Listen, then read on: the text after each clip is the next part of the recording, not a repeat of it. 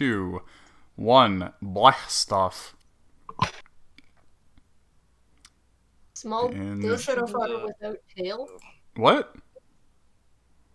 We're live. In the chat last week, he wrote small disc beaver without tail. Oh, right. Yes. Is it a capybara? No. Aw. It's not a capybara. It's something just as good. But we'll get to that in a second. It's not a wombat. You just keep naming beaver-looking creatures without tails, and you'll eventually get it. A muskrat. we'll let her spin on it until she gets it. Okay. Anyway, I think this is session 60. If it's not session 60, I'm gonna look really foolish. But welcome back, everybody. We're doing Dungeons and Dragons again. Hope you guys had a good week.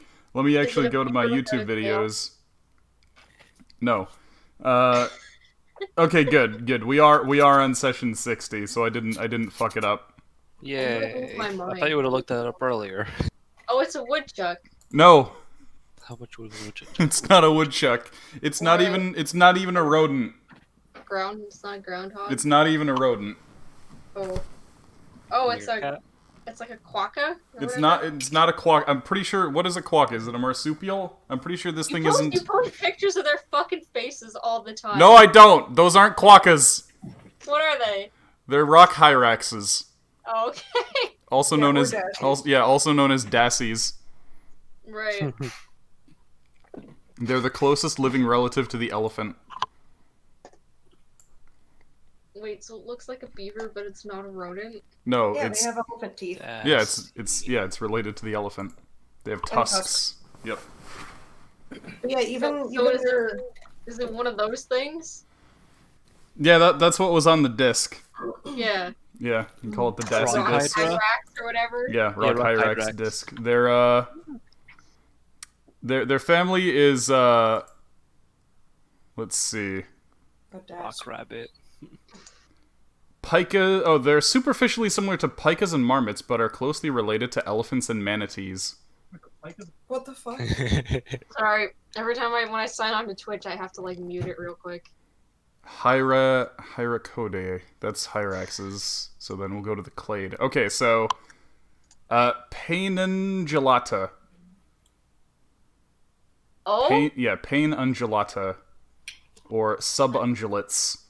I like gelato. Subungulates. Which is oh, yeah.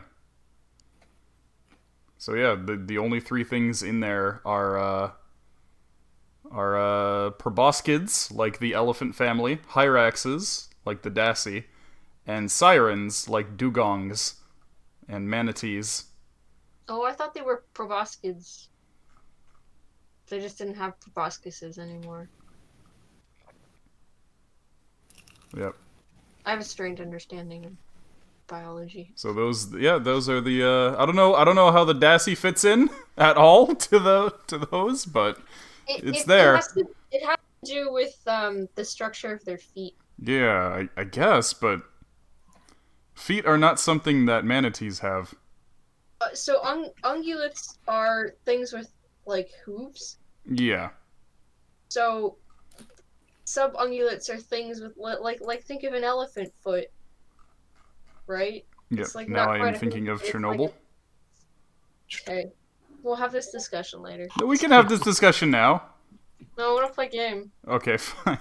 I mean, it's like you look at whales, and they got wrists and finger bones and stuff, but they got flippers. Yeah.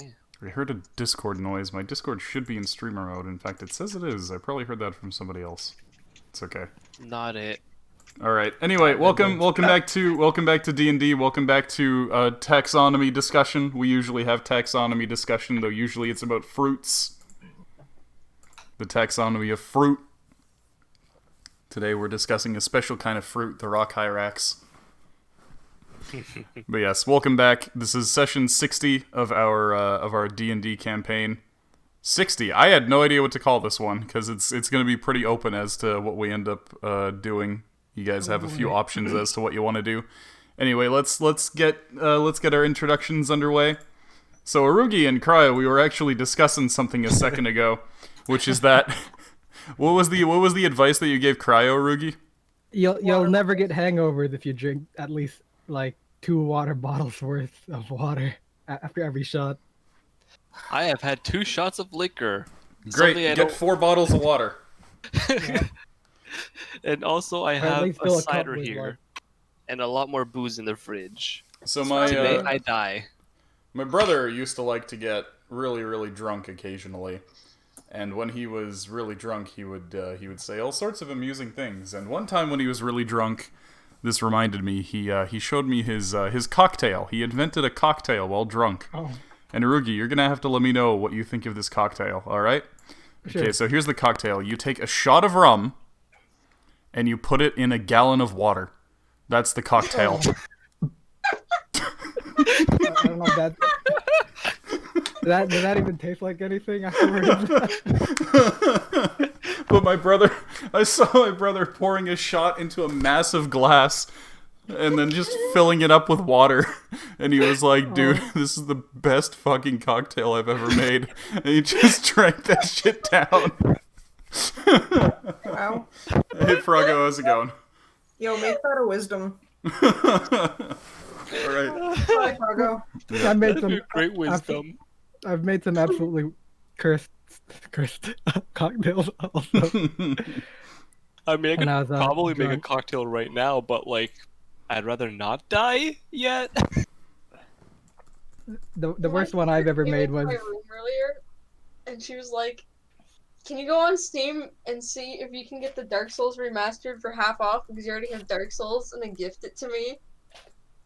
And so I stole her wine while she was like inputting her credit card number, and it was really good wine, but Steam Oh. wouldn't let me buy it for half off and gift it. So it was kind of sad.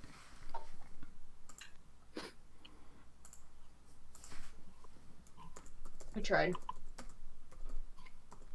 Anyway. There it is. Back Chacos. Oh, fuck. Okay, good catch. His name Hi, is Missy. His name is Wacko Jacko. Hey, Missy. There we go. That's Oh, his. this is- There we go. That's his username. Okay, cool. Now we have 3 recipes in the wisdoms. We have Salty's sugar sandwiches, and we have my brother's 1 water rum cocktail, and 2 his water cereal. Why does he do this? I don't know. He just really likes water. Why is everything water? I mean, it's pretty good. I mean, I could give you like a recipe too. Just like, hey, have some creamy pasta. Substitute like the milk though with like vanilla almond milk. Yeah, no. I remember this story. Yes, it was edible, but very questionable. The cursed Much like cocktail, my decisions right now. Anyway, so Arugi, how are you doing today? pretty good. As I was saying, the cursed cocktail I made is like the worst. It's I don't know why I've made it. Probably because I was drunk, but it was like, you know how you're not supposed to make clears and darks. Oh, I mix Absolute, tequila, and Hennessy. Oh no! And one of my I have What do done I- something very similar. It just tastes like death. yeah, one of my friends like threw up like half his inside. Yeah. Just like filled up the In trash the can. Like in the business, we halfway. call that donkey juice. Donkey juice is when you have a bunch of bottles that only have about a shot or half a shot left, and you just mix them all together in a glass. So basically, Ardeus is It's the equivalent of grabbing all the leftovers out of the fridge and just making a platter. no. I guess that's what I would have done because I mean, like, ciders and liquor. I don't think that'll go well together. No, not really. My liquor's 20%. Other than that, how are you doing, Arugi? Pretty good. You know, just daily grind, moving boxes, doing VTubers, Doing what? making VTubers. Yeah, making Oh. VTubers. You're doing your 20th one now. Yeah, pretty good. I've just finished it actually. Excellent. Right Man now. was, the Perfect. man was ahead of his game before Hololive came out. Absolutely. Arugi, not many people know this, but Arugi is actually the inventor of the VTuber. He was the first person to ever pretend to be a cute anime girl online back in 1993. Ah, shit. Anyway, Good moving on. Good old catfishing in the MMO. Yeah. It's not false. Nice to always nice to hear from you, Arugi. Moving on. How are you doing tonight, Arugi? Oh, I'm not gonna do it again. Okay, Cryo, how are you doing? I am almost done my food. I am extremely buzzed. I think this is worse than that first time. Great. this Why will do you be- keep doing this? I don't know. He's an Poor life alcoholic now. choices and Great. never learning my lesson. I guess so. I had to make sure at least twice before I remember it. Okay. Let's go have another shot. Great. That's 6 bottles of water you gotta drink now. Anyway, anything else going on? Fucking, not much really. Work is work. It can be a bit of a bitch. It can be a bit okay. Doing things. Been going to Brentford to visit my sister. That's been nice. It's been good. Kids are, Brentford's a hike. yeah, it's pretty far. I got lucky a couple times though, cause like when I had to take the stupid Go bus, the thing wasn't working, so I didn't have to pay for it, which was very nice. Oh man, you took the go bus to Brantford, rest in fucking pieces. Yeah, I had to take the fucking train and the Go bus, Ugh. along with the TTC too. So Ugh. I got another Splatoon pillow cushion to go along with the one Christine Oh? gifted me like years ago. Yeah, Years so now ago. it has more Years ago. context and doesn't just look like a weird orange penis. Yes, according to my What? mother, my mother hates my Splatoon cushion because it looks very phallic. Hmm. I find it hilarious. Now I have 2. So what you're telling us is that your mother hates phalluses. Apparently, Have I don't have know. you ever seen my squid pillow? I have not. Okay. Do share. I will have to take a photo of this. squid pillow. I've got a picture of your squid pillow. Yeah, I know you have. I'm Yeah. talking to Cryo. Yeah, I I saw know. this I'm before. saying if you Loved can't find it. a picture of your squid pillow, I'll post a picture of your squid pillow. Oh, I have the squid. The squid pillow is right here. I can just take a photo. All right, fair enough. I saw this before, Christine, of all the Oh. bears and the apples. I love it.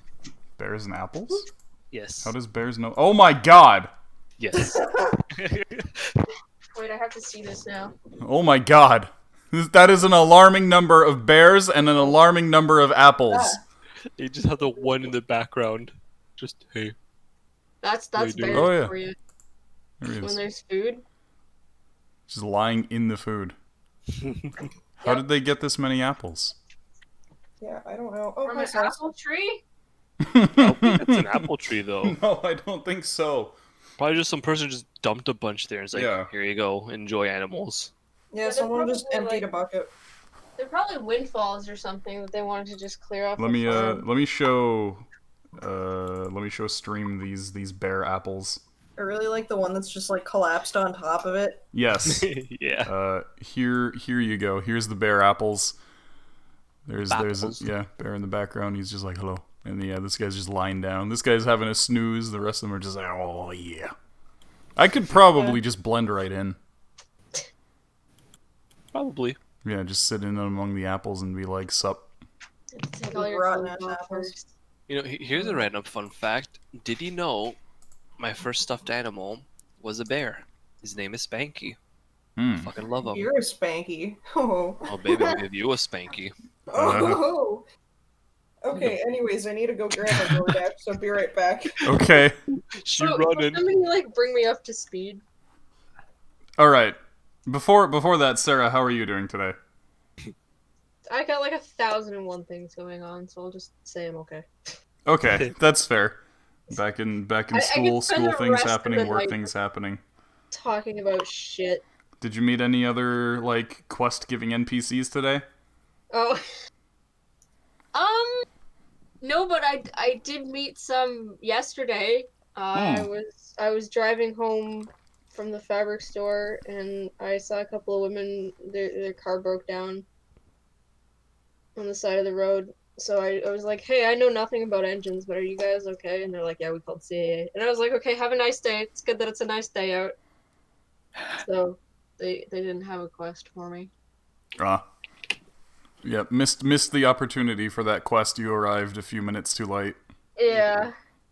That's all Go right. back Anyway, next- so your same you time. left. You left right after you guys finished off the boat encounter. So after that, you went and arrested Antonio. You raided his basement, got a bunch of stuff, and you found the Hyrax disc. You tossed the Hyrax disc in the pool with the turtles, and you saw a savannah, bunch of animals drinking at a lake. Not a lake, a river. You saw a bunch of animals drinking in a river, and then suddenly, There's a fork. yeah, you were on a hill, and then suddenly it appeared as though the hill started moving towards the river fork, Oh my. and then it gave you a view of a camp of gnolls. The gnolls have domesticated allosaurs and are using them like horses. Oh, and that's what was moving. No, it was two different views. Two different views from the Yep. Hyrax disc. Yep. Interesting. You'll notice that when you toss the narwhal disc in, it gives you two different views. One view is the inside of the Great Heart Lyceum, and the other view is through Yak's. The Great Heart Lyceum. Yeah, Why? because that's where you dropped off the narwhal's skeleton. Oh, okay. And Yax has the narwhal horn, right? Yep. Yeah. Yeah. So in other instances, you seem to have only gotten one view. So this would tell you that the creature's skeleton and signature weapon are in two different locations. We just don't know which one's which. Mm-hmm. Wait, but one of them was mobile, right? Yes. So that's probably the one that's the weapon. Just gonna take a guess. Unless someone's wearing the skeleton. Or the Yeah. Allosaurus ate the skeleton. Well, maybe? Or the skeleton is mounted. Who knows?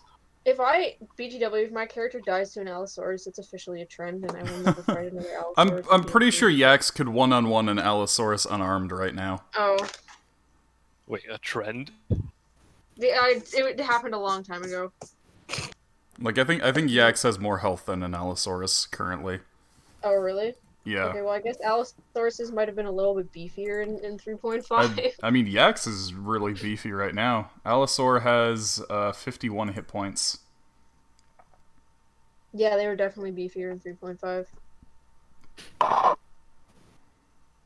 I still have the character sheet of the character that died. They were like an 8th level character. Oh, what? Allosaurus is like challenge rating 2. Yeah, dude, it fucked. Okay. Are you sure? Are you sure your DM didn't give you a like a T-Rex? Maybe. No, I just no. It was definitely an Allosaurus. Like I don't know. I'm gonna wash my hands real quick. Okay. He might have beefed it because we were like a higher level party, but I think that was part of the reason we just kind of like fucking threw ourselves at this. Yeah, thing. it was Like, probably we were, something like, custom because I can't find Allosauruses on the 3.5 SRD. they're in Okay. 3.5 for sure. That hurt.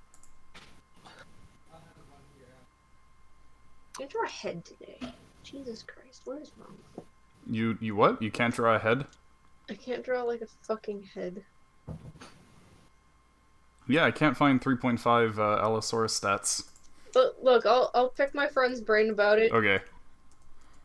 and I'll be like, hey, do you guys remember like what actually happened with the Allosaurus that one time? And we'll Yeah. because Killian wasn't the DM, Mark was DMing, and he does weird stuff sometimes. Possible that he just took the T-Rex stat block and then flavored it as a as an Allosaurus. There's a chance. Yeah. Yeah, anyway, so on this session, I'm going to give you guys a couple of options of things to do. You can carry on with your regular business, or you can go back to two of the things that we passed on earlier. Back. Two of the two events that we passed on earlier that we can try to revisit if you want are the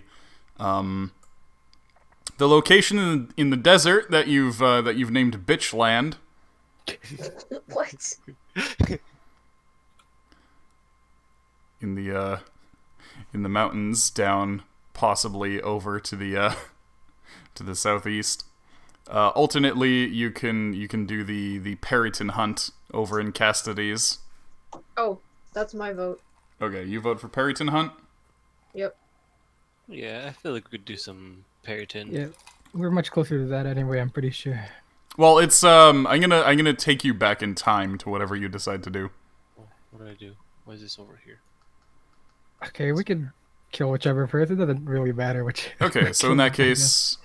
case, I guess I'll bring you back to Castides and I'll go over the Perryton stuff again. Just give you a little refresher.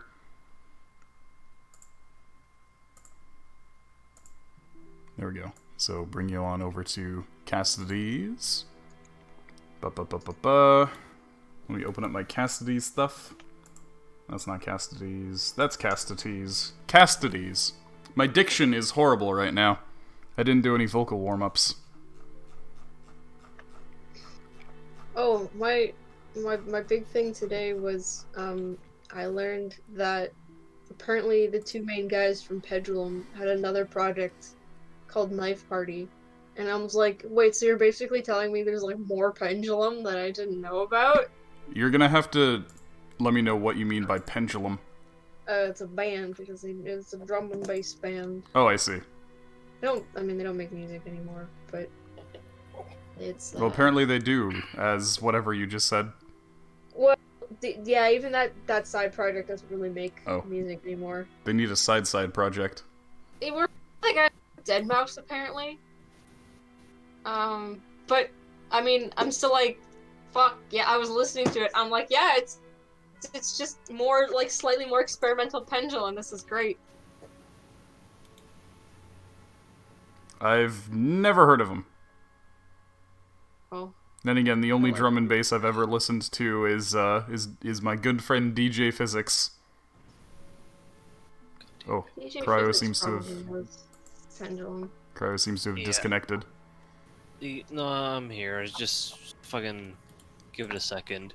All right. My mouse can be a bit too sensitive and just like double click when I don't want it to. There, I'm back. Okay. There you go. I accidentally closed all my tabs. Browser. Anyway, so as you approached Castides, you came by a village on the perimeter of the Castidian territory, and you noticed many of the structures had collapsed. There seemed to be a larger number of guards and soldiers posted than normal, and they were moving a lot of heavy equipment, including rolling shield walls, cannons, and ballistae. Evidently, that village was attacked by some force or some creature. None of the people seemed to pay attention to your obviously foreign group. They just go about busily with their work fortifying the village. As you learned, the village was attacked by a monster. You spoke to some of the soldiers and villagers there, and they told you what they saw. They identified it as a giant Perryton of some description, and things that they noted about this Perryton were, first of all, aside from being many times the size of a regular Perryton. Regular Perrytons usually stand about 7 or 8 feet tall. This thing stood about 15 feet tall. Oh my. Yep, big boy. This thing seemed to exhibit a few special abilities. For one, it was able to send its shadow out and twist the shadows of those around it, causing their shadows to creep up their bodies and lock them in place. Well, that's fucked up. Yep. Yes. And it seemed to also have command over the other Perrytons. It would If toss. Shadow Perrytons? Or like there was just other Perrytons? There seemed to be just other Perrytons. It was theorized by Granny that this is simply an alpha periton, a periton that actually managed to grow to its full form. Interesting. Yeah, peritons, between being slain by hunters or larger predators or one another, it's actually quite rare for a periton to reach full maturity. Since from the moment they are born, basically, peritons live highly, highly violent lives. And it's possible that this is what happens when one finally manages to survive until it is They fully become formed. fucking terrifying. That's one theory. Well, it's a theory. That or it's actually a warlock and it's got some kind of like patron that's been keeping it alive. Regardless of what it is, Castides has put a bounty out on the creature. And if you wish, you can take on the bounty for some reward. Now, you actually haven't gone to the Monster Slayer's Lodge yet in order to accept the bounty and learn more about the creature from hunters and officials who have been going after it. Well, that sounds like a plan. Yeah. Knowledge is power, right? Okay, so let's head into Castides.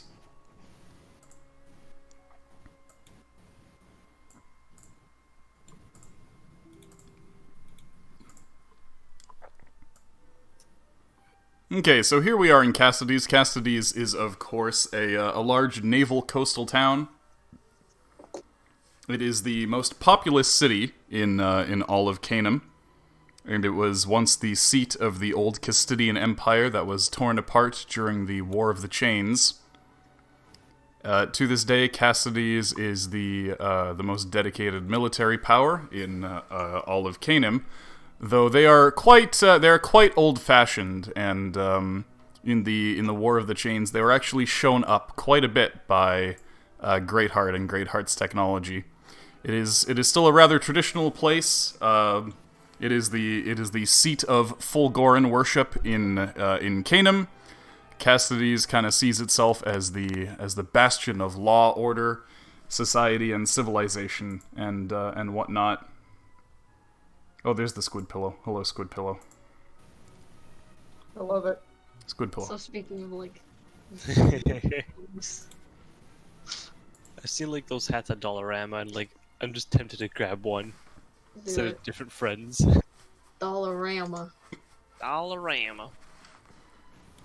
Anyway, so you arrive at the Monster Slayer's Lodge, and they ask you, "You hear about the bounty hunt for that monster what's been attacking villages around here?" Which one? The Periton. Oh, I thought they meant there was like more than one. No. Wasn't there multiple peritons, or was it? There are multiple Just the one? Peritons, but Oh, okay. yeah, individual Peritons are no problem on their own. It's mostly the big one we're worried about. The reward for that thing's hide is 2,500 gold pieces, and then an additional 100 for each little one. Used to only be 1,000, but then it took out an entire fleet of Aarakocra soldiers that we sent after it. Sorry, what were you saying? How did it do that? Well, you know that strange ability that it has? With the shadows? Capturing the shadows of those. They didn't have any countermeasure against it. Weren't really any wizards among the group. There were some clerics of Fulgoran, but they were overwhelmed. 30 lives gone in an instant. No survivors. They were only picked up by or rather what was left of them was picked up by another scouting party. The beast only seemed to eat what hearts of those it slew. The bodies were all stacked on each other, kind of like a monument made to taunt us, too. It tells us this thing is smart. And terrifying. Anyway, if you're interested in the job, then we can fill you in on what we've gathered about the creature. Yes, please. Alright, so from what we've collected, and the notes we've compared with the other lodges, the best guess we have is that this creature, this Periton, is definitely the alpha of its brood. There's likely to be at least half a dozen and possibly up to a dozen smaller Peritons with it. perytons aren't known to grow any larger than 8 feet high. Even the largest we've seen before this, so it's certainly an anomaly. It's easily the size of an adult dragon. It seems to be able to lay some kind of debilitating gaze on folks as well as that shadow magic. Possibly just freezes the blood in terror. Okay, so you know what we're gonna do, right? What's that? We're gonna get a mirror and we're gonna strap it to Arbar's head. I mean, it's certainly worth a shot. Show it hard bar. What'd you say? Sorry. Bar, I think that will work well. Oh, just show it Ardbar. Oh. Anyway, the giant perytons made a nest in the mountain range to the northeast.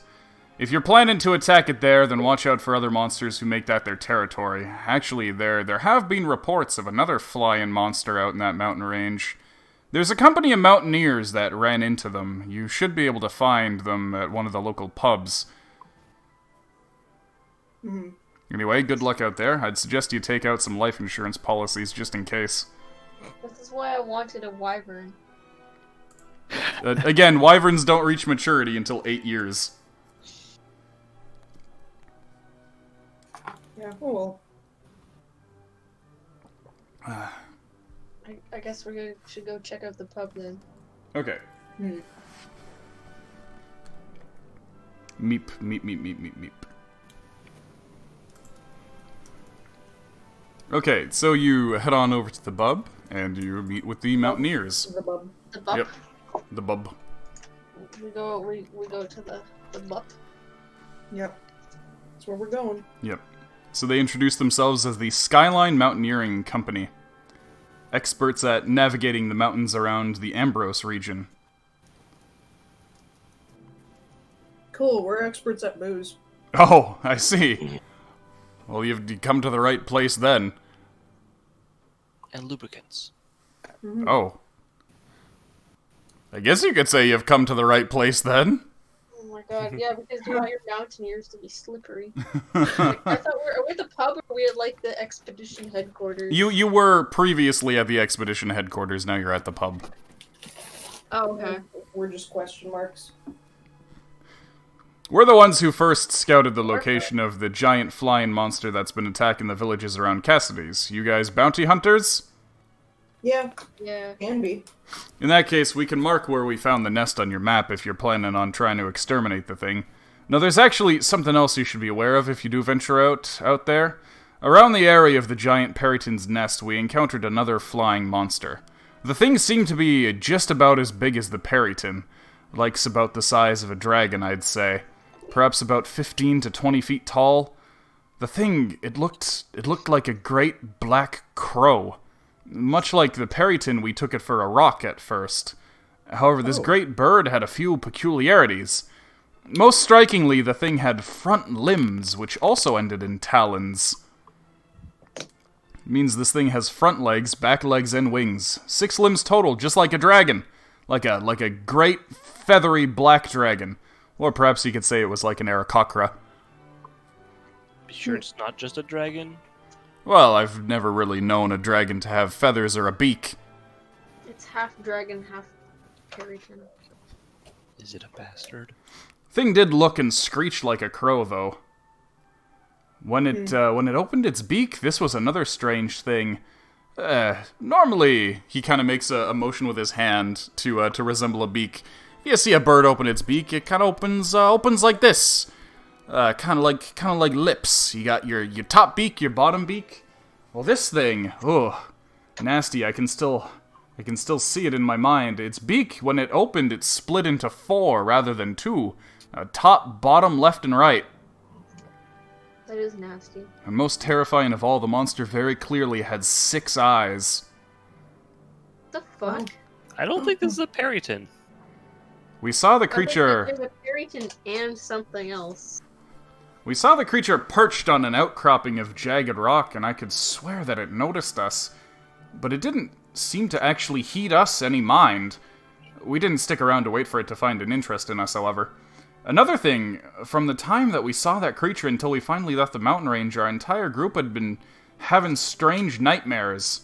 We had nightmares about our homelands being attacked by monsters and the desperate struggle to defend our steads. I remember one dream especially vividly. A great leviathan rose up from the Canaan Sea and threatened to flatten Castides. But between the city and the sea monster there stood a giant turtle. The turtle held up its shell and stopped the leviathan from attacking the city, though it cost the brave turtle its life to protect us. Does this sound familiar? It does kind of sound familiar. Yax, this reminds you of the dream that you, Iskra, and Pumpkin had in the woods with the narwhal fighting Shepesh. Oh. Yeah. Additionally, his description of this creature seems oddly familiar to you, Yax. It also seems familiar to you, Ardeus, for some reason. Oh, was it the alcohol dream? You kind of have vague flashbacks to that. You're like, huh? Didn't we see a creature like that? I'm not sure. Did we see a creature Maybe. like that on our vision quest? It was very end or something. Mm-hmm. You guys saw that?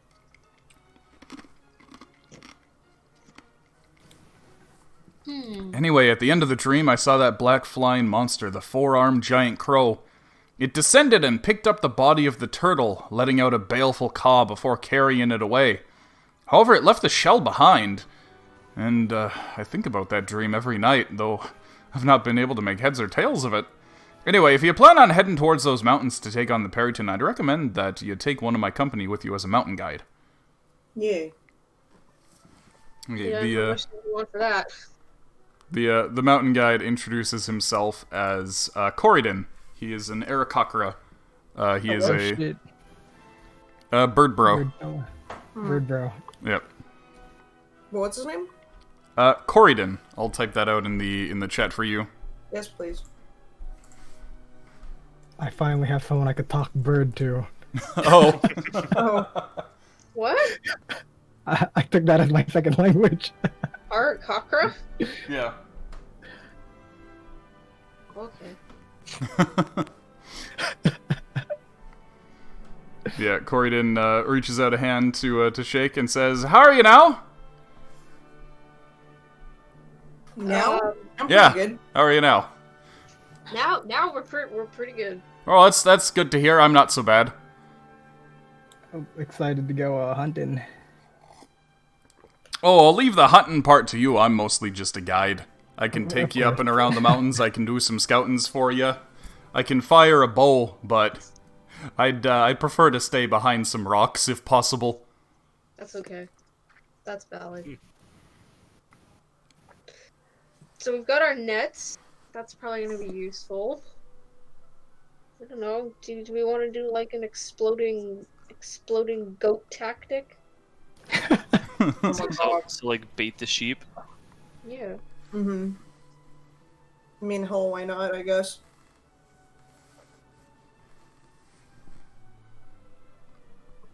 Could work well again.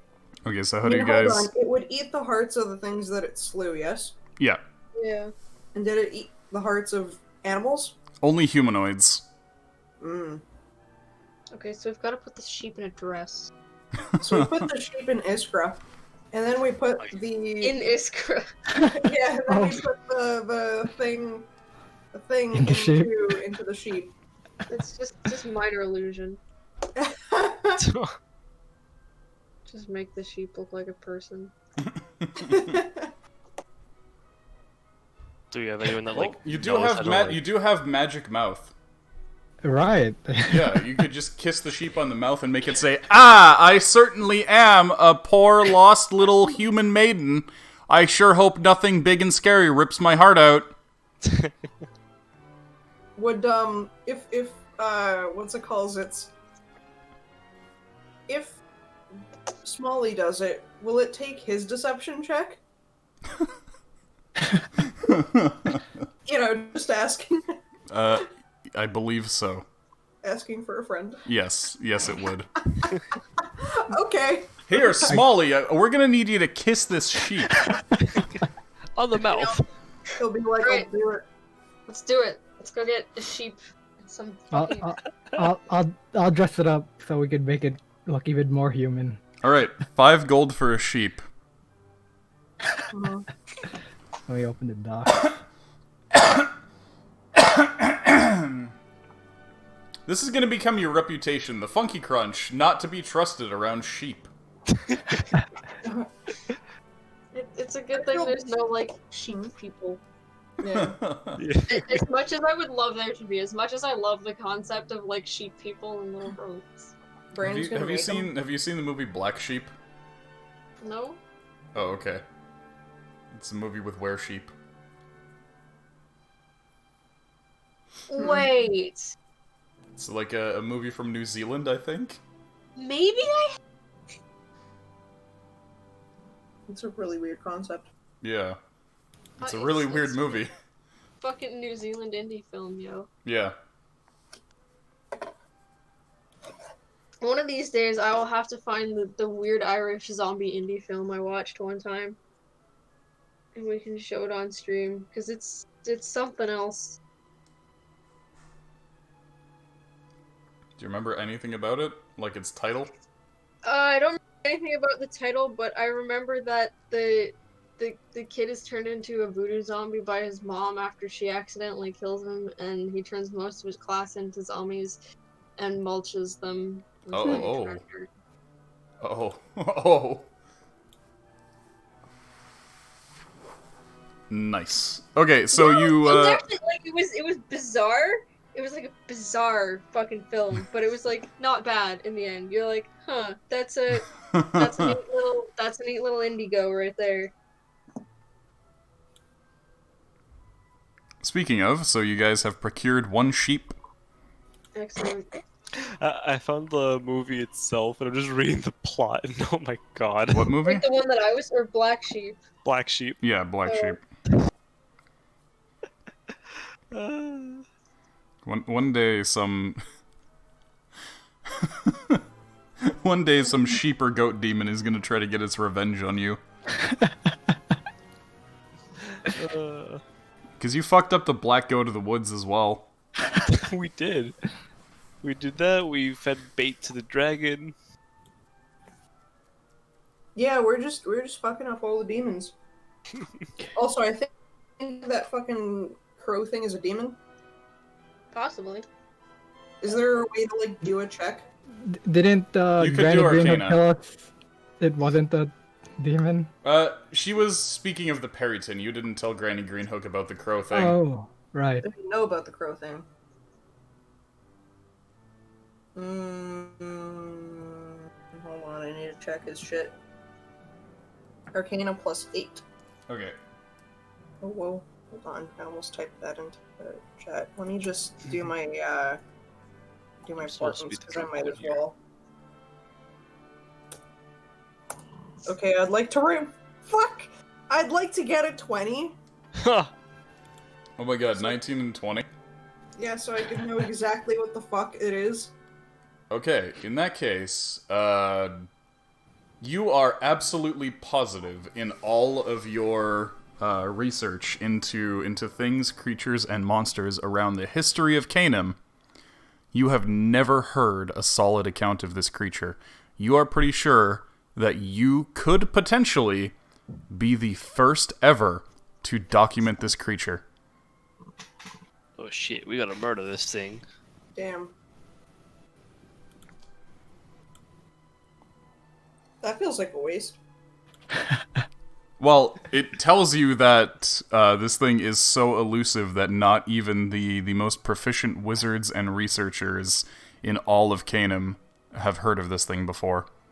I don't want Which- to fuck with At that. least it means it's not like a Perryton for sure. It just sorta looks like one.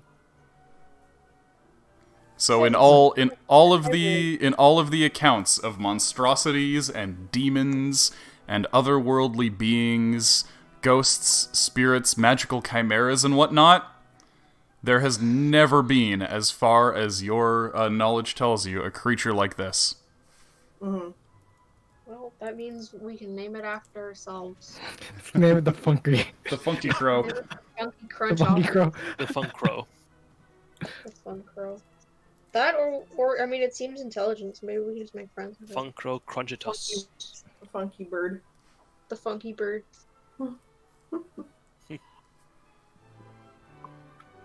Yeah, he'll be our mascot. The funky bird. People will be like, "What the fuck is that?" And he's like, "Oh, that's just Billy." Billy. Mm.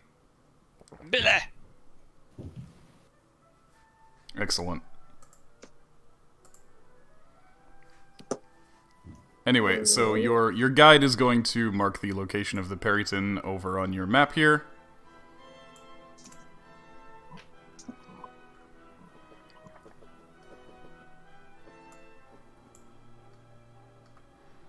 Okay, so hereabouts is where this thing is nesting.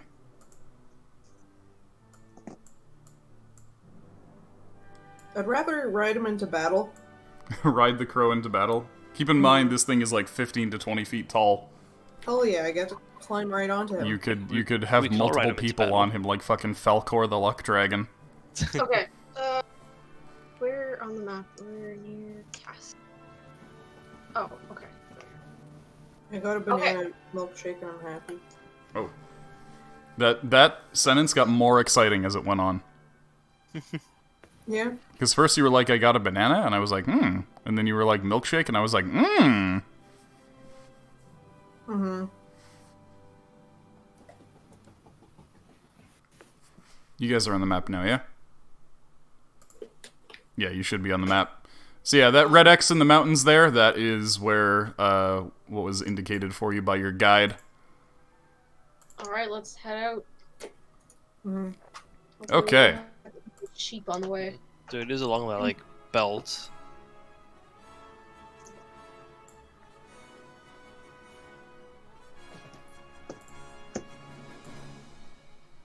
Okay, cool. So you guys are going to be crossing over the Ambrose Plains.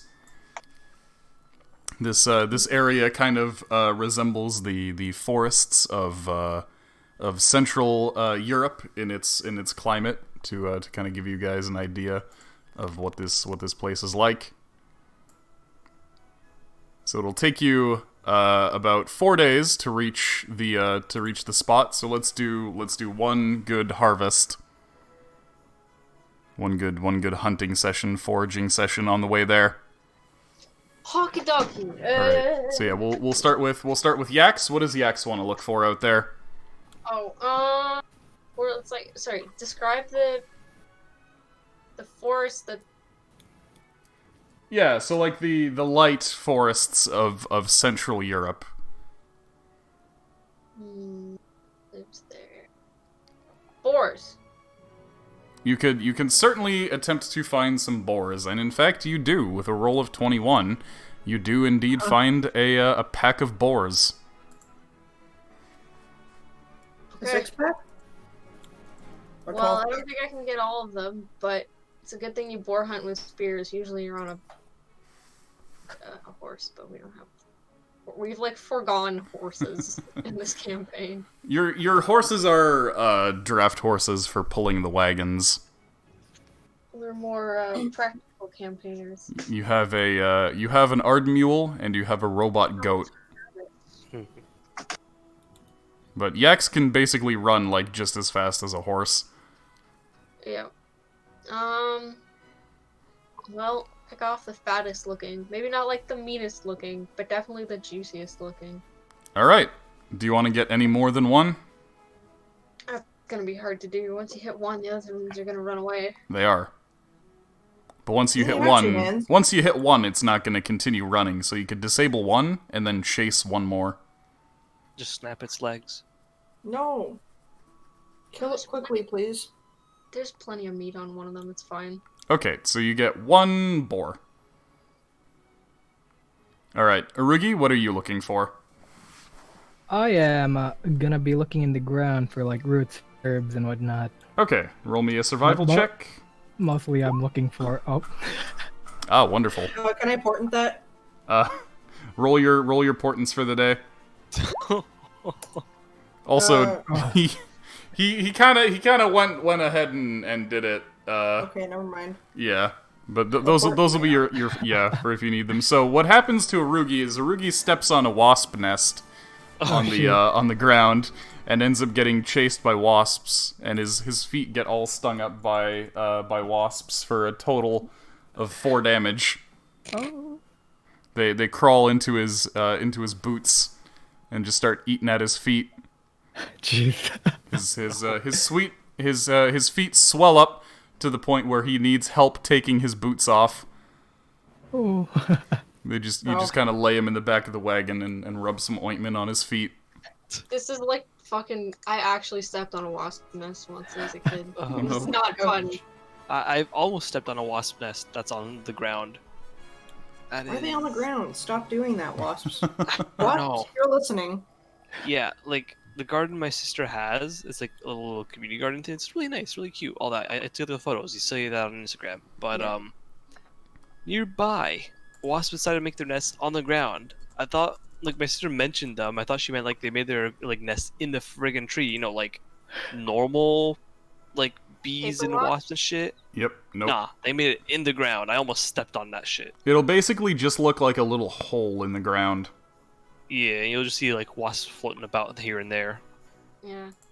I got bit 8 times Oh, in the span of like 30 seconds, and my sister got like half a dozen bites too. And we actually like if we screamed in terror. Like, I think we gave my mother a fucking heart attack. Because we were camping and she's like, oh my god, my children are being attacked by a bear. And I was like, I stepped on a wasp nest. I mean, it's still mean, pretty bad. yeah. You can get mauled to death by them, so. Mhm. Damn. My dad's allergic to them, so you know, I could have been allergic too. Luckily, I'm not. Yeah, luckily. I found I've out the been hard bitten way by that I'm not. wasps since then. It was never as bad as the first time. Like, I guarantee it. Excellent. Anyway. Right, so there's that is Arugi's fate. Yeah. So, Wally, what are you looking for? So I guess I'll look for some kind of veggies. Okay, so you're searching on the ground or in trees, bushes? I'll look in trees and bushes. Okay. Do you want to use your 18? Yeah, Okay, it's a so, +3. alright. Wally, you managed to find a couple things. So first of all, you find a bush full of elderberries. Oh. Yep, there you go. You got some elderberries. And you also find sunroot. And let me tell you about sunroot. Okay, so sunroot, also known as the Jerusalem artichoke, but Jerusalem doesn't exist in the world of Canaan, so we'll call it a sunroot.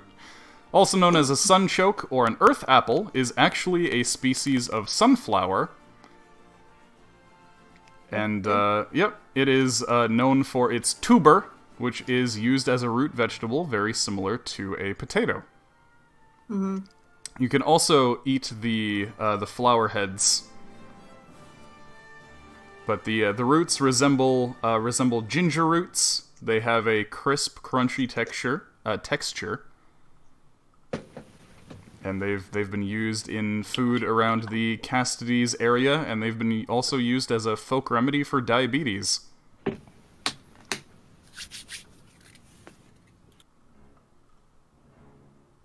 Mm-hmm. And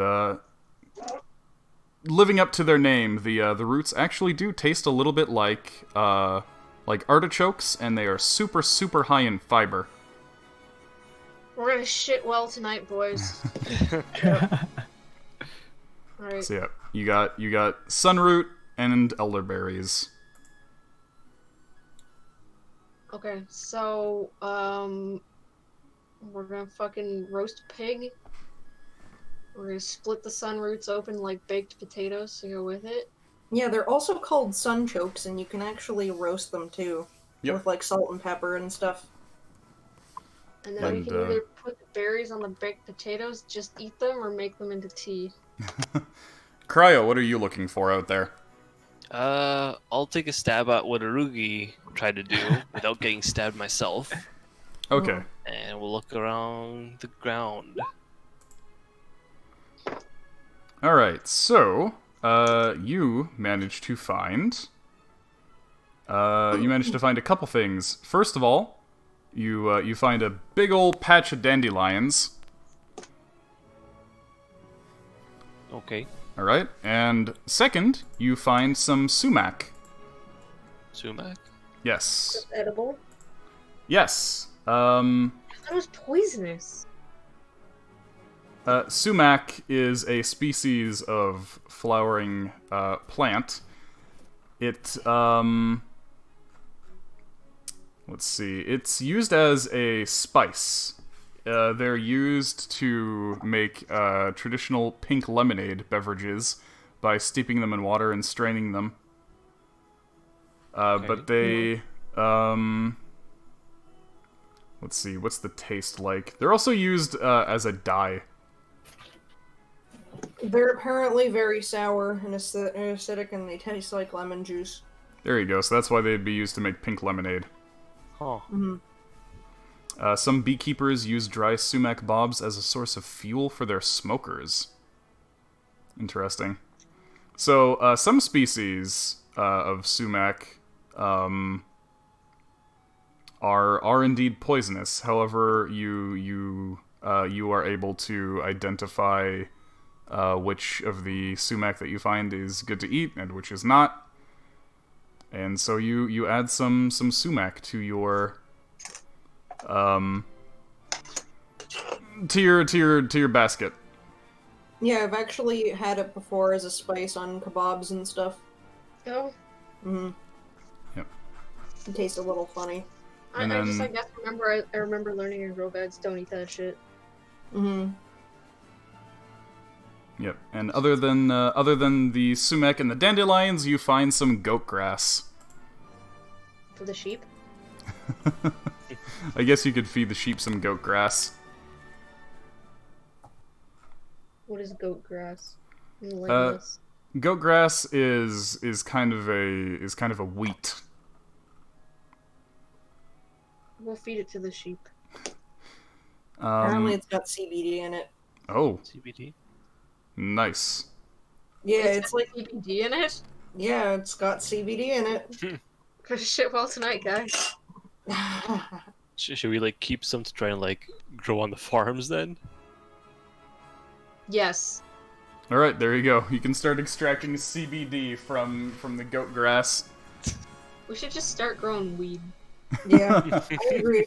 A CBD is one of two active ingredients in marijuana, the other being THC. Yeah, CBD isn't the stuff that gets you high. THC is, but CBD has a lot of health benefits to it, so we can start selling it as a health food. Shit, let's get some of that in my my special concoction that I'm working on. Uh-oh. I mean, at that point, just go for THC. Just find a source of THC. Jeez. Yep. Okay, so all in all, here is what you managed to get. You get boar, like 8 wasps. We're all stuck to I mean, I guess you could eat a wasp Yeah. if you're desperate enough. Elderberries, sunchokes, dandelions, sumac, and goat grass. There you go. Okay. So a boar, some elderberries, sunchokes, dandelions, sumac, and goat grass. Yeah, so we can roast the boar and slather it in like elderberry sauce Sounds as like good. a glaze. And then the sunchokes we could just make as like potatoes. And then the 8 wasps we crush up and feed to our deist.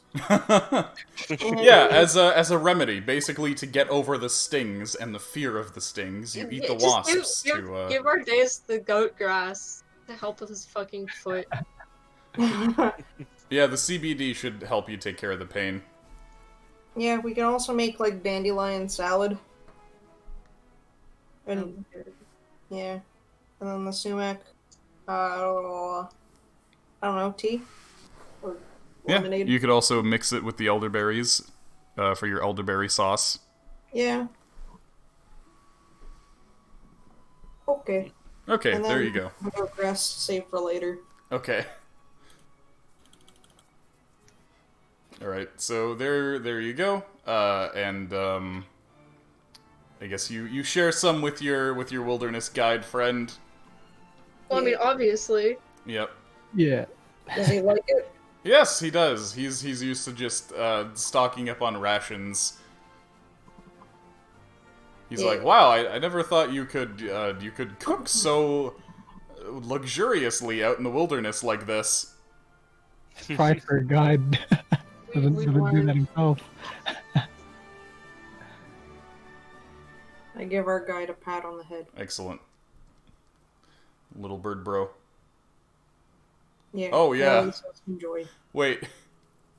I forgot what you did with your other bird bro. What did we do with our other bird, bro? We left him in the trash can or something. I don't know. Oh no. You got him to hide in the trash can and you never came back for him. Wait, what? He'll be waiting for you like the dog in Futurama. Oh, not Seymour. I'm so confused. I don't I don't remember him hiding in a trash can. I don't either. Yeah. I think you just got super sidetracked and forgot about him. I mean, I Yeah. remember that he existed. I just thought that maybe like he was still following us and was just being really quiet. Quietly eating our trash. Quietly, yeah. He's stowed away. He's stowed away and is living under the floorboards in the Funky Crunch office. Yeah. Good enough for me. He anytime you drop food, he like pokes his tongue out the floorboards and takes it. And you look around for the food that you dropped and you just never find it. At least this keeps our place kind of clean. That's very true. But God forbid if you ever like drop a coin or something, it'll just go. You'll never be able to find it.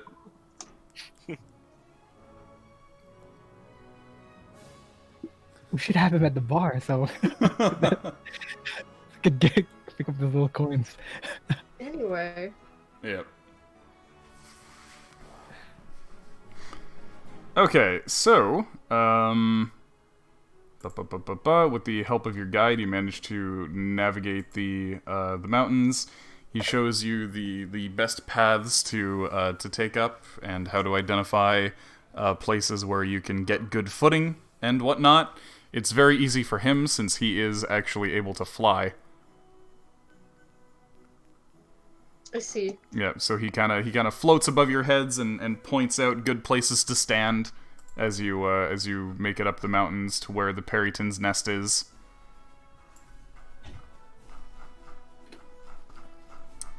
And where are you, Perryton?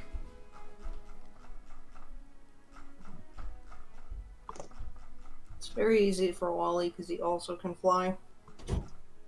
I could That's true. I could tumble up and drop ropes, I guess, like tie the tree. I'm fine on difficult terrain. Right, so yeah, so with the help of your mountain guide, you finally track the giant Perryton to its resting spot in the mountain range. The area is rocky, though it's not bereft of trees, so it does give you quite a bit of natural cover to work with while hunting your quarry. However, you do also detect the presence of multiple smaller foes around the area, likely the monster's fellows. Iskra, your monstrosity sense is fucking screaming at you. You are like, holy crap, I've never been surrounded by this many monstrosities before. She's erect. You'd say there's at least yeah. half a dozen monstrosities present. You could say that again. Oh boy, she's gonna be hunting good tonight. When we have the time, we should grab night vision goggles for the non-night vision dudes. So I've we been can thinking that even just for Iskra, just 'cause like double her vision. It's more so we could wreck fellas during nighttime. Mm-hmm. and they wouldn't know where we are, or have a harder time seeing us and shit. Okay, so suddenly you hear a shriek, and in the distance you can see the creature itself. So just kind of place yourselves in the southernmost spot. Like poison it with a sheep. Yes. So we have a sheep in a dress with us. Mm-hmm. Okay. Wooly feels bad for the sheep. Oh, Oh, well, if this thing doesn't eat it, I'll eat it. I see you have height markers already. Oh, I do. Wow, I thought ahead. Nice. What? Wow, I actually thought ahead for once. At the bottom, just you have the elevation levels. Oh, We could try snaking, I guess. Hold up with my boys. Good job.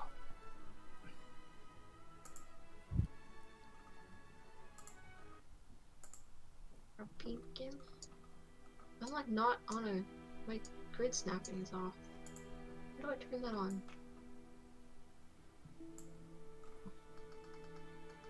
You can hold Alt to stop the grid from snapping. How do I get it to start snapping again? It should snap by default. Oh, Once, is it per once my game?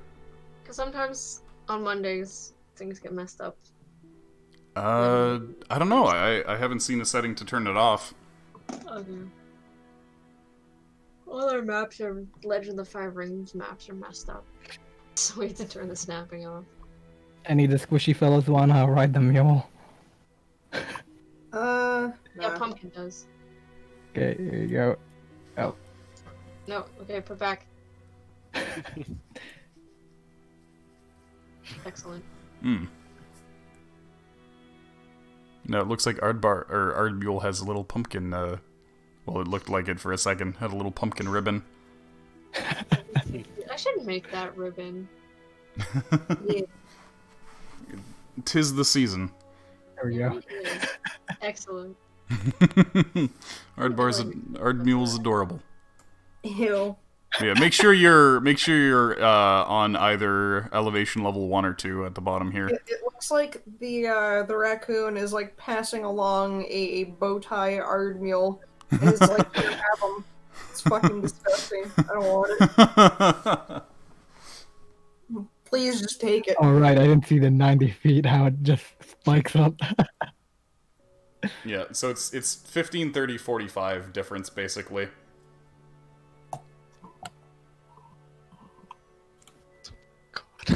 My meal was tasty. And you can tell this map is a little strange in terms of the cliffs, because I actually had so much brush terrain that the program fucking lagged out so much that I couldn't cover all the ground perfectly. So some of the edges look a little strange. I Thank like you. to think it's just really rough terrain. Yeah, there you go. But yeah, thank you, Dungeon Painter Studio. I tried my best. Just so high up the peaks, it's really jagged on its own. Yep. Can we see this guy up here? The two guys who you can actually see on the map, you can see. That means they can see us. It means they might be able to see you depending on what you do. Well, okay. I thought the point was to bait it out with a sheep. Yes. Explode the sheep. Which you can still do. Okay. You so can still let's- attempt to do. Let's do that. So where are you going to sneak this sheep? I mean, if we went over this way, they wouldn't. Yeah, be I think- yes. But Hold we'd on, also We should try- hide. let me zoom out so I can tell where the hell you're pointing. Oh, to the right. Okay, back there. You want to try to sneak a sheep back there? I think Yeah. we should sneak ourselves back there and then try to bring the sheep out this way, right? Okay, yeah, that makes more sense. Or rather, this way, up towards the north end, so we could get the big fella focused on him. Wait, so what are you trapping this sheep with? Explosives? The good old. Wait, why Classic. not like a thing to bind its mouth? So like a tangler grenade? Mhm. The old tangler grenade and the sheep trick again? Yes. Yeah.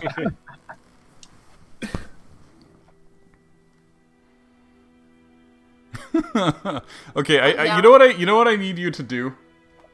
What? Maybe I'll leave this task to Arugi. I need you to doodle me this sheep real quick.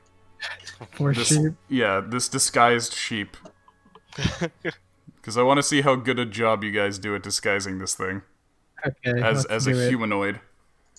Let's work together, fellas. So we got the head here. Got the little sheep ears here. I don't remember what sheep look like. My gonna go on pure memory right here. We have kissable lips over here. That So, small. dress? All these Do we have a kids. wig? Go Sorry, on. was that? Do we have a wig? Yeah. All right, let's put a wig on him too. We're just gonna say we bought all this when we were in Cassidy's. Well, you have disguise kits. Okay, that's good. Yeah, and I'm pro at disguising stuff. So Make sure the wig covers its eyes so you can't tell it's like. We're also gonna like shave its legs a little bit. This is undignified. And then Wally's gotta give it a big old kiss. Oh, he's Yeah, totally beautiful. okay with that. beautiful. Okay, good. Sounds already on the beautiful blonde hair. I felt it. And a hat. What? Oh my god, it looks like Taylor Dane. Oh. You're right. Why did you give it tits? I was thinking about the tits too. we like shave it so it's like fluffy. Like Dude, I was picturing like his head and his, like big fluffy body, and then it's like somehow crammed into a dress this way, and then we stuck like a hat on it, and it's got like skinny little legs sticking out. Yeah, no, apparently this is Arugi's passion. I mean, Ardeus' passion. there we go. We got Fuck animal cruelty. What the hell, you guys? we have like what's it called? We tied it to like a stick so it looks like it's standing straight up. Like it's I mean, you hind you can have her on all fours, just being like, I "Ooh, lost my glasses. I've fallen and I can't." Oh shit, that's too long. Hold on. It's 25 words. Oh, help! I've fallen and I can't get up. Works. Yeah, we could make it. We could like tie its arms and so it looks like human. I guess I don't know God. what I'm doing with this drawing. Right? So you have, and then hold on. That's a dress. Right? How do dresses work on sheep? You know, funny thing. I don't think a dress was ever manufactured with a sheep in mind. Time to Google sheep in a dress. All right. Yeah. So it'll look. If a sheep wore a dress, would it wear it like this or like this? Yeah. What? I forgot the lipstick that Smalley give him a big old kiss and lips. There we go.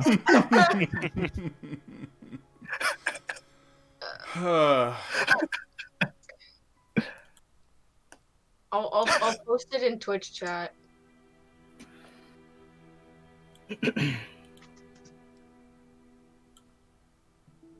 Help! I've fallen and I can't get up.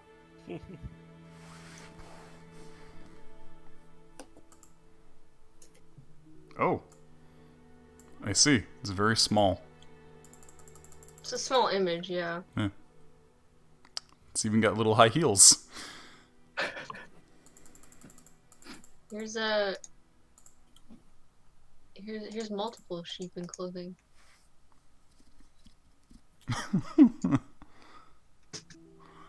Oh boy. These ones have like little monkeys on their backs. Oh. Hey, thank you for the follow. Someone followed. Yeah, for this. Sup, hi, Dustin. Thank you for the follow. Check out these sheep. The sheep with the monkeys are like racing sheep. So here's what's going on to fill you in.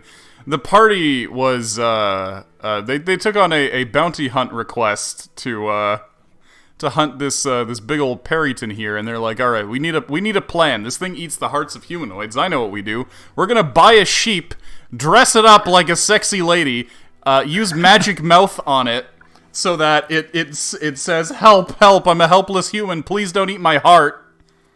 And we're gonna lure the Perryton over to it, hide a Tangler grenade on the sheep, so when the Perryton tries to eat the sheep, the Tangler grenade will explode, sealing its face shut. This is the plan. This is something the party has done previously. The party did this to a green dragon back in level 5, and it worked. So... Okay, two quick questions. One, can we not make the message too specific? Can we just make it say help in like various different ways and sob and sound lost and convincing? And two, yes, you can actually space out the words in Magic Mouth over the course of like an hour. okay. Can we not like kiss it multiple times? You can do that. You can put multiple magic mouths on it, but the thing is, the magic mouth is a visible effect. Oh, so we can't like stack it on the same. Does it look like a mouth? Yes, it looks like a mouth. Specifically, Does it look like this fuck awful fucking YouTube channel Yes. where the guy just yes, it is. It's gonna look exactly like that. So Okay, basically, I'm gonna on the find it. sheep's mouth, you're gonna Okay, see a human mouth moving. Smalley's human mouth. I'll find the channel for Yep. That is exactly what it's gonna look like. It's gonna look like some fucking annoying orange shit. The first VTuber, as we say. Yeah. God. I think this is the channel, but like, where are some of the fucking Ava loves these? That's basically what you're doing to this Perryton. Okay, here's the guy's channel, but there's other stuff on the channel as well. Rather good stuff. I've never seen this before, I don't think. Oh no, I've seen this. Oh god. You have seen this. Oh god. before. Oh boy. Yeah, so that's kind of what Oh. that's gonna look like, I guess. Okay. That banner is a thing. I forgot to open chat. The banner is quite the thing. Yeah. I've seen yeah. Fucking videos. I've seen pictures of that Wow, thing it- before. I'm not gonna play the video on stream because I don't want to derail too much, but Fucking don't. yeah. Anyway. So this is the plan then, huh? Yeah, this is what the plan looks like. This is my friend's favorite one to torture me with. Excellent. This is not okay. You're correct, No, Rocco. This one, the salamander one, is her favorite one to like fucking be like, "Hey Sarah, remember this?" Jesus. Anyway, moving on. Oh yeah, quick question. This area right here, Hold on, let me Is this- zoom out so I can see where you're. just like south of the sheep, Yes. is this? Can we go under this, or is this just straight up? No, that's You know what? Sure. Sure, it's a donut now. Okay. Because that's cooler. I feel like, judging on how... Here's the thing, I made this like 6 months ago, this map. So I barely remember, but based on the shape of that, I'd say I probably intended for that to be a donut. Okay. Just asking. Yeah. Seems like a reasonable. Barker's for a blind test. We could go through it. Oh my god, I quoted Thunderdome in class the other day, and I don't think anybody got it, and I was really sad. You mentioned. Yeah. Yeah. Okay, so... shit happened. indicate for me where exactly you're gonna try to hide this sheep. So we wanted to go over here, over here. Here. Oh, or okay. Here. Make we're gonna- make a marker. Yeah, we wanna In this scout area, ahead. and then the sheep we're gonna release going this way. That was it, right? Probably up towards where the sheep is actually, like up this way. Oh, okay. 'Cause that's the big one right over there, right? The huge dude. Yes. Yeah.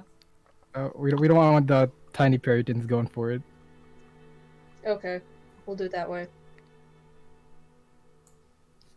Okay, so what is the plan? Are you just gonna sneak over there? I'll have my scouts, my little imp boys or imp boy, check it out. To be, Okay, make sure so it's safe. move that guy around bit by bit. Move him like one move at a time. Okay, stop there. It's gonna be invisible. Yeah. Okay, so I'll let you know where you see additional peritons as you scout around with your invisa imp, your invisimp. Invisimp. Yes. So you see one here. By the by, I put the pass without trace around me. Yep. I felt Yeah. guilty. Okay, so immediately you see that there is, in fact, a periton kind of resting over on that cliff over there. Uh-oh. Right. I'll continue moving then, I guess. Now Here, where the I'll heck just did you fly go? up. I'll just fly up all the way up this mountain piece. Better view, I guess. Okay. You don't see any others in your vicinity, though there are plenty of cliffs to hide behind. Yeah, I was thinking that. Can I pinpoint them? Maybe like around which directions? You did detect that there were around half a dozen present. Okay. Intelligent checks and information. In fact, you would say that there are probably exactly half a dozen monstrosities in about a 10-mile radius. That's including the big bad one right there Yes. too, right? Okay, so he's a monstrosity.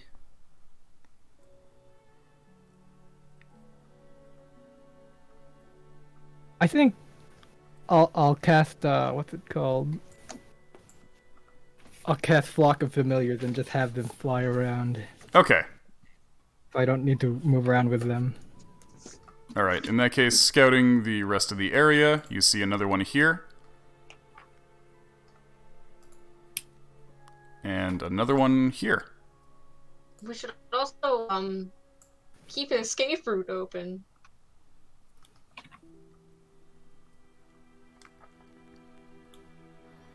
Alright, so that's all the peritons that you see in the area. Okay. Notably, one monstrosity that Iskra detected seems unaccounted for. Oh, Do I see any tracks or anything that like, look different? Nope. It's just a kind of pervasive feeling that you get. Like something kind of picking at the back of your brain.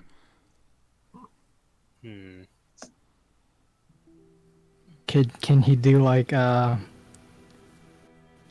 don't know, nature to get a better feel on where it could be, like way up in the air or way down in the ground or something like that?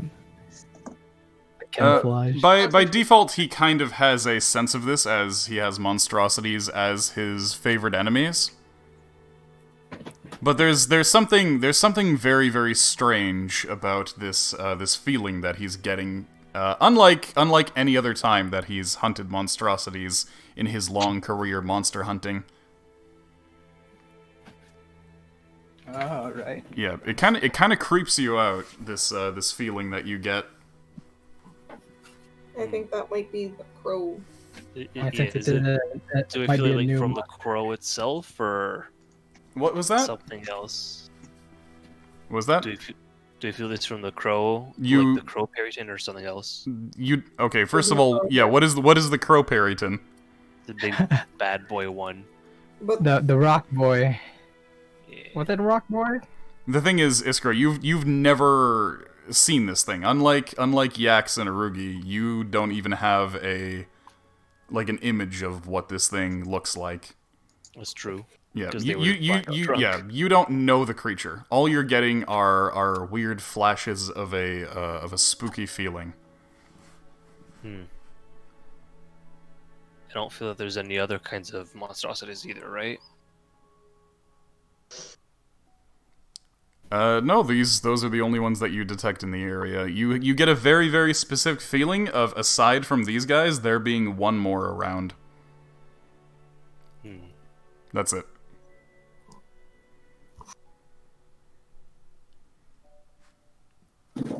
Okay. Have we looked up way up in the sky if there's anyone flying? The only things in the sky are your wilderness guide friend and the peritons on the cliffs. Other than that, you just see birds. Okay. It might be one of these cliff things if it's a rock thing. That's okay. Like I said, we can always run. Yeah. Oh, Smokey. Smokey, no, don't cry. No Smokey, no cry. Okay, so do we want to try and take out this thing? I feel like if we do, it'll be a lot of noise. And it's not worth it. And then release the thing as planned, or do we just want to release the thing like over here? Pardon?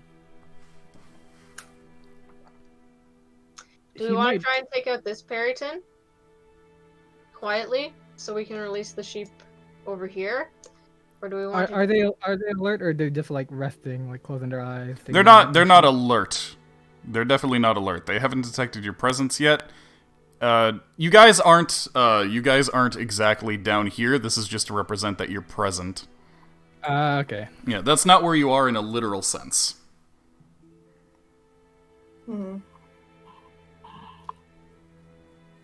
We could try.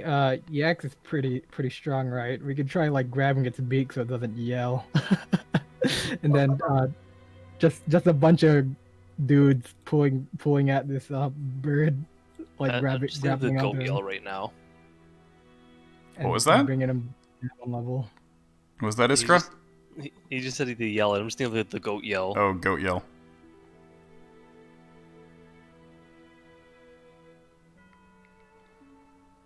Alright, so the plan is to try and do a stealth takedown of this Periton.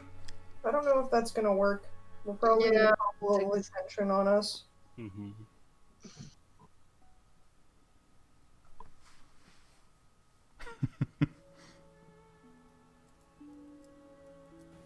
Okay, so in that case, do you have a backup plan? I don't know, man. Planning makes me gassy. We could hike all the way around and release the sheep over here. Over Do where like- now? Over here. We could do like the day trek Ah. in a big old circle.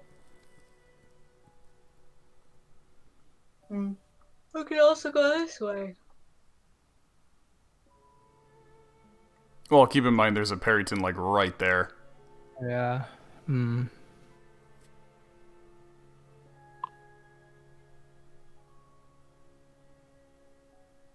I think the best chance we have is trying to silently take this guy out right over here. Keep in mind that since this is a loop, Yeah, this guy might see has us doing direct vision on that guy. Let's just fucking release the sheep and go. What we could do Just is, release the sheep from outside. Do you have any way... Okay, think about all the magic and devices that you have. Do you have any way to make the sheep move in the exact way that you want? We have escrow. Just have me invisibly like hoist the sheep and just plop No, it somewhere. we could, like, give it a suggestion to be like, go over there. There's some nice grass. Iskra can't get an animal to deliberately walk into a dangerous situation. So if the sheep detects the Peritons, then the sheep will probably panic and run. Yeah, Do that's we what have I a was saying. suggestion? We should bound the sheep. its legs in a kind of way. Do you have any way to animate the sheep? Do we? That's why you say help, I've fallen and I can't get up. Yeah, well, I want to tie the sheep up so it looks like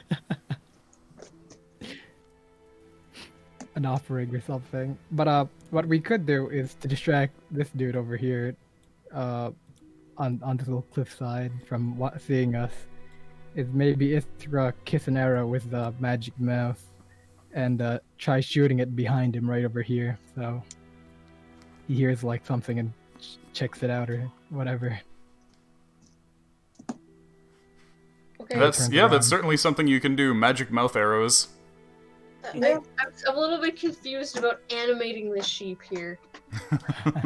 I don't remember what we fucking got in our inventory. Where's this goddamn document? It's just pinned in the Discord chat.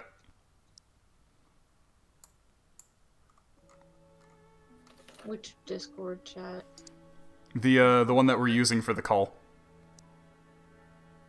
We have a lot of trash. Let's see. I am trash. It's the one that's pinned by me in this call. Right. The first pin. Let's see. But yeah, this is a question for our spellcasters. Do you have any way to move this thing? In any way? Doesn't Or any way to make it do what you want? don't you guys have like a floating disc or something? What? How does that help? Float the sheep away, make it invisible. Yeah, I mean, if you've got Are you tensors floating. are you thinking about Tensor's floating disc? Because I don't is that know what if it's that can. Yeah, I don't know if that can hold a sheep. Yeah, You definitely hold not. up to like 25 pounds or something? Oh no, it can hold up to 500 pounds. All right. That's like 4 feet. Yeah. It's 3 feet in diameter. But it can't go more than 20 feet away from me, Yeah. which is why I don't use it, and it's not even prepared. Yeah, it follows you. So it's more like just carry these things for me because I'm too lazy or weak or whatever. Pretty much. Basically. It's a ritual spell, so it doesn't use up one of your spell slots. Mm-hmm. The entire point is it's a work spell. There's various spells that wizards have that are basically for just lab work and for like day-to-day living and stuff. It's one of those, kind of like Unseen Servant. Anyway, I have no idea. I mean, we could just spank it on the butt and make it run. Probably gonna turn around though. I like go the other way. I mean, I could teleport it, but do I want to use Yeah. a level 4 spell? No, wait. Well, you go with the Dimension Door, right? Yeah.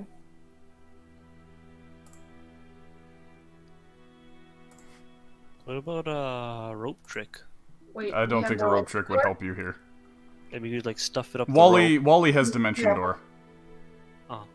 How does that work again? It's just a Uh, teleport. How Yeah, far can you teleport the sheep? You need to go with the sheep.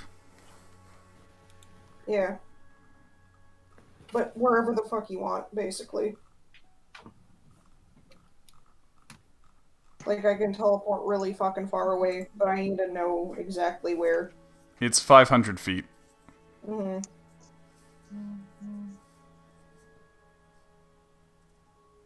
But yeah, you can bring along one creature. Yeah. Well, specifically, you can bring along one willing creature. Oh dear. Doesn't know where it's going.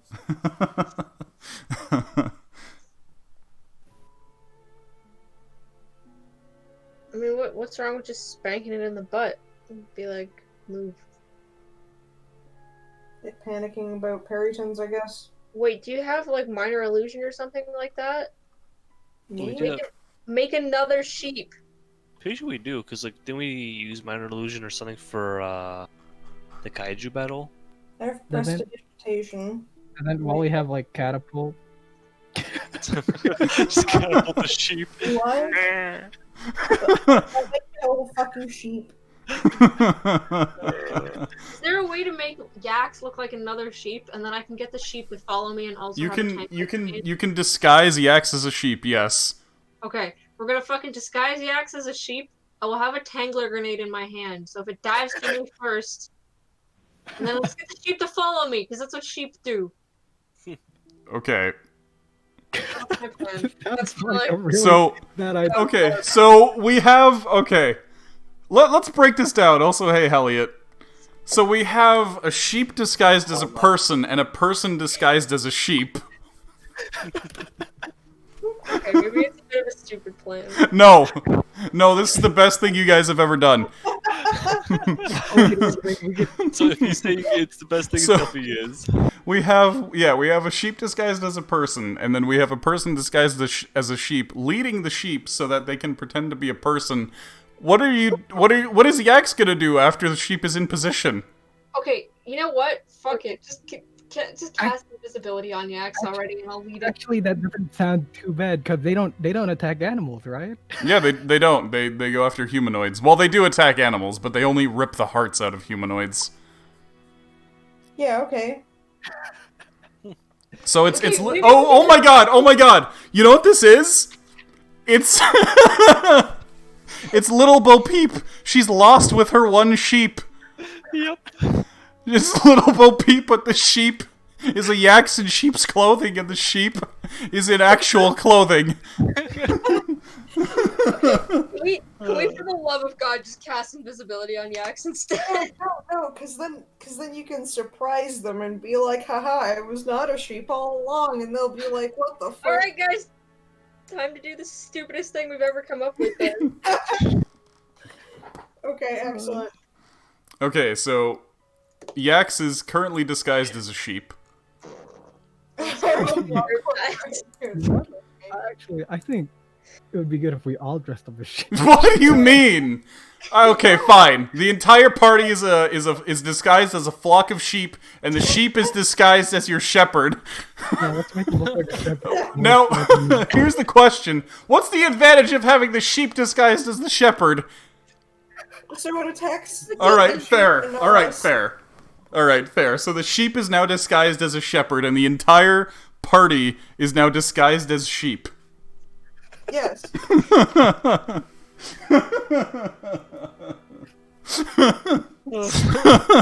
This is the worst thing. It's kind of the best thing, though. Hey guys, hate this? Whatever, let's do it. We don't have a better plan. Let's just do it. All right. Okay, I guess that's fair. Oh fuck.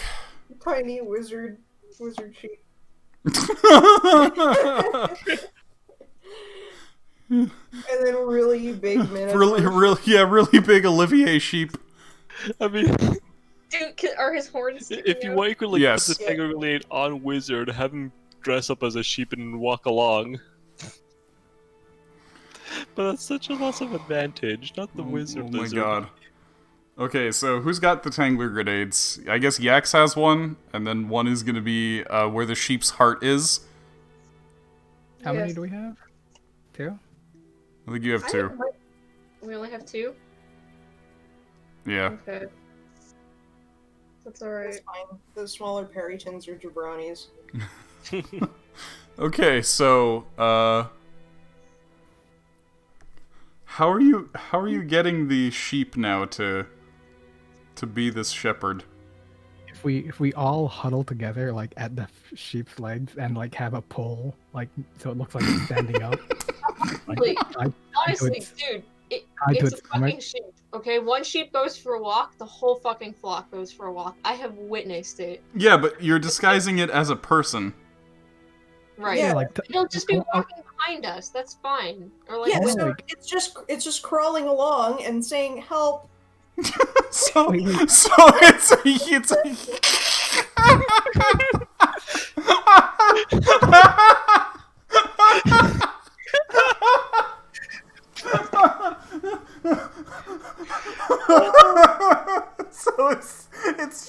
on all fours? Yeah, that's what I was saying. I'm falling and I can't get up. Wait. I don't think it's this is a good situation. I was thinking.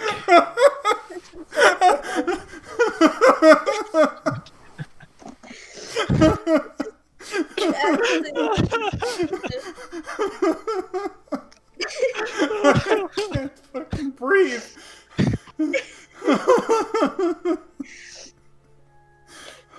I think I should need more alcohol for this. Oh my god. Oh fuck. I was Fuck thinking we me. should at least make it look like it's standing up. Why? But okay, listen, if you say I've fallen and I can't get up, you don't really have to justify why it's on all fours. It's just crawling along, it's injured somehow, and I don't know, twisted its ankle and this yeah, it's just having a really What tough you could time. do is like add little fake legs Okay. like add So Added Wally, food? I see you have your portents. Could I get a group deception check? Could I get each player to make me one deception check? And then I'll make one for Logan as well. Wait, hold on, were those yeah, no, those were those are not my portents today. I think that was for I the use my performance. survival before. Let me just Was it? No, it wasn't. 4 and 18 were your portents for the survival. Okay. Can I use my performance to see how I can perform like a sheep? You could use performance if you want. Alright. Oh yeah, okay. Oh, okay. You want to know what regret looks like? What? Me. Why? Because it's me. What? You took 2 shots, 3 shots, Maybe. and now you're dying. Well, now you gotta Okay. drink 8 bottles of water. Yeah, let's do it. Hey, that's the amount you need for a day, right? I guess. I don't know. You're not supposed to drink it all at once. Anyway, let's get this over, guys. I got work tomorrow morning. Okay. Wow. Wally, could I get your Wally? Yeah, sure. Wow, Yeah, what I fun. think the 16 and 17 were your portents for today. Yeah, I mean, hold on, let me just double check what his stats are. Because I don't think his stats are very good for You could use Smallies. Oh, okay. Smallies. Yeah, and I still need the roll out of Iskra or whoever wants to make it for Iskra's group. Wait, what's these rolls for? Deception, yeah, deception or performance. Oh, we look like Oh. sheep. Oh, God. boy. Plus 9. Oh boy. You can also use your portents if you want on this, Wally. Oh. No, it's Okay, okay, or I'm not. Alright, great. They're both 0, so I'm just rolling a d20. Yeah, cool. Alright. Do we have to beat that 18? What 18? Oh no, that was Logan. Okay. Oh. Great, okay. Iskra is the weak link. It's alright, so the group check, one moment. Let me do a little bit of math. Finding the average, I guess. Yeah, it's above average. So, I'm bringing the average below. It's okay. I brought it up real high. Yeah, we should be fine. right, so you're averaging 16 and a half. Alright, so move your flock of sheep to where you wanna go. To where you wanna start this. Well, Christ oh, almighty. okay. Okay, what's it doing? Do we Yeah, have the a little Wally's sheep are model gonna- in the middle? Do we want to just go straight forward? I guess. Strange. Or do we want to try going around the side there? We're gonna fucking die, guys. Listen, man. Just a bunch of sheep. You're fucking kidding me. Oh my god. Who rolled the 1? The big one. No. Let's just we're going, lads. Yeah, let's fuck him up. Straight up. So we're just gonna all try to fuck this What one guy. what is it with Perrytons rolling nat ones against you guys? We we need a. Okay, this horse. Is this gonna be a large creature? Nope. This is the sheep. I could swear. Hold on, I think I actually do have a something for this. It's a boot horse. Indeed, it is. I could have sworn I had a bait the sheep. Frogger's dying. Listen, man. Listen, man, we're not called the Funky Crunch for nothing. We get funky, and our enemies go crunch. All right, I can't find the can't find the sheep. Shep. Yeah. I think the horse is okay for it. Yeah, just use that. Oh man. We can drag it though. Yeah, hold on. I'll give you guys control. Looks about as scared as it should. Controlled by all players. Save. There you go. You can control this now. Hold up. Let me just put that horse away. What are you doing? Put the horse away. Get rid of it. Hold up. What are you doing? And I can do this. What are you doing?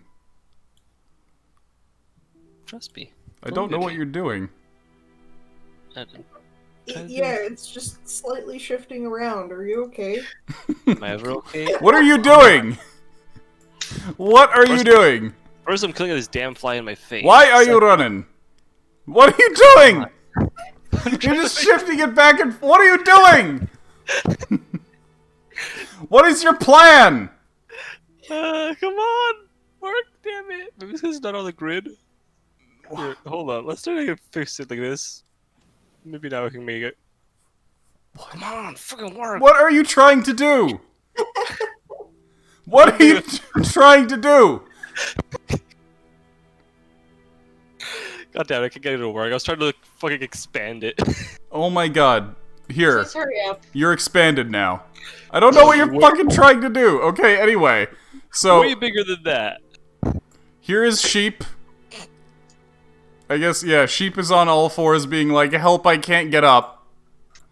With the magic mouth. And you just walk on in with this horde of sheep and a shepherd. Now, these Perytons have attacked shepherds in the past, so they've seen shepherds before with flocks of sheep. And yeah, you are all indeed disguised as sheep.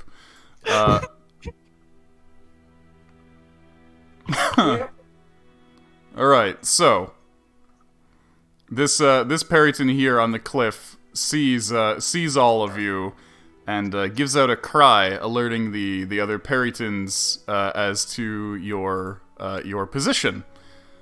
Basically says to the others in its primitive Peryton language, which is basically just screaming. Their entire language is just screaming. Their entire language is man screaming like goat, screaming like man. Ah! Yeah, that's their entire language. So they they catch a look at you, and this one comes over here to get a look at you, and Did looks. we want the sheep to be farther up? Okay. Because I remember that being farther up. The thing is, you're not going to convince it to walk in front of all of you.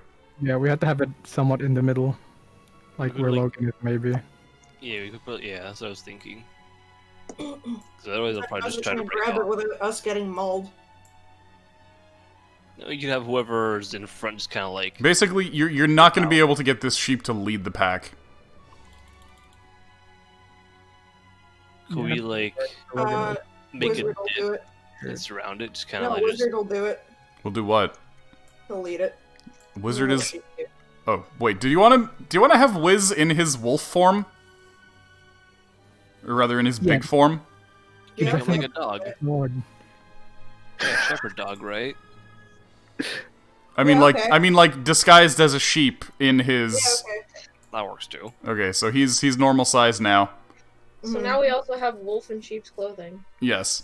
Well, technically it's more like a crocodile, but yeah. Crocodile in sheep's clothing. Okay. Just yeah, leading the pack.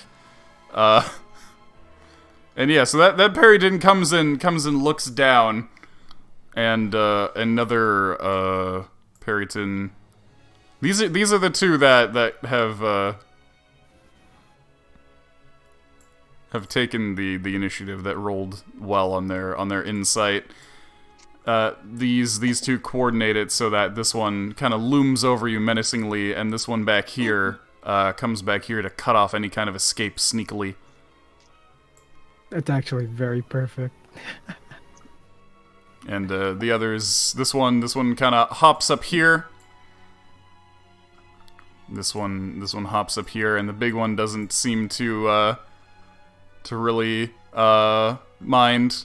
He seems to be concerned with something up in his nest area here. So he's not paying this kerfuffle any attention. These two are just they're kind of like, hearts. Okay, so I'll give you guys one last chance to prep anything before this goes down. Is there anything else you want to do before this guy comes and attacks? Fucks us. The big guy or the one that's close to us? This guy right here.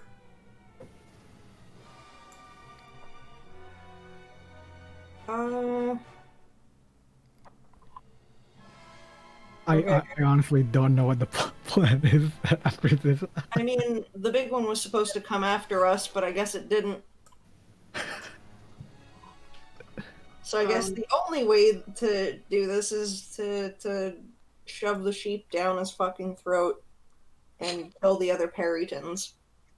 Or like, someone just grab the Tangler blade, just shove it down the throat. Kind of like I almost did with Should I just grab Antonio. the Tangler grenade back? Because I think we could take on these small guys much more easier, right?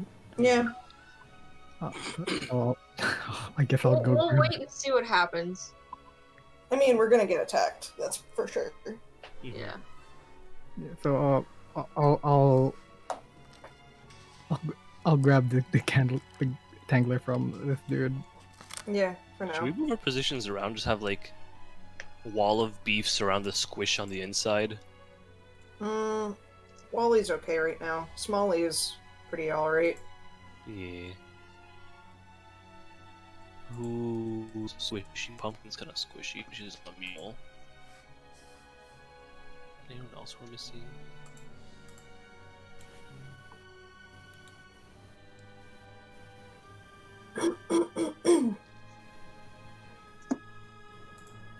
Anyway, let me know when you're done. Mm-hmm. Right, so we should all just, the moment it comes at us, we should all just gang up on whichever one's close. Holy shit! Okay, so everybody, what? How did you do this? I got it. Yes. How did you do this? How did you do this? Okay, first of all, how did you do this, and second of all, why? First of all, second of all, because I can. First of all, if you select two things at once, just shake it for whatever reason, I can just grab the corner and just scale it. This program was made by monkeys. This is what I was trying to do earlier. So Also, you I've just done you this just before. grab two things and you just fucking shake them around? Yeah, I don't know how to explain it. That's just what happens to friggin' work. I can scale it back down. Shaky. This doesn't work. I don't That's know. so stupid. Can you make them small again? I'll try. Never Hopefully might mind. make them bigger. Here. Okay, that's much faster. I'll just Okay. put them back where they belong. Question: is the big Peryton looking at us, or he's concerned with something in his nest? Yeah. Yeah. Okay, so he's not looking at us. Yeah. Okay, so that Where means he's looking that at? we're Which way is he facing right now? He's facing this way. Okay. Okay. Well, anyways, let's start killing these guys. I'll prep a reaction to. Yeah, to... just let me know what your reactions are. Type your reactions in chat, everybody. I'm blasting the moment it gets within blast range.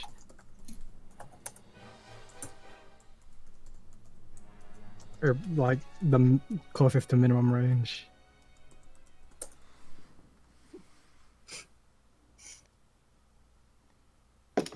Try to type them together. Is Yax preparing anything? And be specific. I guess that's to me. What do you mean, be specific? That was towards Cryo. Yeah, I thought so.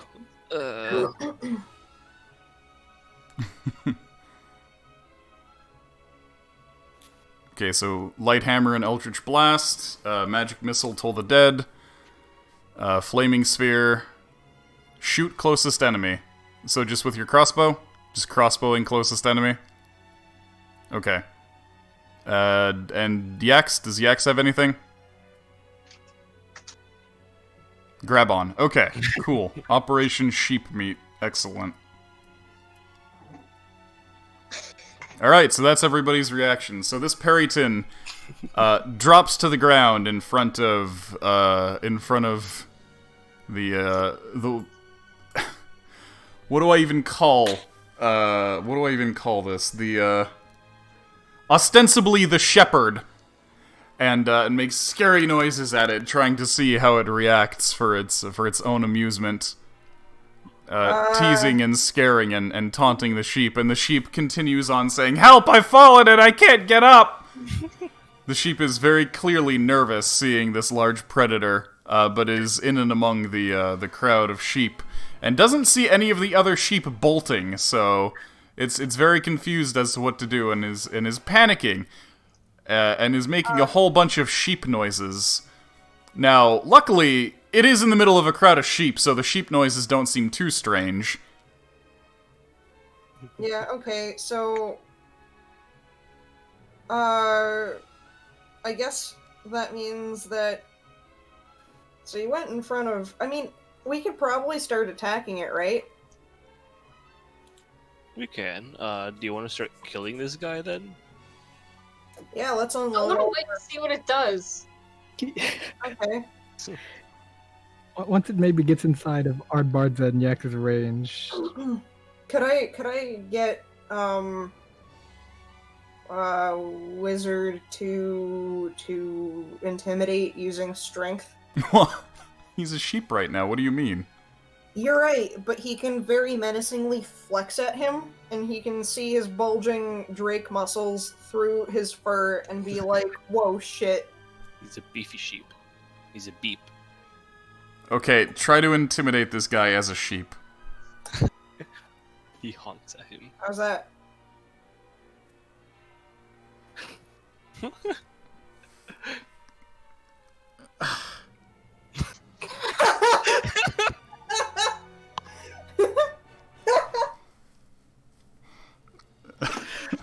I can do nothing but hold my head. What are we doing? I don't know! I don't know, I've lost the plot.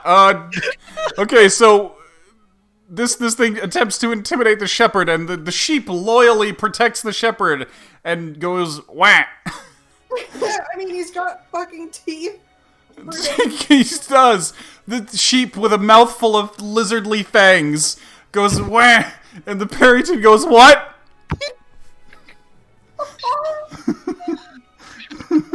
The Perryton certainly was never expecting something like this before. These are things that have definitely attacked shepherds in the past, and this thing is just so off-put by this that it takes a step back for a second, looks at the Liz sheep disguised as a sheep, looks at the shepherd, which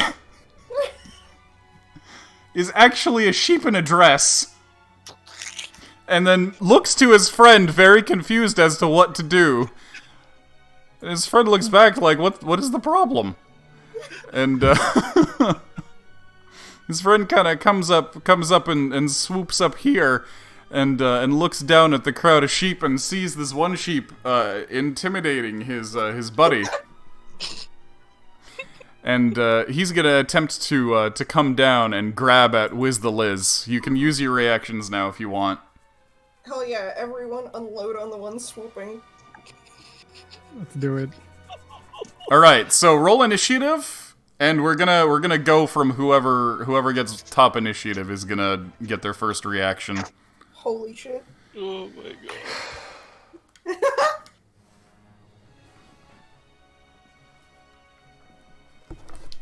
Oh my god, indeed. I'm gonna piss. Or between Irugi and Yax, who wants to go first? I'll go later. Okay.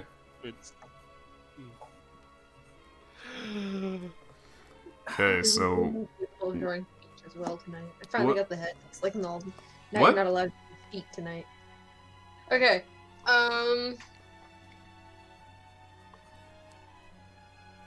It's swooping, eh? Yeah. Well, I was gonna wait until it was in range and then just grab onto it. I mean, yeah, technically we could. I could have Wiz probably bite down at it and grab it like that. well, it's Wally's got the top. Oh, right, Yax, you actually have advantage on initiative, so see if you get higher. Oh yeah, that's right. Yeah. Oh, there you go. Shit, Okay, so there we Yax actually has the top. Oh. So Yax can use their reaction first. So I this should just thing. wait until it's in range and then fucking pile drive it. Oh. Yeah, you do have the pile driver. Holy crap. Just You can blunt it back. you can move a bit as part of your reaction. Okay. Though your Can I- reaction, your prepared action was to grab on. Yeah, it was. So yeah. Grapple check. All right. Wait, are you using your hands or the grapple rope? The rope. Okay. So this thing tries to swoop at the ornery sheep to help out his confused friend, and suddenly one of the sheep stands up and fucking throws a grappling hook at it. Do I make an attack roll with that? Yes. Killing Froggo. Yes, it's a ranged attack roll to hit it. My neck hurts. Does Poor a guy. weapon count? Sorry, was that Yax? What kind of weapon does it count as? It's a martial ranged weapon. So I do get proficiency with it. Yes. Well, you have proficiency with all weapons, so. No, I got simple and martial weapons. Are exotic weapons still a thing? No. Alright. I think you can use your strength, actually, because I think it counts as thrown, so. Oh. Well. Yeah, so you can attack with it at +7. Why is my... Oh, the longbow is dex. Yeah, it's the oversized longbow is dex to hit, strength for damage. Yeah, I was using the longbow stats. Well, I mean, okay, so it's a total of 19 then if we're using strength. Okay, so you hit it. Make your grapple against this guy. I guess that's just a strength check? It's contested athletics. Alright. We go over this every time. Oh my god. Oh my god. Oh my god. I'm sorry. Alright, so you attempt to... Or rather, the Perryton attempts to swoop in and grab Wiz the Liz, and it gets super surprised by one of the sheep standing up. Not only standing up, but throwing a grappling hook at it, and you grab the thing, and immediately it crashes to the ground. So from its dive bomb, it just hits the ground and fucking skids right in front of Wiz the Liz here. It hits the ground and takes 2 damage from face planting. And you have it restrained with the grapple rope. Well, it's in range now. Fuck it up. Pumpkin, use your reaction, I guess, if you want to.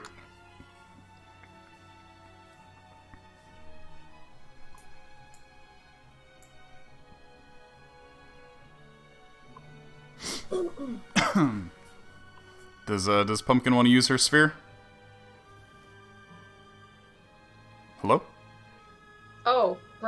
Sorry, yeah, I forgot Pumpkin also went home here. Yes. Why not?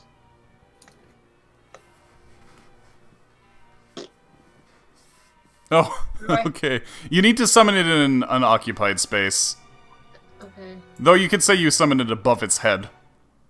that's true. I could also just summon it over there. Yep, there you go. Do I have to move it into his range for it to work? Or is it when it starts its turn there? Flaming Sphere is, I as usual, I yeah, forgot to look. it needs to end its turn there, which it's gonna do after everybody's reactions. So the Flaming Sphere damage will go off after everybody else. Yeah, and then you can just use your bonus action to knock it into people's faces. Correct.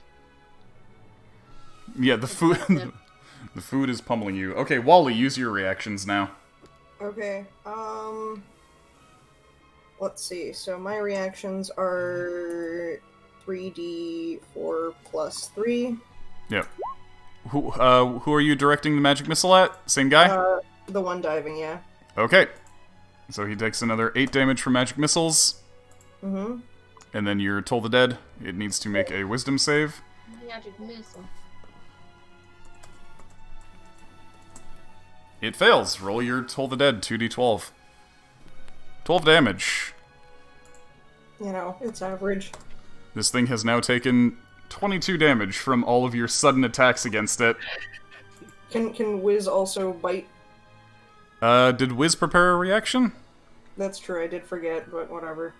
I guess I'll just do that on my turn, because it's Okay. next.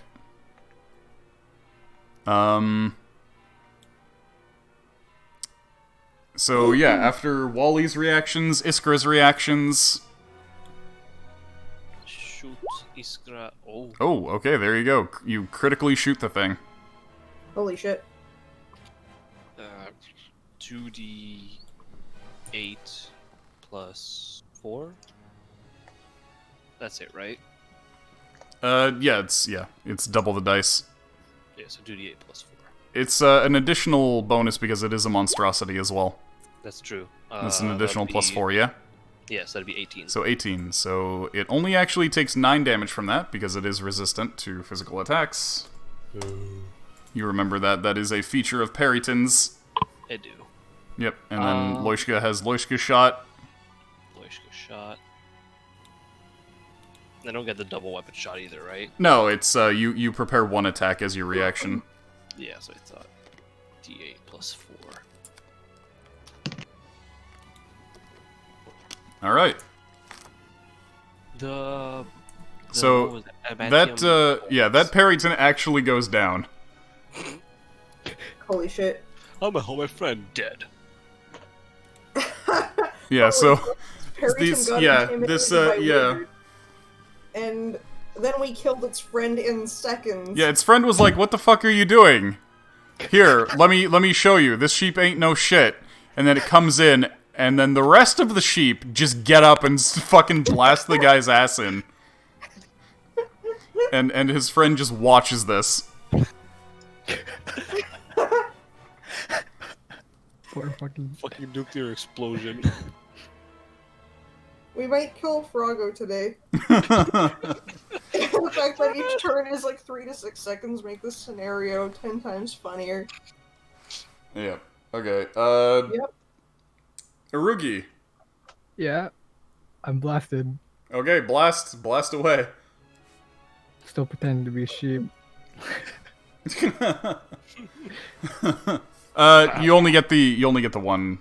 Oh wait, no, it's a spell, so you actually do get both. Okay, bang, bang. No. 14. Actually, I guess if you prepare right, because it's not an opportunity attack. It is. Hold on. Let me extra attack. Does it specify on your turn? It's two things, right? Oh, yeah, so the reason extra attack doesn't work on a reaction is because it specifies on your turn in the ability, but Eldritch Blast, you can still get both your blasts. Because it doesn't, it doesn't specify on your turn, so. Alright, so 6 and 8. Yep. Alright. There you go.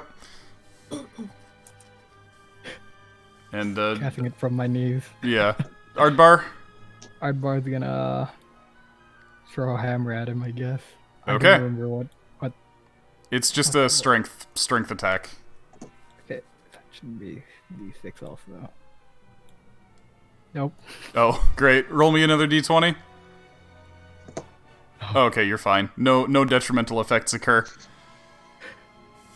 If you rolled another one, you could have accidentally, like, brained your sheep friend. Oh. Just the sheep get up and start attacking, and somehow the sheep still dies. Even though it shouldn't at this point. Okay, Alright, and yeah, finally... I forgot Wolf is here. I'll prepare his action next time. Yeah, finally Logan and Olivier. Olivier is out of range, but he'll still try to throw a javelin. Javelin misses. And Logan's also just out of range, so he's not gonna bother using his reaction. But yeah, there you go. So all that happens, and then the Perryton, looking at all this, just fucking screams.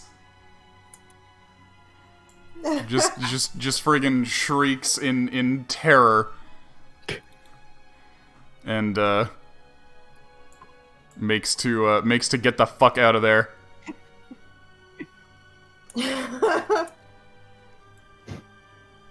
And it is actually that thing's turn next. Boo. That's fine. Let it run. So it's Yeah, just it's gonna... not- Yeah, it just screams, it turns tail, and it begins flying away. And this gets the attention of the others, who look towards that Perryton, and see it flying away from a flock of sheep.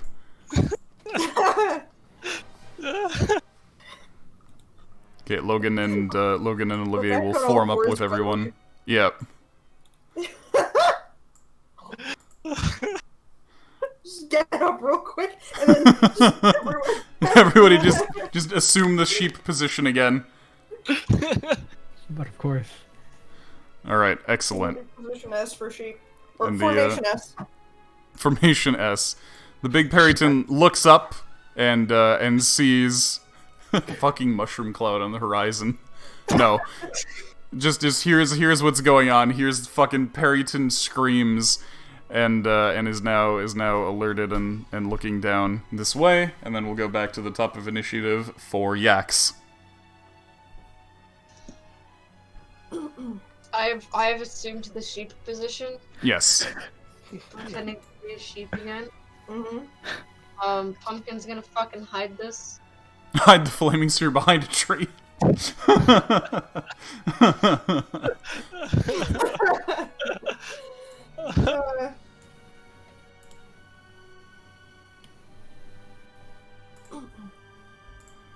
Okay.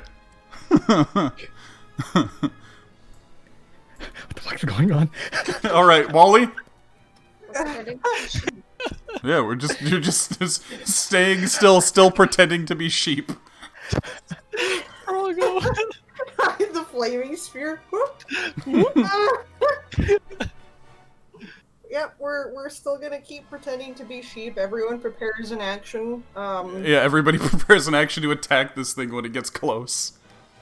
Yeah, basically same shit with the Wallies as before, and if any of them. Alright, so yeah, everybody just write down their reactions again real quick. Yeah. Okay. For the big one, For whatever you wanna do.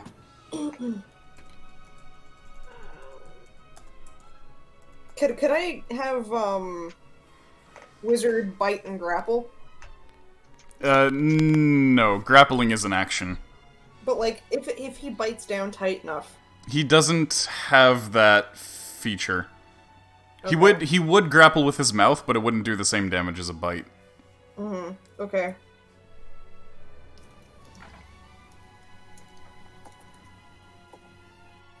Is Pumpkin gonna do anything? Pumpkin can move the flaming sphere as a reaction. that's true. It's Sounds good.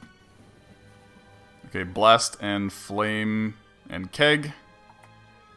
Oh, right, sacred flames. Bite, magic missile, toll the dead.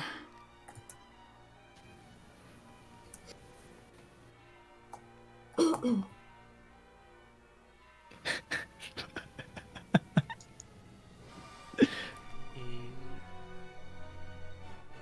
whatever. Okay, shoot and shoot. All right. Okay, wonderful. So this this guy gets up here and starts yelling at the big Perryton. And the big Perryton comes over to this guy.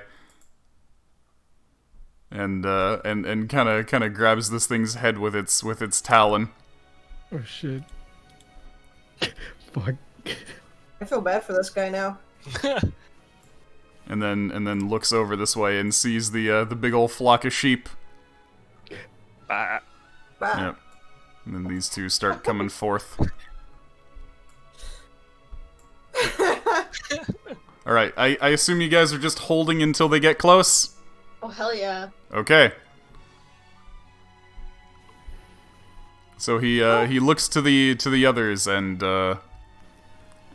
gives a terrible scream at them, and they start getting closer and closer. This one is still hiding behind the big one, and then finally these two make to swoop down on the sheep. So this one gets to about here, and this one sees the dead body of its friend. And comes down and makes to attack the front sheep. You guys can use your reactions. Fuck yeah. I want to wait for the big one. Now we're just gonna tip it off. Yeah. Do we want to take the brunt of the attack from both of them? Do you want to let Wiz the Liz get attacked? I mean, he can take a couple of hits, but I don't know how many it's gonna do.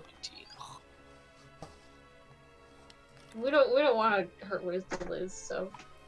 I mean, Wiz the Liz can just come back. no. Yeah, but he's kind of... an hour, Yeah, it does take an hour. and then we're also like shorter combatant. It's the morality of it. Don't you understand? Yeah, I We're mean, willing like, to kill a sheep, but not with the Liz. but like, I'm also thinking about it strategically because if all else fails, I could have him turn into a fucking like teeny tiny again and have him fly into the other Perryton's mouth with the grenade. Or just like go in there and just freaking dragon breath inside. I mean, at that could point, try I it would just out. rather put the grenade in his mouth. What we could do is pretend to be scared sheep and like get into positions where this guy can't see us casting spells from. Right over here. Someone over here, a couple fellas, get behind these rocks. Or this tree, the rocks. Yeah, but that doesn't really help. Or I mean, we can move a little bit, right? Right now, as part of a reaction. Right? Yes. If the way that works is, you would need to specify if you wanted to move towards or away from something. We didn't do that, did we? No. You can use up to half of your remaining movement for the round. Okay. So I don't think I'm gonna be able to cast without it seeing. I guess like we're sitting, so maybe because we're in the back we can.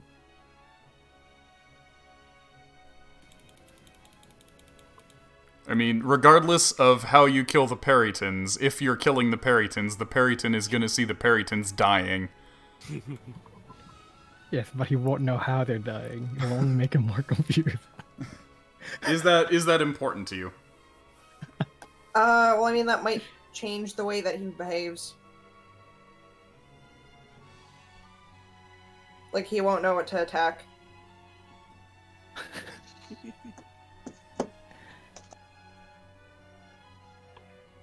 Okay, well, either way, Pumpkin's gonna like fire bend this thing in from behind here. Okay, so Okay. you're gonna knock the flaming sphere into the guy. Yeah. All right, so it needs to make a dex save. I mean, it all depends on if we want to use wizard or not, or maybe just wizard can fight back, and that way it looks obvious. You have like a couple of melee characters just sort of like stab at it. Just Yeah. stand up, stabs, go right back down. Doesn't Olivier have a charge? Yeah. That's pretty much down the first Perryton. Can he do it again? What? No, Olivier didn't. Olivier didn't do anything last time. No, Yeah. like the very first Perryton we ever encountered. Oh, yeah. Mm, No, true. I'm pretty. I don't. Oh, I don't remember that far back, man. I'm surprised I actually remember it, but I'm pretty sure just like Perryton swooped in. It was almost 2 years kinda ago. crashed, and then like Olivia just like charged Right. it and just flopped about. But yeah, Olivier does have a charging horn attack, so he can attack this thing while still disguised as a sheep. Technically, Wiz the Liz can too. Technically, Yeah. Yax can too, since you all have natural weapons. Okay. Okay, I guess we'll do that. Okay, so no moving the sphere for Pumpkin then? Or is Pumpkin gonna move the sphere? Okay. You know what? Never mind. Fucking use Okay, this anyway. no sphere.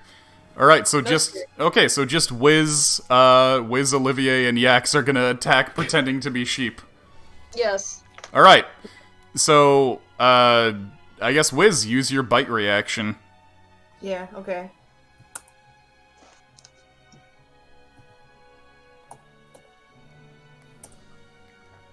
All right, so that's a hit. That's our D8 plus 3?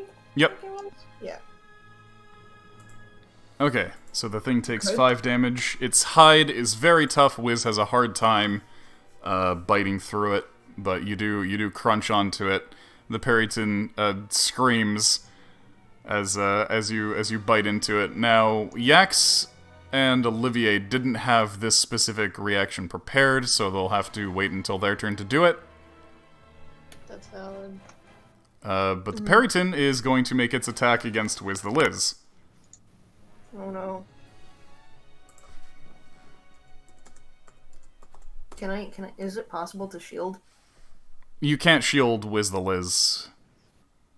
Shield is self-only. Anyway, this guy hits with the first attack and misses with the second. And it does a total of 14 damage to Wiz the Liz. Oh boy. So it lands on Wiz the Liz with its talons and kind of tries to press Wiz the Liz into the ground while Wiz the Liz bites on its big old chicken leg. He says, bah.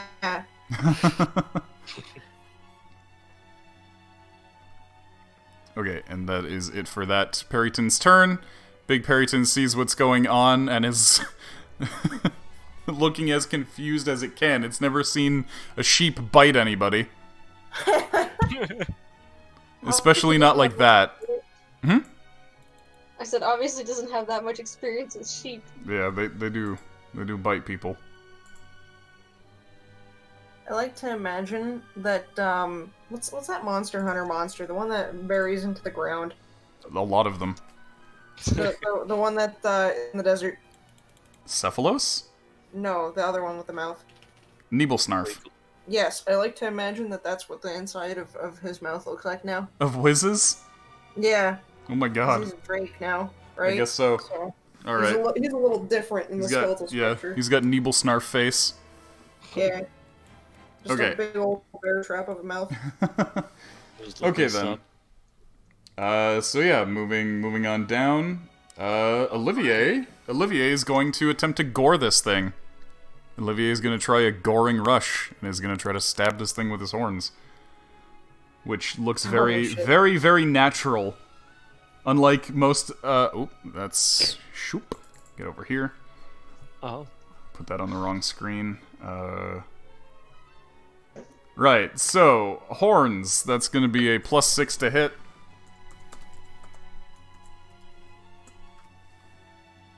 So first attack is a miss. Second attack is a hit.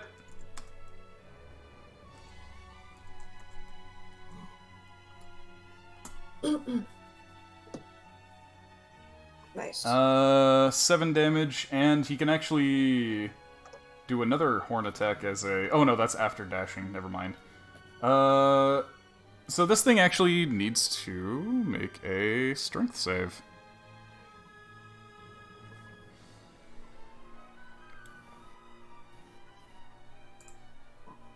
Ba-ba-ba-ba.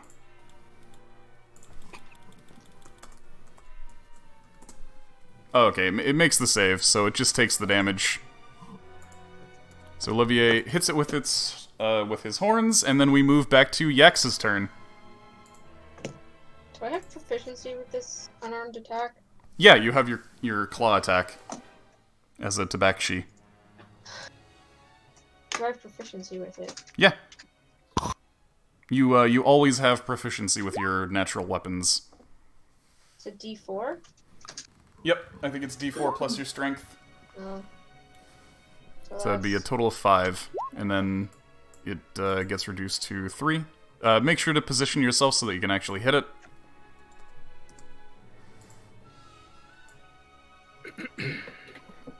Okay, so yeah, Big Boy has never seen sheep fight back like this. Some kind of vicious Yeah, sheep. your shepherd is still panicking.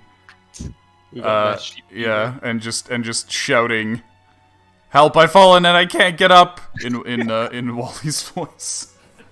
It's okay. Speaking of, it's now Wally's turn. Okay.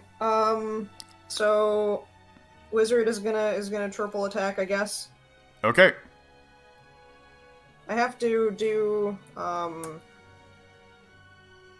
Can I do 3D whatever? No wait, I shouldn't. You can just roll your 3d20 if you want. Oh, okay, true. I'll let you know which ones hit. 20. All right, so There's two miss, hits. yeah, miss, hit. Okay, and then that's 2D Yep, 2d8 plus 6. 2D8 plus 6. All right, another 8 damage to this thing. And then anything from the Wallies? The Perryton is sort of blocking off the view of the bigger one, yeah? Not really, no. Okay. 'Cause I was wondering if I could tentacle him. Baby. Tentacle. Yeah, with Smalley. Oh, you mean blocking off his view of you. Yeah. I don't know, would that be okay? Like, can he see us still? If we move slightly to the right? Here's the thing, it wouldn't necessarily give away that you're human. If anything, he would probably assume that you're some kind of eldritch abomination. He would be like, oh fuck, these aren't sheep, these are monsters. Yeah, but it's like, so if we cast spells or something though, then he'll know, yeah? Most likely. Depending on the effect of the spell and the components required. Okay, hold on. I'm pretty sure... Yeah, Smalley can't really reach with that. I mean, Toll the Dead you can't see, right? Toll the Dead has somatic and verbal components. Let me just whisper it. It requires you to do hand gestures, it requires you to be pointing your spellcasting focus at the target. I can do, like, the Kagebunshin no Jutsu thing. There's actually, like, there's a specific sorcerer ability that makes it so that you can cast spells like that without anybody noticing called Subtle Spell, so it's not something that I'm going to allow you to do for free. Mm-hmm. I don't know. Then I guess they'll, hold their action for the big Perryton. Okay, in that case, Bye. Iskra? We were murdering the one here, right? Yeah, the one that's, like, being surrounded right now. Mm, I don't know if he'd be able to do anything without giving people away. Yeah, sheep don't normally shoot crossbows. I'll actually go back to where I was a second ago. Take What about my Hunter's back. Mark? You can do that just fine. Well, actually, you can do your Slayer's Prey just fine. Hunter's Mark, I think, has components. Let me check Hunter's Mark. I didn't write if it has components. Hunter's Mark... Oh, Hunter's Mark has verbal components. It does not have somatic components. So you just look at something, call it a bitch, and it's marked. Yeah. Nice. You can call it a batch. Bah. Just go to it bah, menacingly, and it's marked. Yeah. Okay. That would work, right? Mm-hmm. I mean... I thought you had to shout like that one or something like that. That's how I was it has specific magic words. You can't just make up your own magic words for it. Boo, but okay. But, I mean, just say batch. It is in the midst of a kerfuffle, and there is a human, ostensibly a human, in and among the sheep. So, it could be convinced that the voice is coming from the human sheep. Should I give it a go? Mm-hmm. Are you in range to Hunter's Mark this thing? The big one, no. The other ones, yes. Okay, so ultimately up to you whether you want a Hunter's Mark one of these two. The big one I have to just get like to where our dais, our bar is. Either one of them, really. Side by side. I mean, choose one. So yeah. Should I Hunter's Mark the big boy or the small boys? I'll try and Hunter's Mark, Nah. I'll just... move my actions. Hmm? Okay, yeah, I'm just gonna like... half the move speed, right? Because it's all reaction stuff still? Or is it actual action? Brandon? What? Is it reaction or action that we're doing? No, you're doing your turn. Oh, so that's actual turn. Okay. So I'm just gonna shift forward. I don't want to do that. I'll just move forward a little bit. I'm looking for a specific picture real quick. Because I was just asked if there are frog mages. There it is. I'm gonna Hunter's Mark the big boy, I guess. Okay, so you move up and Hunter's Mark the big boy? Yeah. Okay.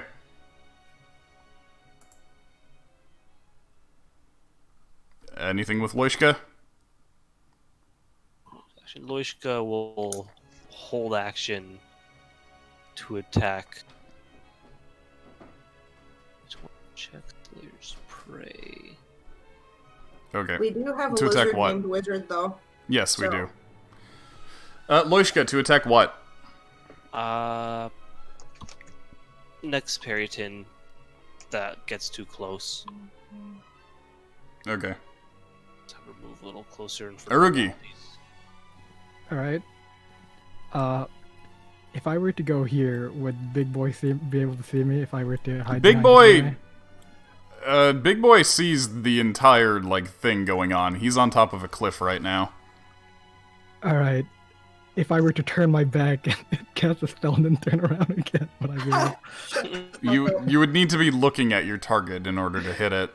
Get a mirror while you turn around. If I use what's it called, like a melee attack spell, Like what? Eldritch Flex. If I do it Oh. right over. Eldritch Flex. Oh my Yeah. god. I forgot. The thing is, Eldritch Flex summons a spectral arm, so it would be easily identifiable as magic. It's not a very subtle spell. But like, it would be like, oh, what the hell is this kind of magic? His own brand. Oh wait, I have Mystic spells. I'll just use that. You have Just what? use my mind. Oh yeah, Mystic- your psychic powers. Yeah, I'll use Desiccate, which is Mastery of Water. He needs to make a Constitution saving throw or take 2d10 damage. Because I'm gonna use two psychic points. I need to do so much more research on Mystic. Everything that Mystic is that a talent or a discipline? That's a discipline spell. Okay, desiccate. I could put it in the thing in the group. Yeah, what discipline is that under? Water. Mastery of water? Yeah, it's the first ability. Okay.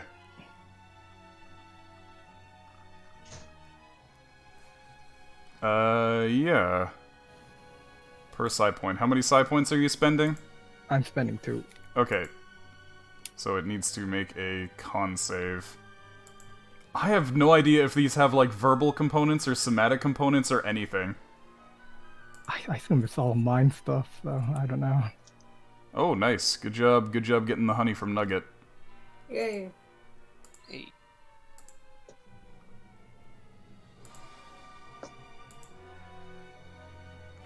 Yeah. Because I'm wondering if this is like fucking waterbending, where you need to, like, do a bunch of fucking Tai Chi in order to activate it or something.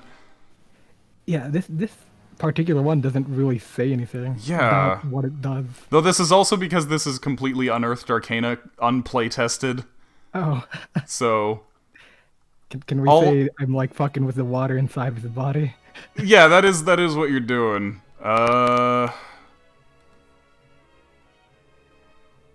For now, I'm gonna say okay, and then I'm gonna figure out how this works later. Okay. Yeah, so it's gonna make a con save. Oh, nat 20. Ah, shit. Is Alright, it, so I'm gonna take F. Okay.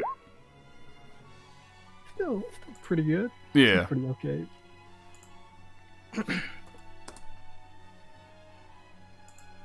Alright, so it's... He starts getting bitten and clawed and gored and everything, and then he just gets real dry. It's not a sensation he's ever dealt with before. Anyway, anybody else from a rookie team? Let's see. Nope, it doesn't look like I could cast anything without him noticing, so I'll just hold on. Okay. So here's what happens. This guy gets bitten by all these sheep and stuff, and starts shrieking and kicking away at the sheep, and it's actually going to disengage, and it's immediately going to book it away, and run up to Big Perryton and be like, "Help!" This other one sees his friend run off and doesn't heed the warning, however, and is going to attempt to attack one of these guys here. He's gonna attempt to attack Wiz the Liz. He's gonna try to dive bomb him the same way as before. To react to those? You know? Huh? I don't know. You Oh, used right. your action to bite and stuff. Mm-hmm. Okay, so one hit against Wiz again Oh boy. for another 11 damage. Okay. Not too bad. Yep, so this guy grabs onto him, and the Big Perryton, seeing that these sheep are actually giving his his broodmates trouble, is actually gonna get on the scene himself. Alright, perfect. Let's fuck him up, guys. Okay. Let's go. My reactions.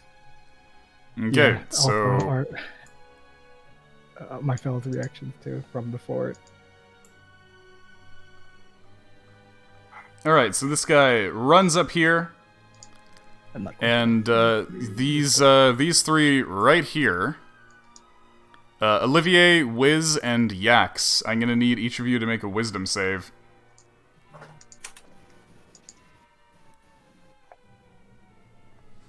Wisdom save to save the whiz.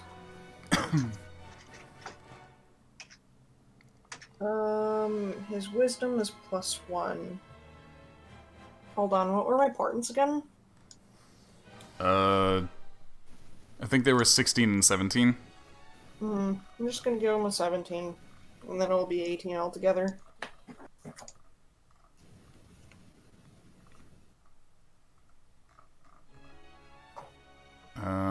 Yeah, 16 and 17 are your points. So you're gonna give Wiz a 17?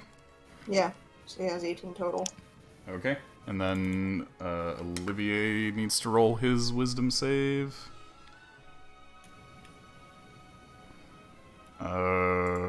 Oops. Dang it. These aren't supposed to be on that screen. That's spoilers. Okay, that's at +1. Do you want to port into Olivier's save or no? I don't know, what's his wisdom? He's doing it at +1. I mean, I guess I could. For sure, yes? Yeah, sure. Okay. So all three of you managed to make the save. So you notice that this thing's shadow shoots out from under it where it flies and touches the shadows of Olivier, Wiz the Liz, and Yax. And your shadows begin creeping up your bodies, and my internet is gonna cut out for some reason. God damn it. Great. Well, I'm gonna have to give that narration again. Thanks, OBS. I love it when you do this.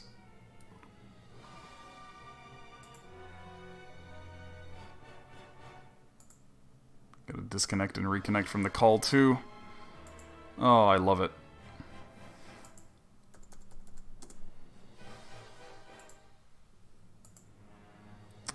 Hopefully that doesn't cut up the recording. That would suck.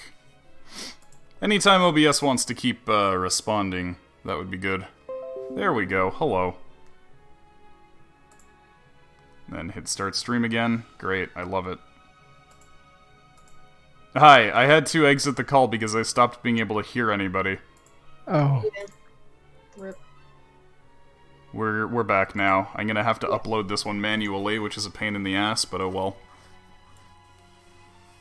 Anyway, so what happened was the large Periton's shadow shot out from under it, touching Olivier's, Wiz's, and Yax's shadows.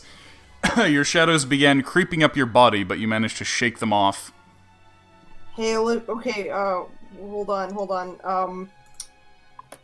Fucking Froggo, fucking Wizard, wants to respond. He taps Olivier on the shoulder and you know, gives him the signal to flex and intimidate. Okay, Olivier is gonna try his best to look like a really buff sheep. Okay, and then Wizard's gonna help. Okay.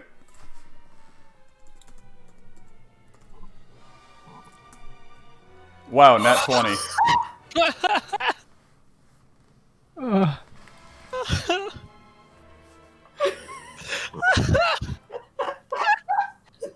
That's funny. Yeah. Olivier just rolled a nat 20 to intimidate the Periton.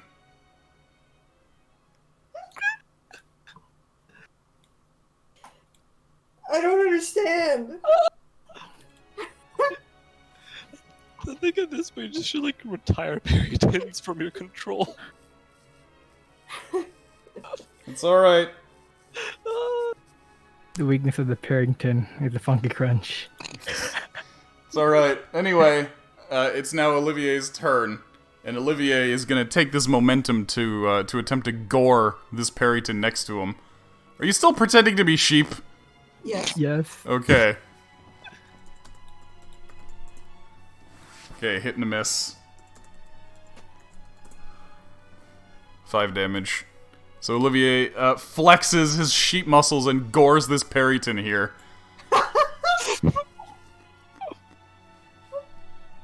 Holy Alright, back to Yax.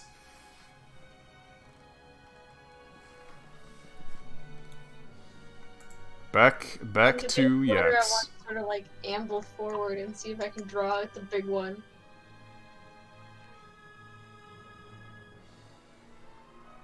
What is the big one doing right now? It was just using whatever strange shadow ability it had to attempt to ensnare you using your own shadow. It is currently flying. It is about 15 feet above the ground right now. So I feel like if I fucking jumped at the other one, it'd be so suspicious.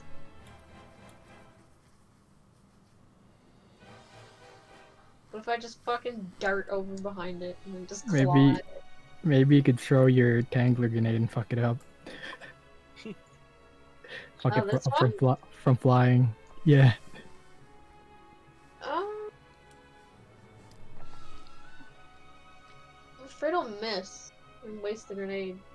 If anything, Wizard can just turn back into a wizard and fly into its mouth. I'm just gonna dart over here and claw at this one. Okay. So yeah, roll your attacks. Okay, well, there's a nat 20. Oh my Oh god. my god. Oh. Oh. And that one's also a hit. So yeah, give us 3d4 Yeah, I plus get 8. attack, don't I? Yep. Yeah. So that's 3d6. Your claws are a d4, I think. D4, Are you an angry sheep? 4 plus Sorry, plus 8. 3d4 plus 8. plus 8. Would be plus 12. Oh, are you raging? Oh wait, no, never mind. When we're fighting Peritage, instead of this like despairing music, we should listen to like Doom. Grace's theme. Just some Beavis music. Okay, this is now the Funky Crunches battle music. It's the Perrytons that are hearing this now. So Holy moly.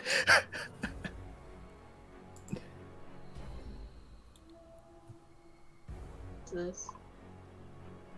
I almost got DM depression. hold on. I almost feel like I need nah, maybe not that one. That one's a little too dramatic. How about this? Yes. Which one is this one? Oh yeah, there we go. Cool. Enough. Yep. Alright, so yeah, Yak's claws and scratches at it. Is Pumpkin gonna do anything? Pumpkin's just like, don't be suspicious, don't be suspicious. Okay. Alright, in that case, Wally. Oh god, what do I even do? I guess I could have Wizard bite at the Perryton to the left. Okay, Well, go for it. 3x. So our 3d20. Alright, 2 hits and a miss. Okay, sick. And then that's 2d8 plus 6. Yep. Oh, wow. Yep, lots and lots of big bites. Amazing. The turns have indeed tabled. Yes. Yeah. Alright, anything else for Wally team?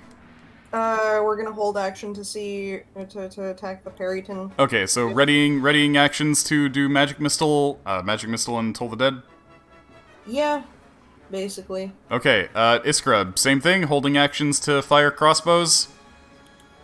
I'm gonna put Slayer's Prey on the big one too now. Okay, So now he's got both of them debuffs, whatever you want to call them. alright.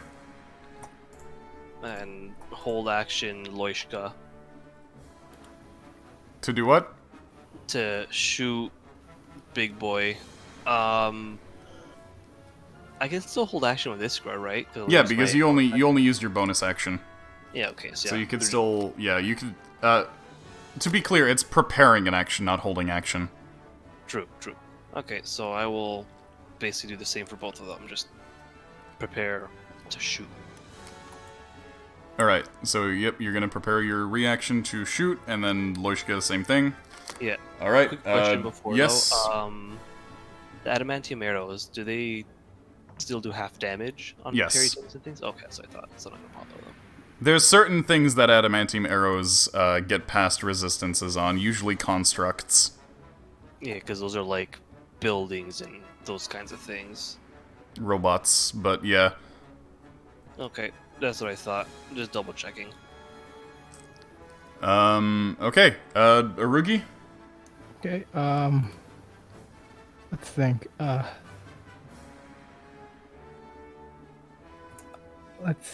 Oh wait, yeah, let's get out of the way of the shadow, just in case. So I'll have my sheep boys and me, move like right around here, Okay, and prepare to blast Keg and flame him, okay, and that'll be my turn. okay. Perryton is going to also scream and kick at what just happened, and is going to also disengage and attempt to fly away. and is just gonna pass by here and look at the boss and just scream. And the boss kind of rolls his eyes and is like, "Fine, I'll take care of this." Yes! We got the big boy!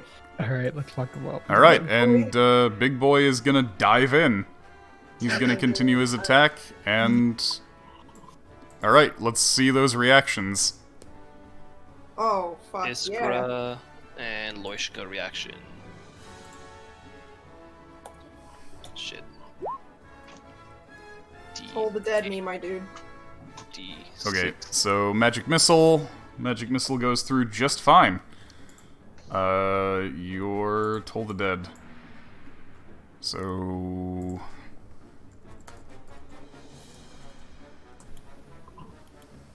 Oh fuck. Oh my god! I didn't stack anything on it though. Oh well, that's fine though. Okay, so, what the heck is... Wait, what is this? Mine? I feel like a lot of steps have been skipped. I thought For this was me? our prepared attack. Yeah, hold on. Okay, so the Toll the Dead, what's your spell save DC? It's 15, yeah? I'm pretty sure. Hold on, let me double check though. Spell save, spell save, spell save. Yeah, it should be. Yeah. Okay, so it passes on the Toll the Dead. Oh. We'll do the arrows first. So both arrows hit. Yeah, so 17, 18, 9, and then 8, 4, 13, 23. And then Arugi, roll your 3d10 plus 6, I think. Is it +6 or +9? When I crit. Oh no, when you it only doubles the number of dice. Okay, that's fine. Let's do it. Bang. Nice, 20 pretty big good. ones. Doesn't resist that. Nice. Ardbard, flame. All right, Sacred Sacred Flames. Flame. So that's a dex Yeah. save. All right, it passes the dex save. Oh right, And its dex then- save is actually +6, as is its whiz save. I need to keep that in mind. And then you're gonna throw your keg. Well, gonna throw his good old keg. All right, keg him. All right, that's a hit. Alright, Kill damage keg. Here we go. What does the keg do? It's just an improvised weapon. Oh. Just beans and just makes it go. Yep, donk. Alright, so you blast him for a total of 49 damage right off the bat before he can get to you. Disgusting. And he can definitely tell that you're not sheep now, Motherfucker. considering you shot him with crossbows and magic and everything. And yeah, Whose turn is it? it's the Periton's turn. The Periton is dropping in on you. Oh, right. Yeah, That this was is a reaction. Yeah, that was all on the reaction. So now the Periton is attempting to attack Buff Sheep here, though he has disadvantage on this attack because of two reasons. One, because of how off-put he was by this Buff Sheep and his children being attacked, and two, because he just got blasted for so much. So let me make 2 of these. With disadvantage. Okay, so the first one still hits despite the disadvantage. The second one, however, does miss. So he manages to hit Olivier with the talons, and Olivier takes a total of...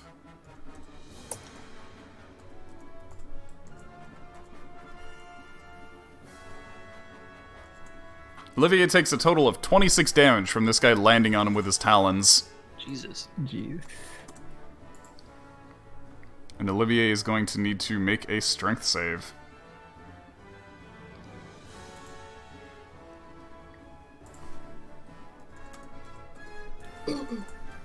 Olivier fails. Olivier is grasped by the talons. Shit.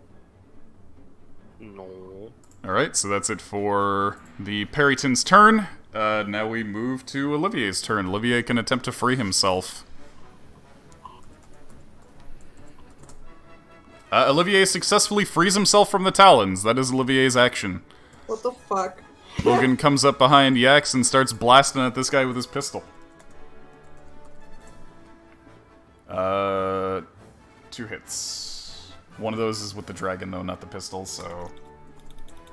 Also, Wizard is likely gonna grab the grenade from Yax and then fly into the Perryton's mouth. Okay. Just on his turn. I was gonna chuck the grenade on my turn, but sure. It is actually currently Yax's turn, so... I mean, up to you, because I mean, does it explode on impact? Or does Yes. it explode when it's crunched down? It explodes on impact. Okay. Crunch is a different kind of impact. I mean, we have 2 Tangler grenades, yes? Who has the other Yeah, one? I'm holding the other one right now. Okay, You so can grab it from my dude if you just want. in case we do have a backup. Okay, Yeah, I'll whip the Tangler grenade at it. Yeah. Okay, so you huck the Tangler grenade at it.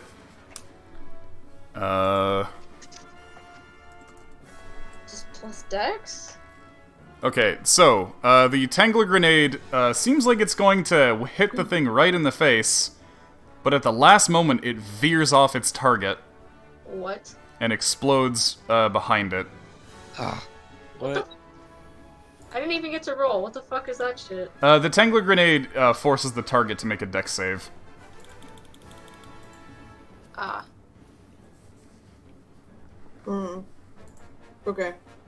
It's not like an opposed save or anything like that? Well, no, it's he made a dex save. Ah. And the DC was 10? No, the DC is 15. There may be another reason that it didn't work. Yeah, since it looked like it was flying towards him and it just moved away, right? Okay, plan B then.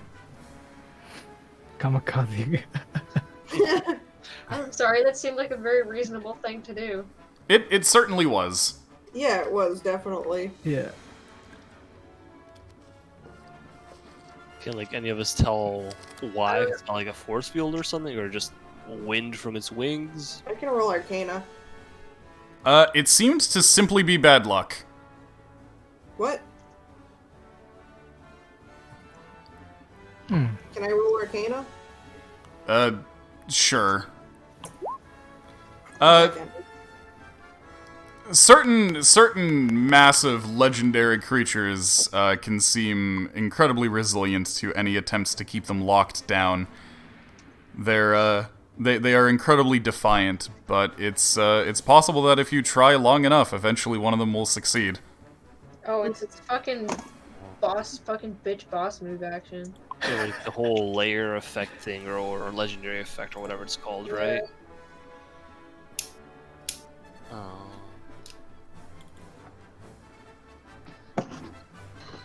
Okay. Well, Anyway, anything with Pumpkin? And is the X gonna move anywhere? Also, hi, Everest. no. Hi. Aloha.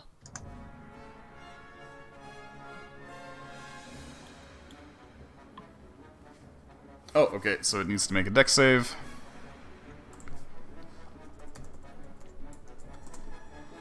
Okay, it succeeds, so it takes half. Roll your d6s. Oh.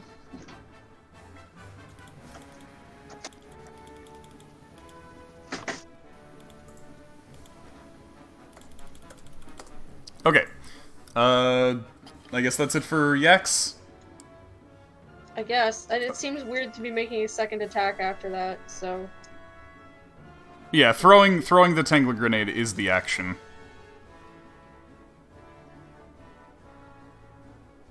yeah, I guess that's it then. Okay. In that case, Wally's. Alright, so what... I guess we're probably gonna fucking... I don't know. That was a weird thing that happened with the force field. But I guess he's taking attacks, right? So if I guarantee that I could fly into his mouth, He was hit with arrows.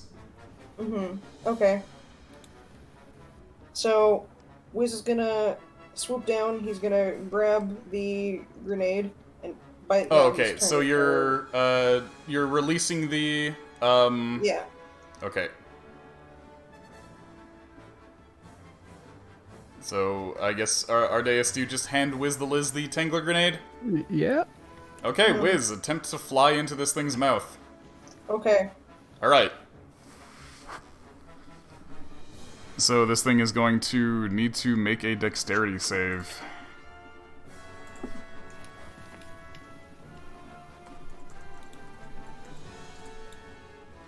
Okay, so Wiz successfully drops the Tangler grenade into this thing's mouth. However, this thing turns aside and spits the Tangler grenade out, and it explodes on the floor. God damn it. It has anti-tangler grenade, fucking I will flat jump down its throat and rip it out if I have to. Okay. And then Wizard retreats. Deus Ex Machina powers. Yeah, this is stupid. I hate it. So much money. So I guess, yeah, it's okay. We can salvage its parts after and sell them for about the same amount, I'm sure.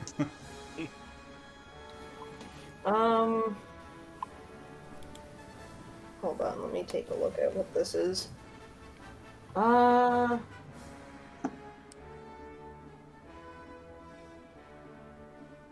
on.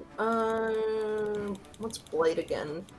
You used your 4th level slot to turn Wiz into Big Wiz. Oh, is that 4th level? Yep. Nah. I didn't realize. Okay.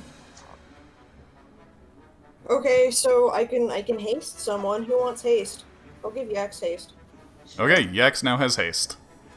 Good, I Oh can shit, let's finish make. faster because I need to go to bed real fucking soon. And then yeah, so fucking I guess we can. You know what that could be haste. Hmm? Just the symbol there. Okay, so then Smalley's gonna Ray of Frost. Okay, make an attack roll. Yeah, so that's +7.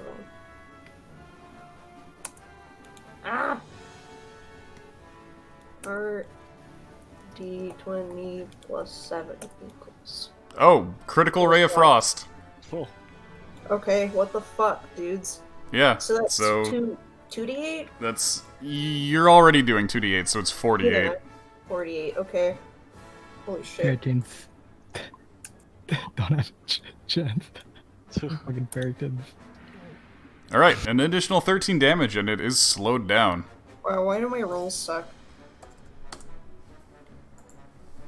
I mean, well, it was a 7. I mean, you just rolled a crit, so it's more damage than it would have done if you hadn't crit. It's still less than average, so I could have still done the same amount without, like, oh well, whatever. Okay, is that it for Wally team? Yeah. All right, Iskra. Okie dokie. What the hell is this? Okay, so I am gonna be pissed at it more and just keep blasting it with arrows. All right, keep shooting. Oh, All right, roll me another d20. of course, I'm like it's a d20, the freaking nat 1. All right, so the crossbow jams, you lose your second attack. And do me Loishka's if Loishka's shooting. Ooh. All right, Loishka gets a hit. Loishka has 2 attacks. Oh, okay. Yeah, I'll just roll the second attack too. All right, so 2 hits from Loishka. Iskra's crossbow jams. It seems that you still haven't worked out all the kinks. There, just roll it together. All right.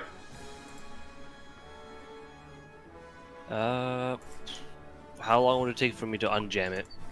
It'll be fine on your next turn. Okay. God damn it, I wasn't sure it was this small. Okay, is that it for Iskra? Yeah, that'll be it. Okay, in that case, Arugi. Alright, it's time for the buffs and debuffs, fellas. Ardbard's gonna bless Iskra and Yix and Ardeus. Okay, so bless, bless, bless. Bless. Our Deus is gonna cast Hex on this dude and then blast him. Okay, what stat are you nuking? For Hex, I'll nuke his strength. Okay. How much extra? I think I copy pasted that. D4, I think. And I'm blasted. Bang, bang. I did not. Okay, so 1 hit. So D10 plus 4 plus... Or rather, D10 plus D6 plus 3. Alright, so another 15 damage. Search chat. And my good old boy Rolf is gonna go here, try not to get into shadow and try grappling this dude. Okay. I don't think you can successfully grapple this guy because he is 2 sizes larger. Oh right. You would need shit. to use the special grapple rope to do something similar. He'll grab it from Ardbard. Welcome and back, Sass. Bye. He'll grab the rope from Ardbard and do it. Okay. What should I roll? Roll an attack roll against him first. Okay, let's see. Let me get to stats. Is it Dex? It's a thrown weapon, so you can use your strength. Oh, okay. Plus 6. Okay, so it misses. Alright, that'll be. Okay. Is that it for, the Rugi team? Yeah, that's what we're Okay. gonna do. So this thing is going to use one of its legendary reactions to try and claw at Olivier again.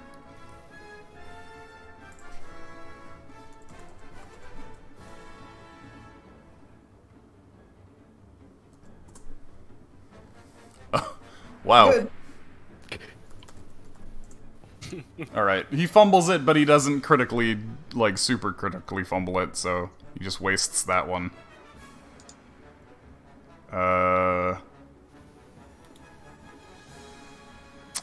Yeah.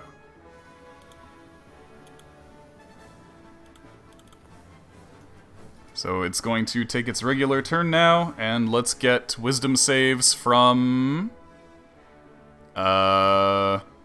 Yax, another one from Olivier, and another one from Ardeus. Oh. Wisdom save. Yep. Wisdom is +2. And you can add your bless to that. Oh, right. It's gonna be. Yeah, right. What is that, D4? Yep.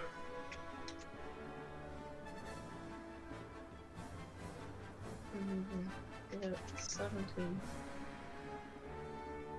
Okay, I'm safe to say I'm good. Alright, okay, so you guys are all good. You resist being shadow warped again. This guy's like so confused. When I'm hasted, is my climb speed also doubled? I believe so?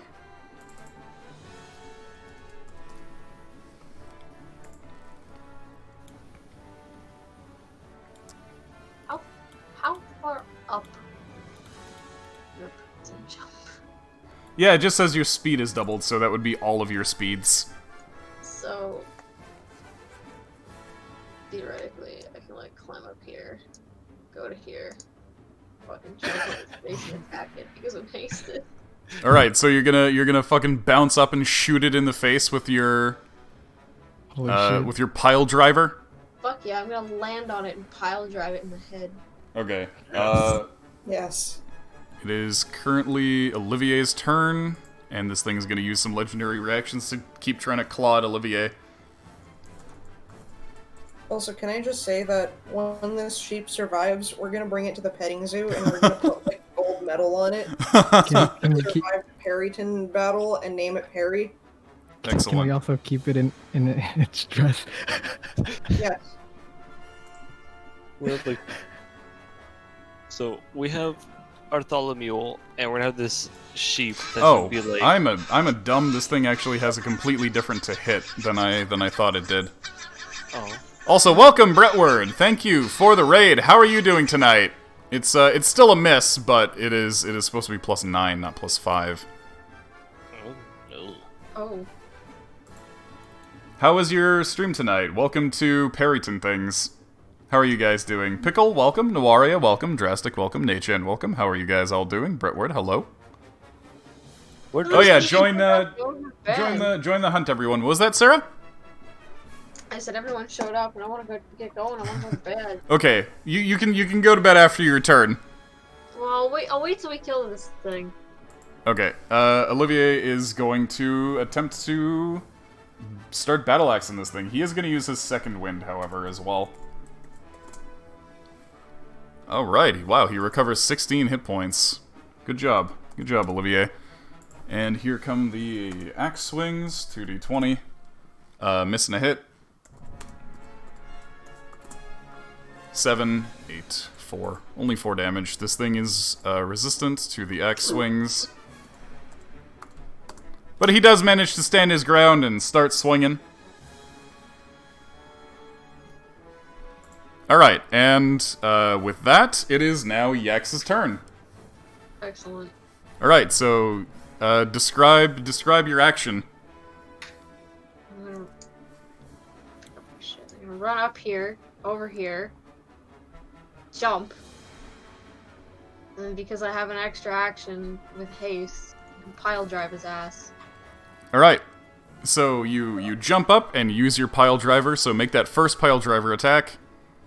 My aim is kind of to land on it though. Yep. Okay. Let me find the pile drivers. Just blast spearing the thing in the face. You are literally the fencer right now. Yep. What are the options? You have, like pushback or like. Oh wow, we got lots of winners. Oh wow, we actually beat the angry bird. That's unprecedented. Huh. That's the first time, yeah. Yeah, wow, everybody gets big honey. Damn. Wait. Nice. Very nice. Alright, I don't know which stat to use with this. It's strength. Oh, okay. Yeah. Are you gonna rage? Yes. Okay. Are you gonna reckless? Can I do all those things? Yes. Turn? Yes, you can. Holy Yeah, shit. Because raging is your bonus action. You're hasted. You can reckless attack this thing. Hey, there you go. It's a hit. You're also blessed. Yes, that's true. So all the buffs are on. All the buffs are on Yax. All right. So there's yeah. Cat. So that's 4d6 plus 6, I believe. Yeah.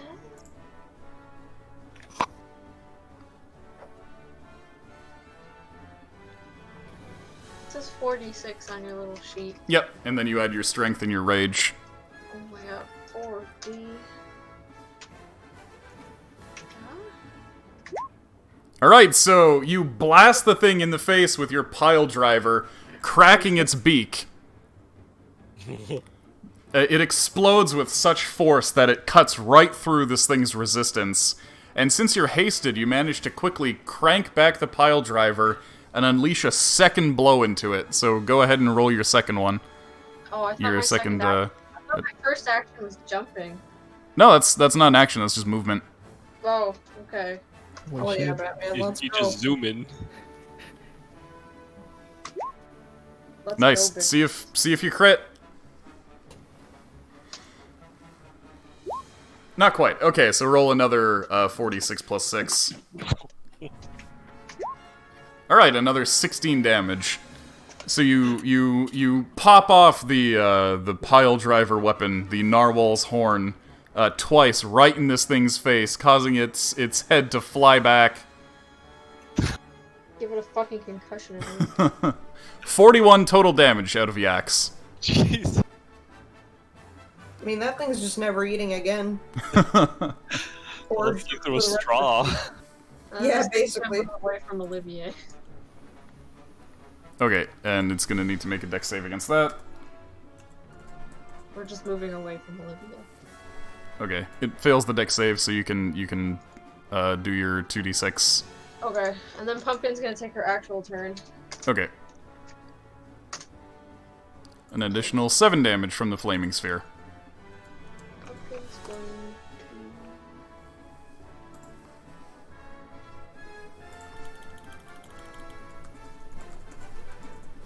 How high up is it? It's currently on the ground attempting to claw at Olivier. So for those who are wondering, this is what Yax just hit this Perryton with. This weapon right here. I'm just gonna cast Frostbite. Okay. So that's a Con con save. save.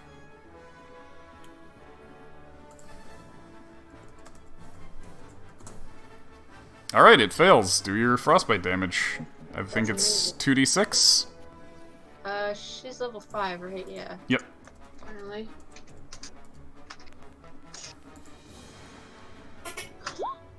Bueno. Okay, 9 damage. Disadvantage on its next attack. Because that's what Frostbite does. Yep. On the next weapon attack roll it makes before the end of its next turn. And your natural weapons do count as weapon attacks, so yep, it'll include those.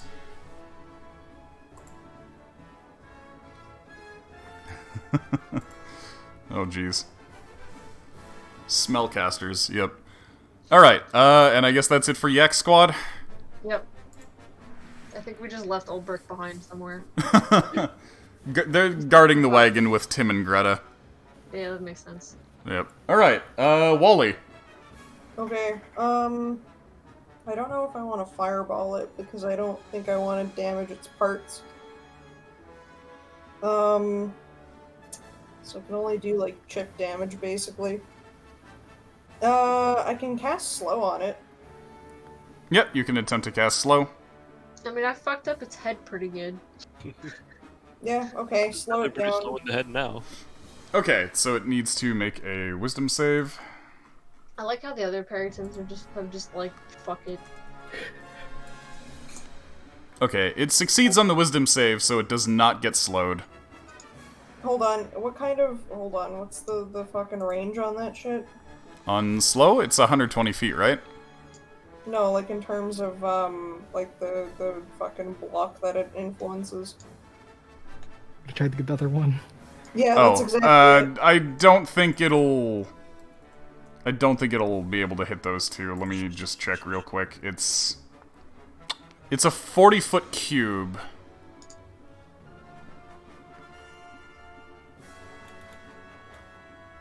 Yep. Hold on now. Hold on. So that's 8. That's 8 squares, right? Mhm.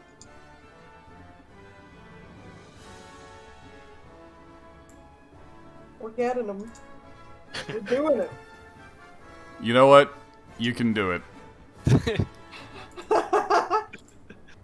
I was thinking just like looping around, just shooting him down anyways. Alright, so that guy also needs to make a wisdom save.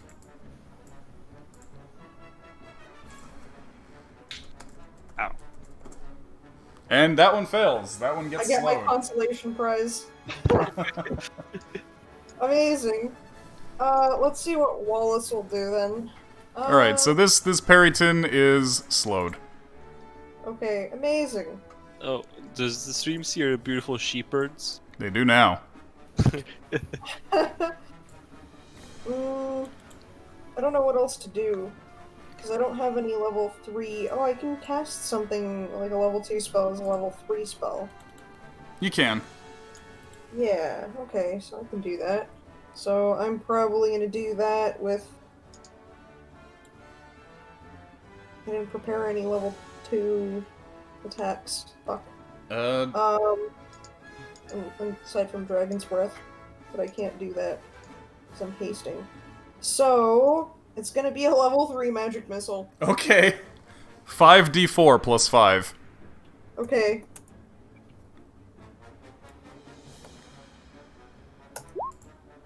Alright, 14 damage. My fucking rolls smell. Yeah. Yeah. Oh, Iskra, you suddenly get a really, really big tingling feeling. Oh. You, yep. Do I have to see a doctor for that? You might. Whereabouts does my tingling feel point to? From the north, actually, and if you'll give me just a moment. From the north where the cave was, supposedly? What? The lake. Cave? What? I don't know. The nest of the Perryton. Oh, yeah, it has a nest up here, but not quite. Where did I put this thing? There it is.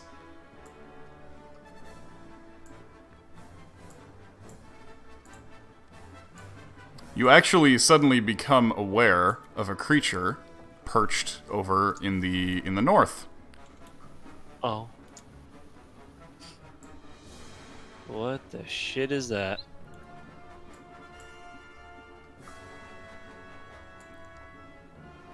What the hell?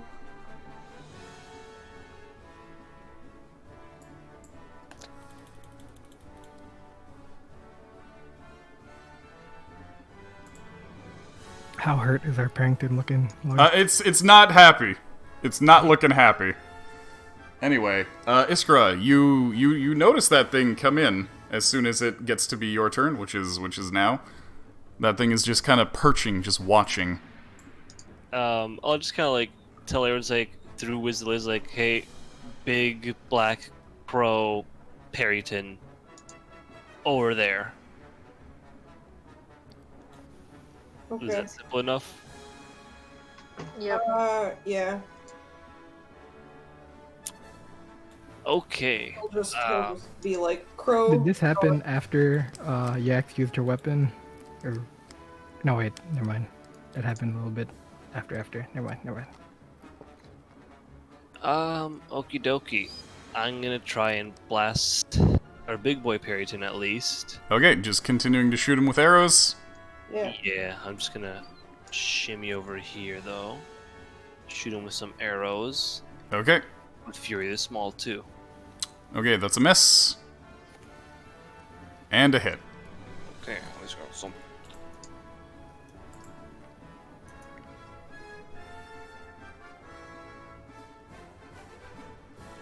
Uh, 8 plus 7. My brain's not working. 14, 15. Yeah, 15. Alright, 10 damage.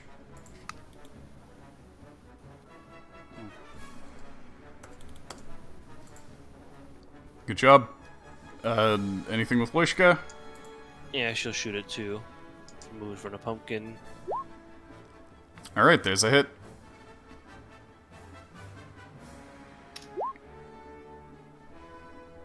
Five damage. And second one. Oh, she has a second attack too. Yep. Also a hit. 6 more damage. Quick question: the Fury the Small is that just like full damage? That It counts as whatever damage the type that you used was. Oh, okay, so it'll still count as physical. Then. Yeah, so it's currently counting as piercing damage, but if you had stuck it on like a firebolt, it would count as fire damage. Oh, okay. I was just wondering how it works. Yep, that is how it works. Good to know. Only like what, a year and a half later, almost 2 years. Okay. So is that it for Iskra's squad? Yeah, that'll be it for now. Okay. Arugi. Does he look like he's near death's door yet, or? Not quite on death's doorstep, but it's definitely panicking at this point. It's regretting its decision to attack this group of sheep. Alright, well, I'm going to, try to grapple him with, Rolf's, rope thing. Okay, go for it. +6, I think. Mhm. Forgetting. Yeah, +6. Should be. Oh, there you go. Okay, cool. Roll your, roll your contested grapple. That's I don't strength, actually right? It's understand how it's an athletics. Yeah, athletics. So since it Say for me, I got the one. Yep. So this thing is gonna have disadvantage Alright, so you managed to get the grapple rope around the thing. I don't understand. Aardbard's gonna go up and whack him with his hammer. Okay, go for it. Hammer time. Bang. Okay, that's a hit. 6 more Very damage. Ardeus gonna blast him. Bang, bang. Shit.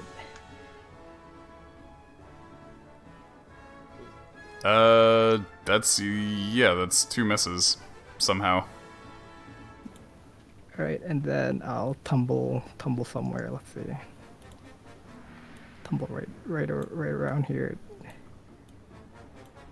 Okay. That'll be my turn. Okay. I'll over here.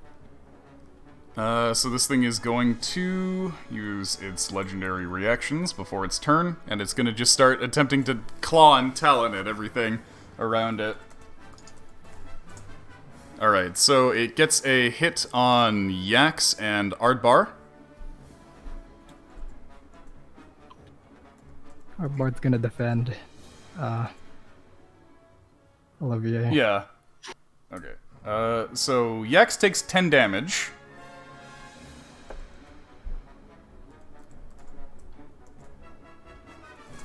And Ardbar takes 13. Hole in my character sheet.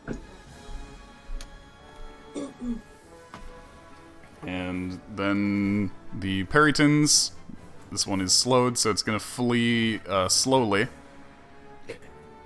But the other two are just fleeing. They see what's going on and they're like, well, it was nice knowing ya. Hey, maybe I'll finally get to mate now that this guy's out of the way.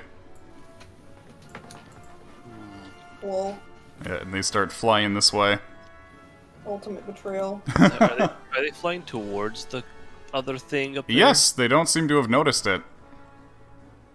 Even Okay. even you, Iskra, you have to like really squint to even see that thing. It seems to be almost part of the shadows. Okay, I guess we'll see what it does. Yep. And Almost on them. Should I shoot an arrow at it? Probably not. okay, so the pop out Periton right is going to just continue thrashing about, attempting to claw at the things near it.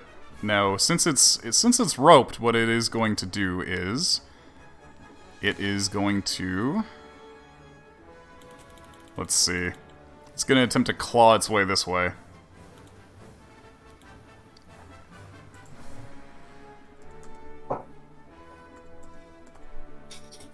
So it makes an attack against Ardbar, which Olivier attempts to deflect. However, it still manages to hit Ardbar. Ardbar takes another 16 damage. Okay. And then it's going to attempt to attack Olivier, and Ardbar already used his action to defend, so... Or rather, his reaction to defend. 19, so that's a hit. For 21 against Olivier. Olivier is at 31 damage taken.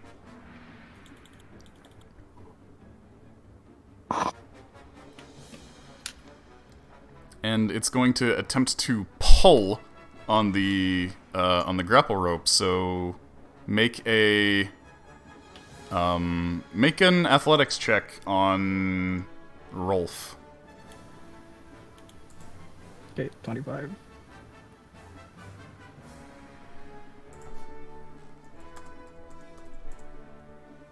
Nat 1. Oh my fuck. I don't understand this battle. Okay, so it doesn't suffer any detrimental effects, but he doesn't manage to free himself from the grapply rope. Also, oh my god, those socks. Socks? Why do you have so many socks? Why does this person's channel have so many socks? Can they stop? What's going on? I don't know. Anyway, Okay, so that's it for the Periton's turn. Next up is going to be Olivier, and Olivier's just gonna keep axing at the guy. Nat 20 for the axe. How many 20s have we rolled today on one guy? A lot. Hey, guess what? The enemies have rolled multiple Nat 1s, and you guys have rolled multiple Nat 20s. I don't understand. The only nat one from our side is just the one I got, and that's it. I think Yeah. Arugi might have gotten one.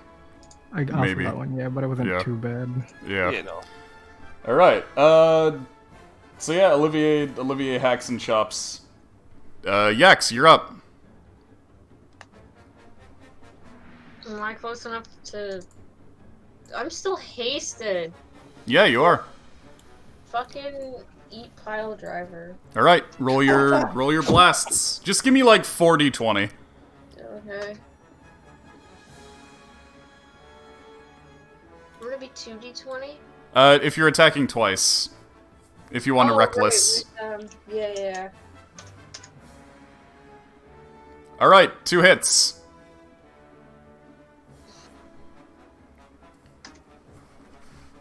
Uh, 8d6 plus 12. Yeah, I know. Is it Berserkers that get critical in 19, or is that fighting? No, it's, Champion Fighter gets that. What Berserker gets is, they end up rolling more dice on their crits. Oh. So another 47 damage to this thing. On d6s, like, what the fuck? What was that? I said that's a lot of d6s, like, to roll on d6s. Yeah, it's basically, hitting with that thing twice is the same strength as a fireball. Yeah. Just with your added strength bonus, so it's like you're punching him with a fireball. Good. Oh. Nasty. Love it. I have a bless on that. Well, the You bless know is, the bless is just for the d20 roll, but yeah. Oh, okay. I forgot about that. I could... I mean... I could roll it once. Or, I mean, I could roll the d4 to see if that 16 hits, maybe. No, the 18 hit and the 19 hit. That's why you got that many dice. Oh, yeah, that's right. Okay, sorry. I'm dumb. Though even the 14 would have hit because that's with your strength bonus on top of that. Yeah, sorry. Yeah. I forgot how game worked. Yeah. So Yax is now hit for over 100 damage this combat. Holy shit. All right. Anything on Pumpkin?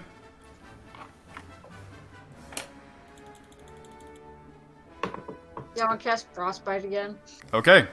And are you gonna bump your little Mario into him?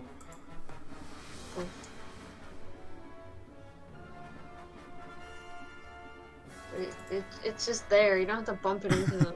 It's just if they start their turn there. You can use your bonus action to bump it into him, so you can basically make him do this twice every round. Oh, sure. Why not? All right. So con save. What's Pumpkin's DC? I think it's still 13. I think it might be 15. Because she has 18 But wisdom, right? the new staff. I think Pumpkin has 18 wisdom. That's the whole part. Actually, I can check my side. Casting DC 14. Oh, okay, so it just passed on the on the frostbite and on the sphere. They do have 18 wisdom though, but the spellcasting DC is like 8 plus shit. It should be 8 plus 3 plus 5, which is I mean plus 5. not sorry, plus 4. 8 plus 3 plus 4. So it should be 15. It should be 15, yeah. Okay, so in that case, the frostbite hits and it succeeds against the fireball.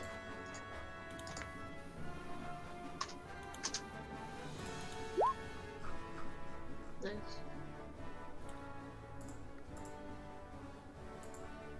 So yeah, roll your frostbite damage too. Oh, that was the frostbite damage. Oh, right. In that case, yeah, roll your ball damage. Okay, cool.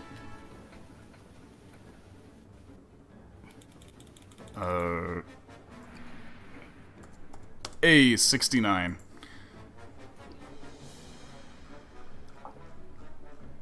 Alright, is that it for Yak Squad? That's a free X squad. Okay. Wally team. Toll the Dead and Ice. Okay, so roll your attack roll.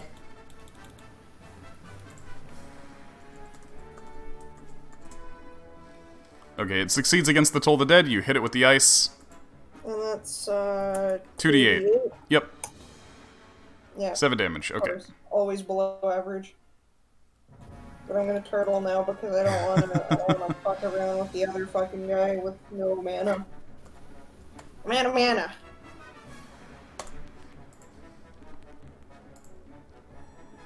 Okay, I guess, yeah, if that's it for Wally team, then, Iskra, you notice that the figure that you see to the north, seems to vanish from view for a moment. Oh. And you see it reappear again right here. The fuck? Let's kill this thing before it gets any closer, so we don't have to fight two things at once. I'm also worried that, like, if it touches these other creatures, they just all become, like, alphas or something. I don't know. What? No. Oh no, come on, OBS! Oh no. No. Why? Okay, trying to connect again. Gotta upload this one manually too. What a pain in the butt. It's okay, you can swear in front of us. OBS needs to do this stuff. Anyway, this is all on the recording, so we can just carry on for now.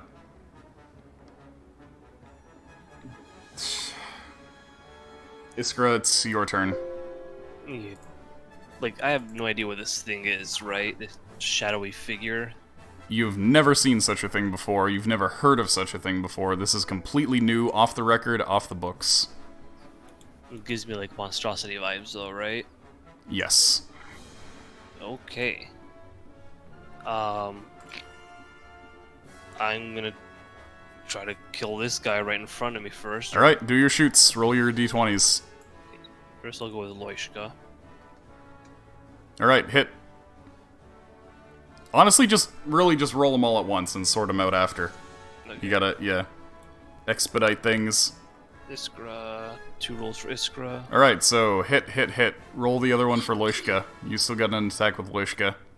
Alright, and 1 more for Loishka. Okay, that's a miss. Anyway, so roll me your Iskra damage. 2d8 plus 3d6 plus 8? No. 16. Yeah, 16, right? From... Oh Two yeah, hits because from- it is a monstrosity, yep. Yeah. Alright, 22. Okay, cool.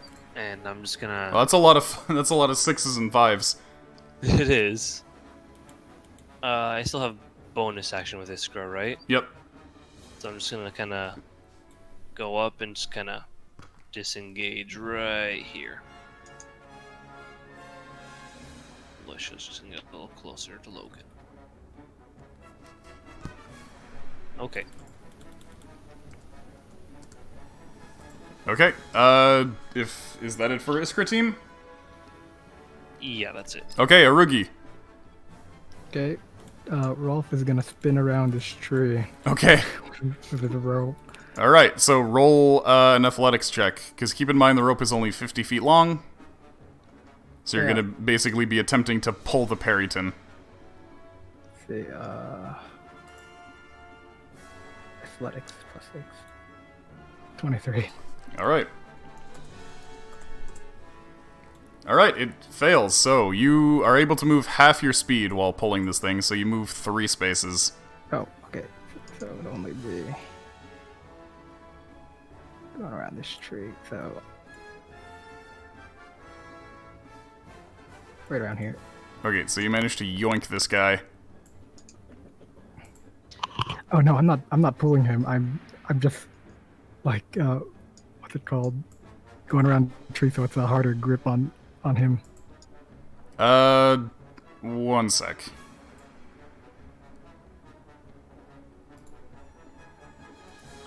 The thing is, okay, so you're currently 40 feet away with the rope, I guess? Hold on, let me do no snapping. Okay, so if you're, like, right here, then that's, let's say, 30 feet. Yeah. Okay, so, yeah, alright. Then that just works. Since you are using, 15 feet of the rope to grapple this guy. Okay, that's fine.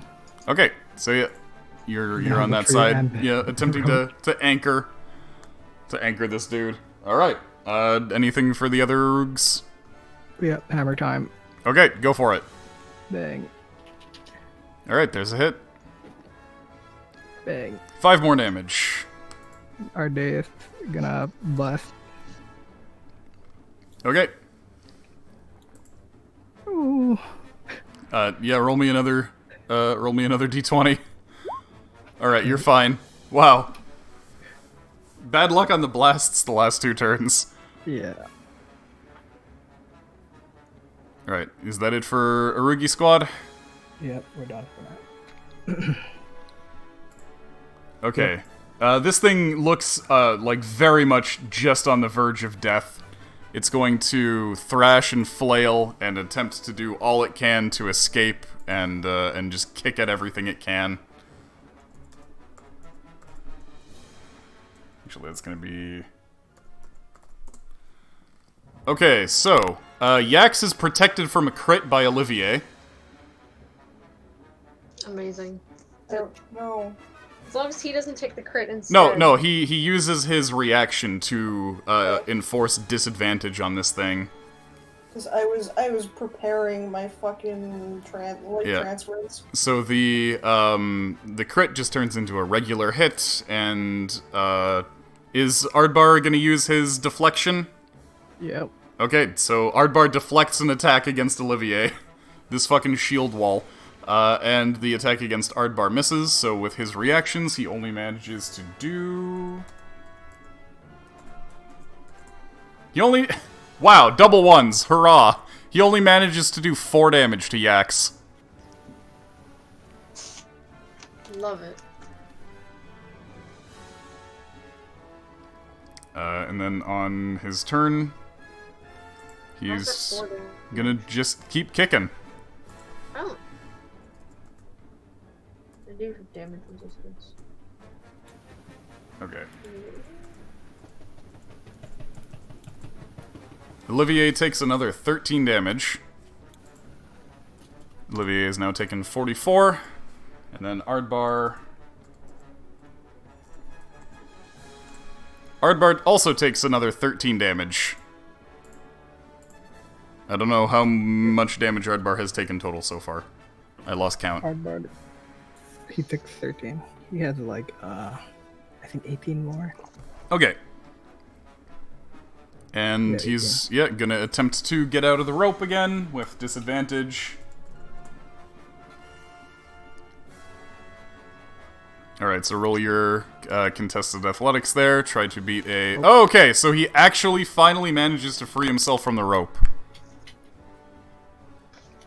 Manages to get it off from around his neck. He looks for a little bit like that picture of the Shiba Inu on the leash, where his face just smushes until eventually the leash comes off. And we move to the little Perytons, who are continuing to fly off, who are continuing to retreat.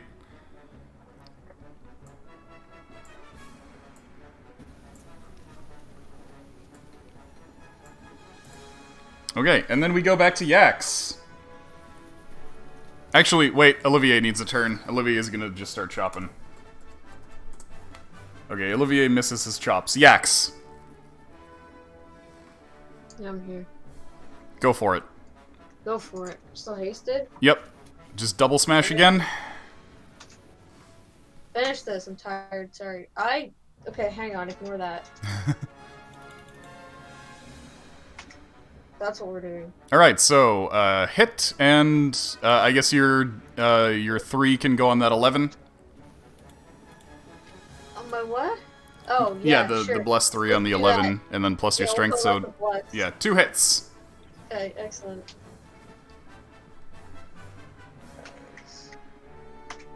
All right, so your pile driver manages to. You have another 4d6 plus. Yeah, you have another 4d6 on top of that What do you mean? because you hit twice. Oh, Jesus Christ, right. So 25 plus. There you go. That did it. All right, That's so What? Hmm? I just rolled 45. oh. Yeah, change those to d6s, not that it would matter. Good, you know what? Good enough. Alright, yeah, good enough. There you go. Okay, so your first hit staggers it, and then with your second hit you uppercut this thing right through its brain. Shit. And it falls to the floor, finally dead, after all of this punishment.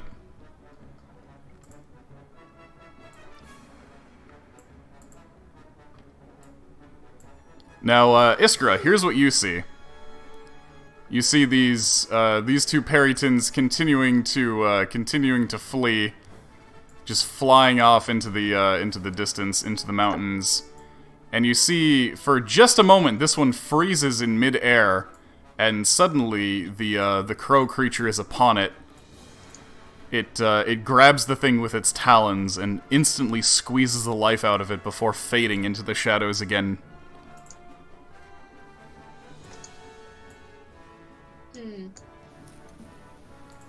Okay. That's terrifying.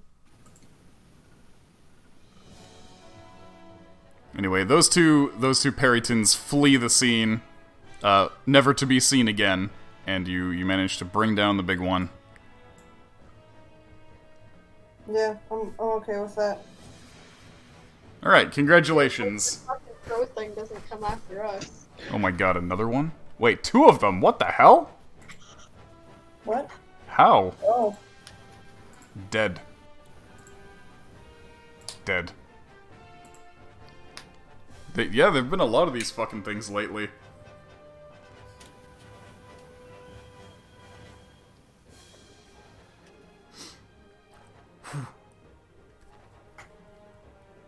Just blowing my band finger. Alright, so congratulations, you managed to take the thing down. And Iskra, you can confer with the party as to what you saw.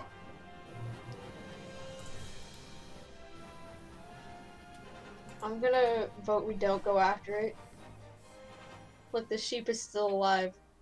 Yeah, the sheep is still alive. Yeah. As agreed, his name is Perry now. Anyway, I'm gonna vote that we just like take this fucking dead Perryton and get out of here because I don't want to deal with the crow thing right now. Okay. Yeah. Go to bed because I have work tomorrow morning. Okay.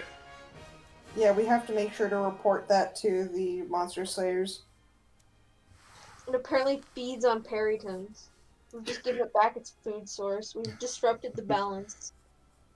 Good night, all. Have a good night, Sarah. Thanks for stopping by. I think I might be hosting the call, so I apologize. No, it's fine. I think it doesn't disconnect. Okay. Just in terms of stability. That's okay. Yeah, but I disconnected and reconnected, so I'm definitely not hosting. Okay.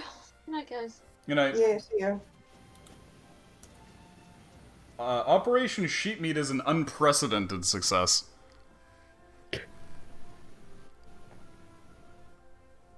Yeah, that worked out really smoothly. Yeah. All things considered. You managed to not let your sheep die, even though it was just panicking. Your sheep may have died of a heart attack. Help! I've fallen and I can't get up. It's still going on. You haven't dispelled it, so that was happening throughout the entire fight. Let's keep it there. Oh no! Oh no! It is. Gonna dispel that. Okay. He doesn't Okay. want to torture sheep anymore. It's part of the appeal. It's part of the No. part of the legend. No. Yeah, Listen. Magic Mouth, technically, if you don't dispel it, it lasts forever, so... Yeah. That sheep But, could die, and 1,000 years later they could find its skeleton, and its skeleton would be screaming, "Help! I've fallen and I can't get up!" Amazing. Which would be terrifying. I should use that in another campaign. Just you find a skeleton. For some reason, the skeleton has human lips that keep saying, "Help! I've fallen and I can't get up!" Yeah, well.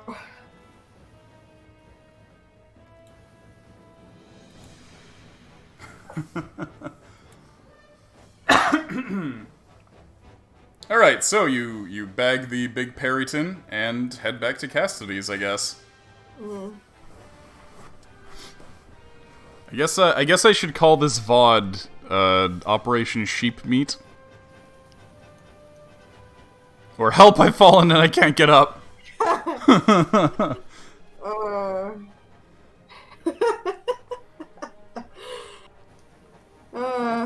Excellent. All right, so let's bring you back to Cassidy's.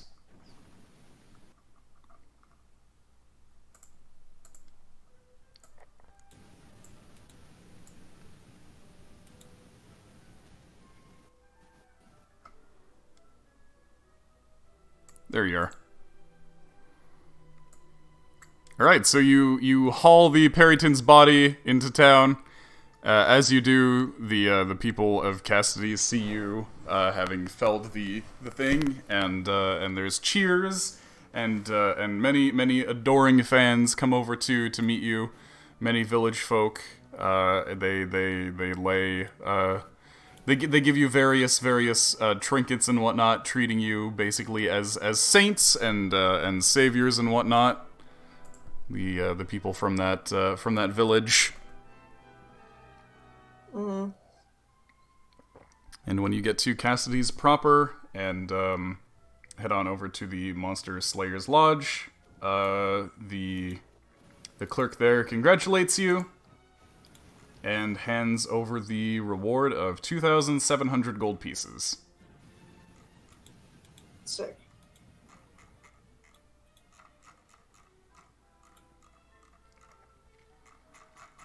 We should now sell the parts. Yes. God fucking damn it. So Okay. roll a survival check and stuff. Here. Hold on, Who's- bitch. Who's Hold got on. high survival? Also, you have your portents, right? Yeah, that's what I'm doing. You used your portents. You need to skin it right away. Alright.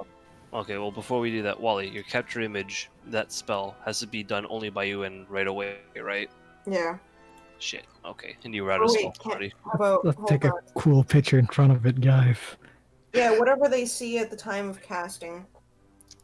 Yeah. So Wally can't be in the picture. Oh, Okay, I was wondering You more can just hold like... up a steel mirror. Okay, I was wondering because, like, that way you could, like... I could use it to get Shadow Bird.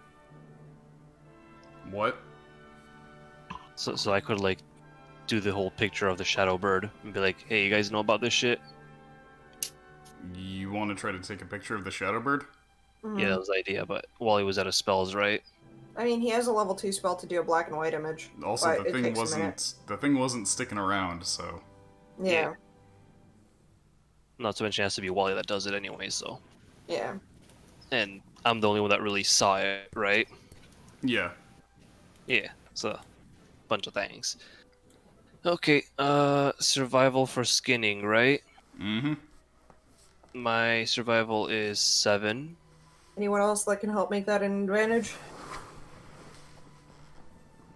Our days with his toots and horns. Yex. Yex is able to assist, so Yex will help you, and that will give it Yeah. advantage. Roll with advantage. Okay. Oh, pretty good. Okay, so great. Okay. So 18 plus 4 plus... or rather, 18 plus D4 plus D6. Okay, I'll just roll a d4. And a D6. Yeah. 4. Alright. And now I'm going to need a persuasion or deception. I mean, I guess we can use a deception. I got perception. No. Okay. Yeah, not much for persuading or deceiving Yeah, people. so Smolly, do your thing. Yep, hold on. Let me. Oh, there's a 3DS sale right now? I will need to check that out. Neat. We could also always like keep the damn body for ourselves. Put it in our new villa along with Holy Grail. Yeah, depending on how much it costs. That we have sea and air. We just need land now. Yeah, what does that get us? Okay, so...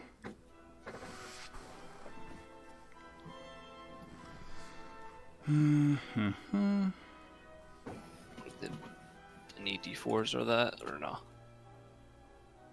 No, I don't think so. I don't know how much things he has. I don't know, blessed. Okay, wow, appropriate. So, they'll offer you 660 gold pieces.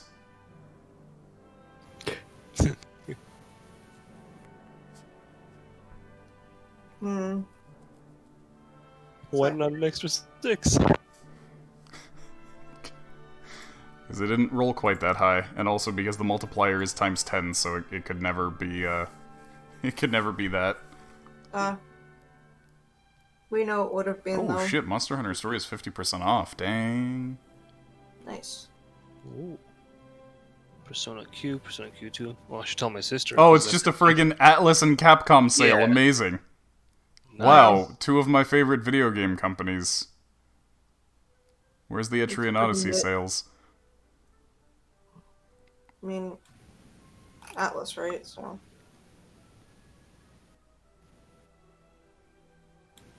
Yeah, I guess we'll see. Yeah. So, do we want to do that? I don't know. I think I personally think we should keep it, but I don't know about you fellas. I'm fine with keeping it. Yeah, we could probably like have them research it, if anything, like donate it for research, And then just and have them like relay their information to us. Yeah, then we keep whatever's left. Taxidermy like we do with Froghine. Yeah, like we could see if we can make any kind of like armor out of it. Okay. I definitely like. take a Alright, chip so you'll bring sword or the whatever. monstrous Periton over to the Lyceum then, I guess. Yeah. Okay, cool. Alright. So that is what you do. And let's head back to Karemios then. For our closing business. We'll say that's what you did in Cassidy's earlier, and now you're just in Karemios reminiscing about that whole thing that happened. Like, hey, remember when we went on that adventure last week? Family Guy. Yeah.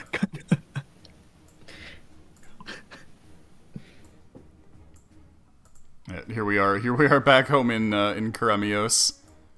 I'm realizing it's like all of the music that's not Monster Hunter in my D&D is Dragon Quest. Save for like the one from Lisa. Well, yeah, that one's a notable exception.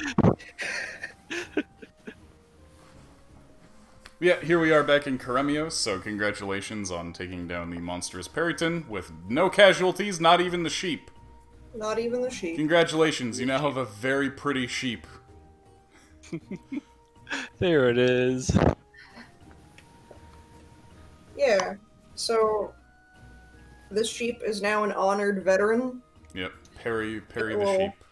Yeah, it will live its life in comfort and luxury for the rest of its days. After the fucking anxiety attack you gave it.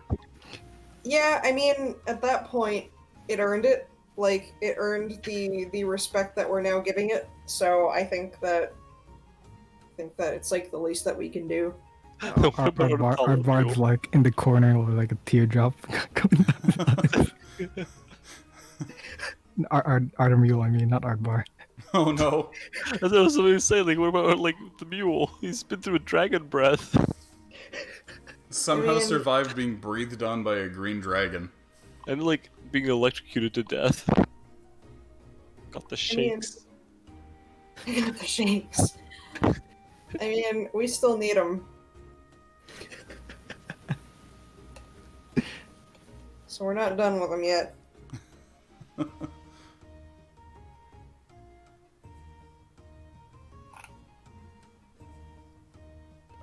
I only let Ardmule survive that because he rolled a nat 20 on his saving throw. And because you hasted him and used Long Strider on him, and he fucking... he backflipped out of there. Tumbled his way out. Yeah, the dragon was just so surprised that not only did it survive the poison gas breath, but it fucking managed to bolt away as fast as a fucking... I'm pretty sure it was convinced that was an illusion. I really like how most of my 20s is like, Oh, Dumb shit like that. yeah. Yeah, that or like fucking let me get crawled down and wait for like a white flame like oh I surrender. Fucking get that shit too. And also with Santiago's legs. It's like Okay, but With his exploding Santiago can knees. suck my dick. Speaking of... quite honestly, like I you think know- Ardace's 20s are the most game-changing ones usually. you have, Yeah. we never went over what would happen since you have legless Santiago and now you have fucking smashed Javier. We have one leg with Xavier. Yeah, he's only missing one leg, right? Yep. Yeah, Yeah. Javier was probably tossed in prison with Antonio, though. that's fair. Pretty sure. Yeah. Yeah, we never talked to Santiago about all that. Yeah. Should we do that? Yeah, we He's should. probably already reached him, but We you should know. do that now. Alright, in that case, Santiago says, ah, then I guess you will no longer be needing me, then. Hmm? I guess you will no longer be needing me, then, if the business with Antonio is concluded. I mean, he'd still hang out with us. You know what I would like? Your legs? I would like, a plot of land, a nice cabin, and a comely handmaiden. That is all I need. And then I can live out the rest of my days there. You will never need to hear from me again. I will never need to hear from you again, more importantly. I think he likes us. Well, okay. That's totally fine by me. Okay. So We can you put Santiago out to pasture. I like how he's that fucking sick of us. Like, we're that insane that he's just like, I don't even care about helping you with anything anymore. I'm just gonna leave. Just give him a cabin that's just like as big as it's just a fucking shed. Wow. Hey, he doesn't need the height for it, that's for sure. I mean, the house probably ain't that expensive, especially if we're buying it out in the countryside. I mean, he's probably gonna get mauled by Yeah, a you monster. could honestly just build him one. We got like True, right. one woodworker that can help out too. Missing a leg as well. Yep. Wow, there sure are a lot of amputees in this setting. I mean, you also have like a whole thing about like mechanical parts and amputation too. Yep, what a strange sub-theme that's developed. I like how we destroyed this man's ambitions. What the fuck? Leaves on a really happy note.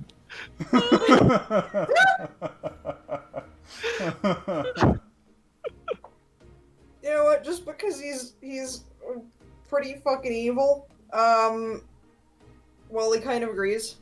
He's like, I know this is bad, but I can see eye to eye with that.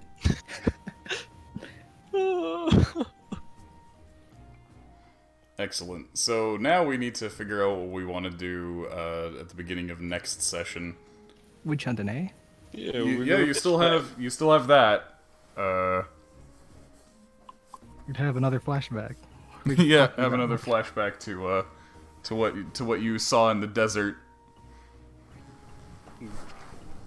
do I like describe enough like what I saw to like trigger the memory of our days in the axe or not? I mean, that was kind of triggered before you even got there. I guess that's true. Can we go buy some goggles for our non-night vision fellows? It's up to you guys. Yeah, let's I do don't that. feel like Do I that, need them guys. too much. So we could be completely in cover when it's dark and just fuck Oh. people. What the fuck? Okay, fine. All right, let me look up what the price for those was again. It was I think like it was 500 each, right? Yeah. Let me open that up.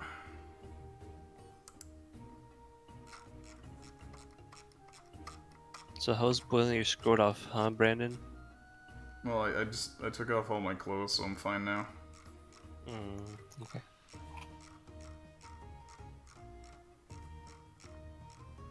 Okay, the night vision goggles were 500 gold pieces. Yeah.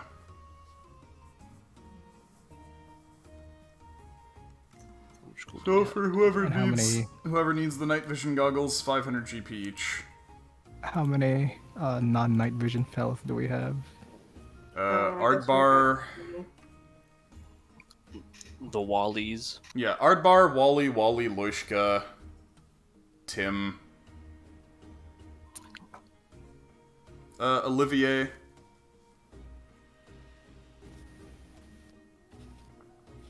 Pretty sure everybody else has dark vision. Let me just check the character journal here. Dwarves have the dark vision, right? Yeah, of course. Okay. Yeah, so they're 6 fellows, I mountain think. dwellers. So yeah, Olivier doesn't. Wally, Smalley, Ardbar, Ardmule, technically. Do we want to get the mule one? Loishka, Tim. So like 3,500 then, right? If you want to include Ardmule. Yeah. I reckon we should. He's been with us long enough. Alright, so 3,500 if you want 7 pairs of night vision goggles. Do we want that many though? It's up to you Yeah, guys. it's a little much. I don't know Yeah. about that. Tim Tenderfoot is Greta's assistant on the caravan. We met him early on in the campaign, and he is currently under the control of Iskra. Yo, that's me. I feel like at least get one for Tim. We could get one for like Loishka, but Iskra will probably just take that. I think they share it between themselves. Yes, share. They share everything else, but yes, share. I know, because if we have night advantage, we could basically screw anyone up by just extinguishing lights and whatnot. I mean, like, everyone else has dark vision too, though, right? I mean, I don't think Perrytons had night vision. We could have fucked them up at nighttime, I No, think. Perytons have night vision. Oh, did you? The majority of D&D enemies have night vision. Oh, shit. The vast majority. Yep, Perytons, night vision. 60 I think it would feet. help a lot, though, for stealth, at least. You feel like it doubles the night vision for someone who already has it, right? Yeah. Yeah, so that's why we can put on Iskra. Technically, everybody can benefit from them. Mm-hmm. Except Erdeus. Yeah. The muscle, my eyes muscles are too strong. Yeah. We don't need any help. Since it is Devil's Sight.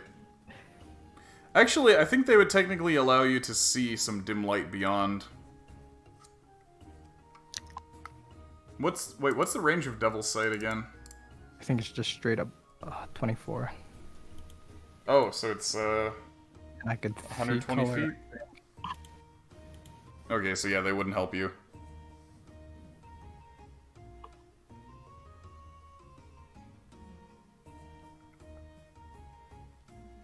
So how many do you want to actually buy? I still am thinking that we should buy one for everyone, so at least we don't give our position away when we're trying to do night stuff.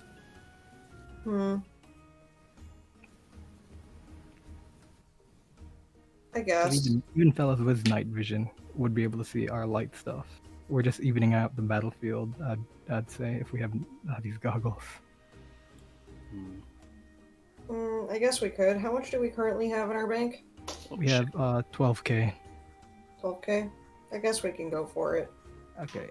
Okay, so you buy 7 pairs of fancy night vision goggles. Wait, so we're actually getting the one for the mule too?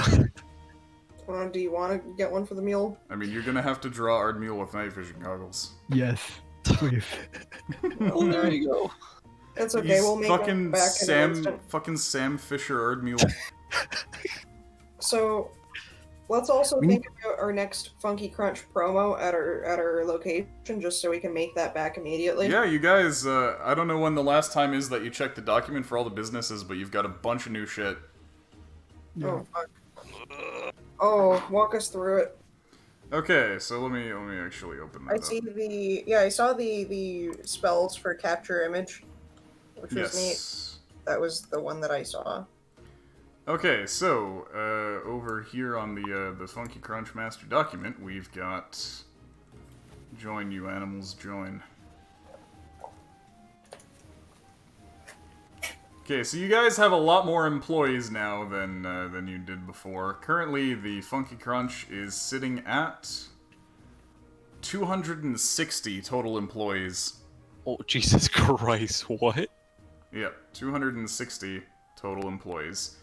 The businesses that you currently have. You have the Rub and Tug and Chug Bar Karemios branch, your original business.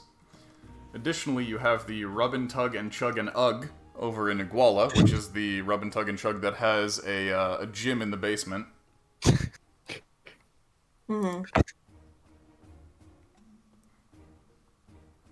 Next up you have the distillery. You actually have 2 distilleries. You have a distillery over in Karemios that's run by Frothy, and then you have your distillery over in Iguala, which you took over from Antonio's stuff.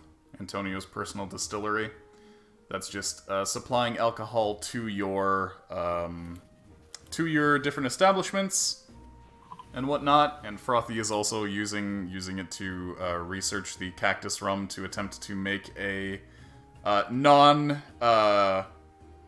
non-brain damaging version, or at least not as brain damaging. Also, welcome to the stream, Miss Paula. How are you doing? We're just wrapping up for the night, doing some business. Then you still, of course, have the iron mining refinery and forge. That's Lucky Pete's mining company still cracking away at Nugget. The only thing crunching is Perryton's beaks. Harrington skulls, yeah. Then your trade caravan is actually expanded. I kind of combined the boat caravan and the wagon caravan into one, and you have your new boat now. Your galleon. You have 2 sailing ships. Yeah, 2 sailing ships and a galleon, and you now have 15 wagons active. Nice. Okay, sick. And how much are we making off of all of this? Then of course you have Funky Farms, and you currently you expanded Funky Farms. You now have 1 orchard, and on your orchard you are growing nut boys. Nut boys. Oh, Yep. can we get the... And then in addition to that, you also have Camp Crowquill, which is now doing slightly better. That's good. Okay, how can we expand them and make them do significantly better? Ooh, what about thing I found on the scavenging? Oh, yeah. Oh, the goat grass. Yes. We can make that like one of their specialty stuff. Oh, you want them to try and grow it up in Crowquill? Yeah, I think that'd be a good. Okay, idea. so you can send some goat grass up to Crowquill and get them to start trying to grow that, and find a way to harvest the CBT from it. Up here in Crowquill, we grow pure cock and ball torture. But yeah, if you notice under Camp Crowquill, they actually managed to scout out a bunch of new resources, including fish, crops, and metals. Nice.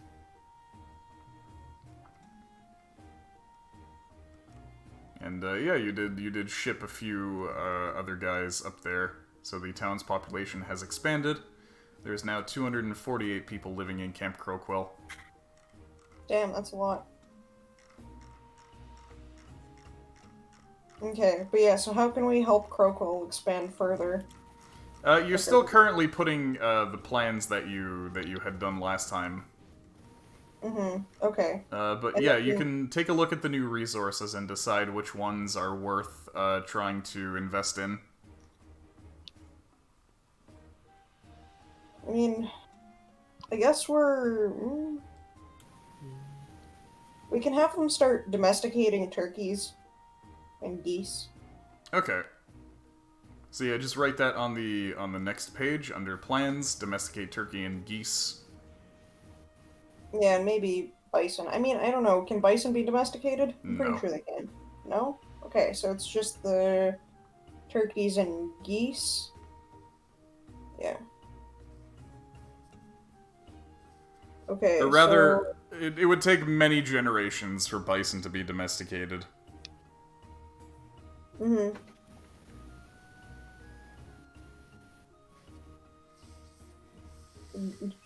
Jeez. Good. Instead Jeez. of geese.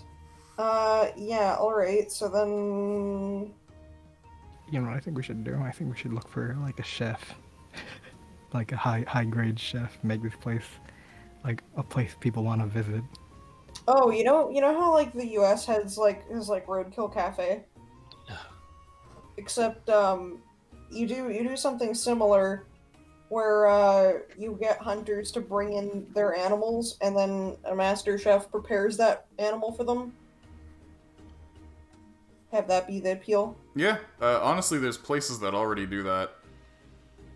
Oh, in this Vergrun- universe? Vergrun is notable for that. You can bring the chefs of Vergrun anything, and they'll make it into a sausage for you. Yeah, but that's sausages. I mean, like, general dishes. It's like, hey, you want it stewed? You want it fucking fried? You want it breaded? Tell me, and I'll do it. How do you want to try it, kid? Okay. Want it pickled? Pickled owlbear? Let's look for the legendary 9 chefs who have all their different cooking abilities. Yeah, we should probably put out, like, a whole thing about that. Let's find the legendary stewer, the legendary smoker, Yeah, legendary barbecuer. Yes. And then we send all of them to Camp Crowquill. So that people want to live there.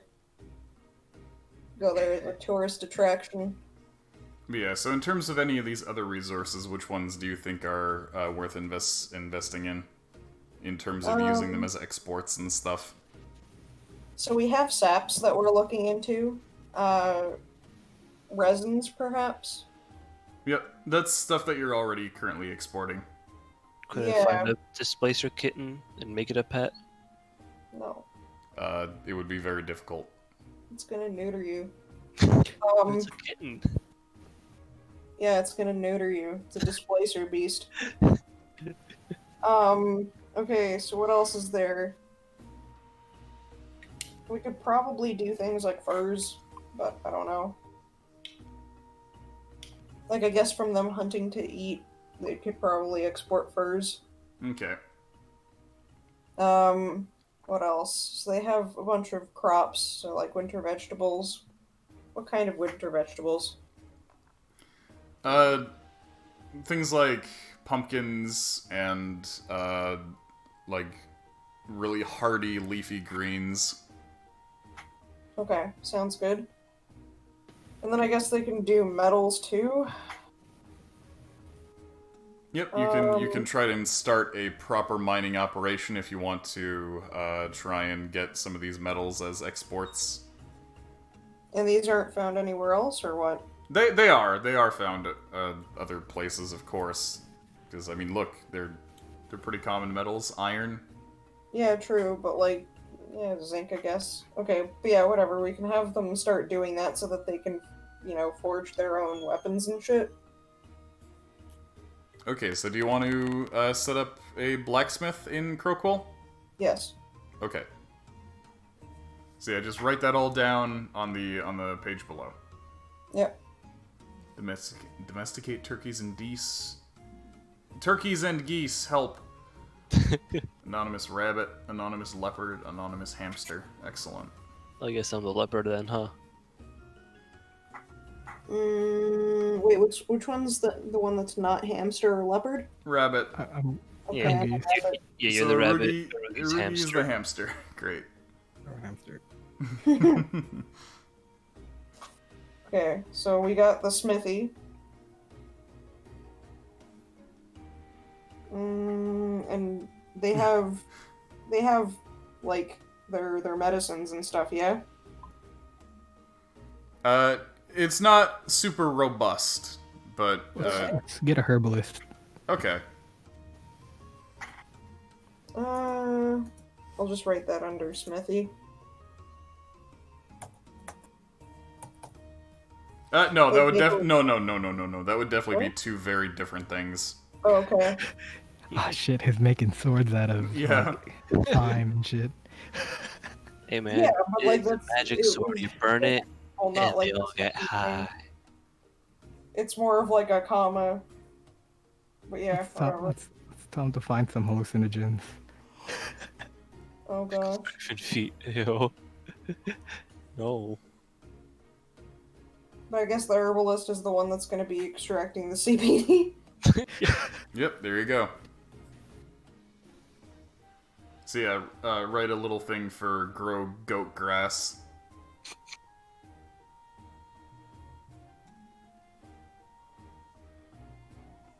Nice.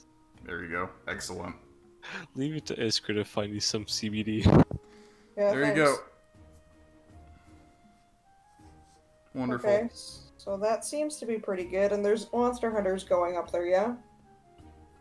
Yes. In grabbing, nobody super notorious is gone up there yet. It's mostly a bunch of new and amateur monster slayers who are just going up to pick off easy monstrosities like owlbears and whatnot. Okay. And then, let's see. So, what else do we have going on? So we have Funky Farm, which is doing fine, I guess. Right? Yeah, I guess it's you modest. can always so I don't know. you can always expand, of course. Has Professor Thorn found anything about that mutated rabbit? There's a quest Well, on that. he told you about it. Yeah, but like, has he discovered anything else from the corpse we gave him? Not Or better exactly. yet, the quest. Did anyone complete the Technically, it hasn't even been a day since you gave it to him. quest? Oh, right. We're Since just you here having were our since you were flashbacks. since you were reminiscing, that stuff happened before. Yes, that's true. Okay, cool. So then we also have Distillery in Chromios and Iguala. Mm-hmm. What do we want to do with Iguala? Oh, notably, all of your places have had to have security hired. Yeah. Right, because we took down Antonio, which caused a ripple effect. Yeah.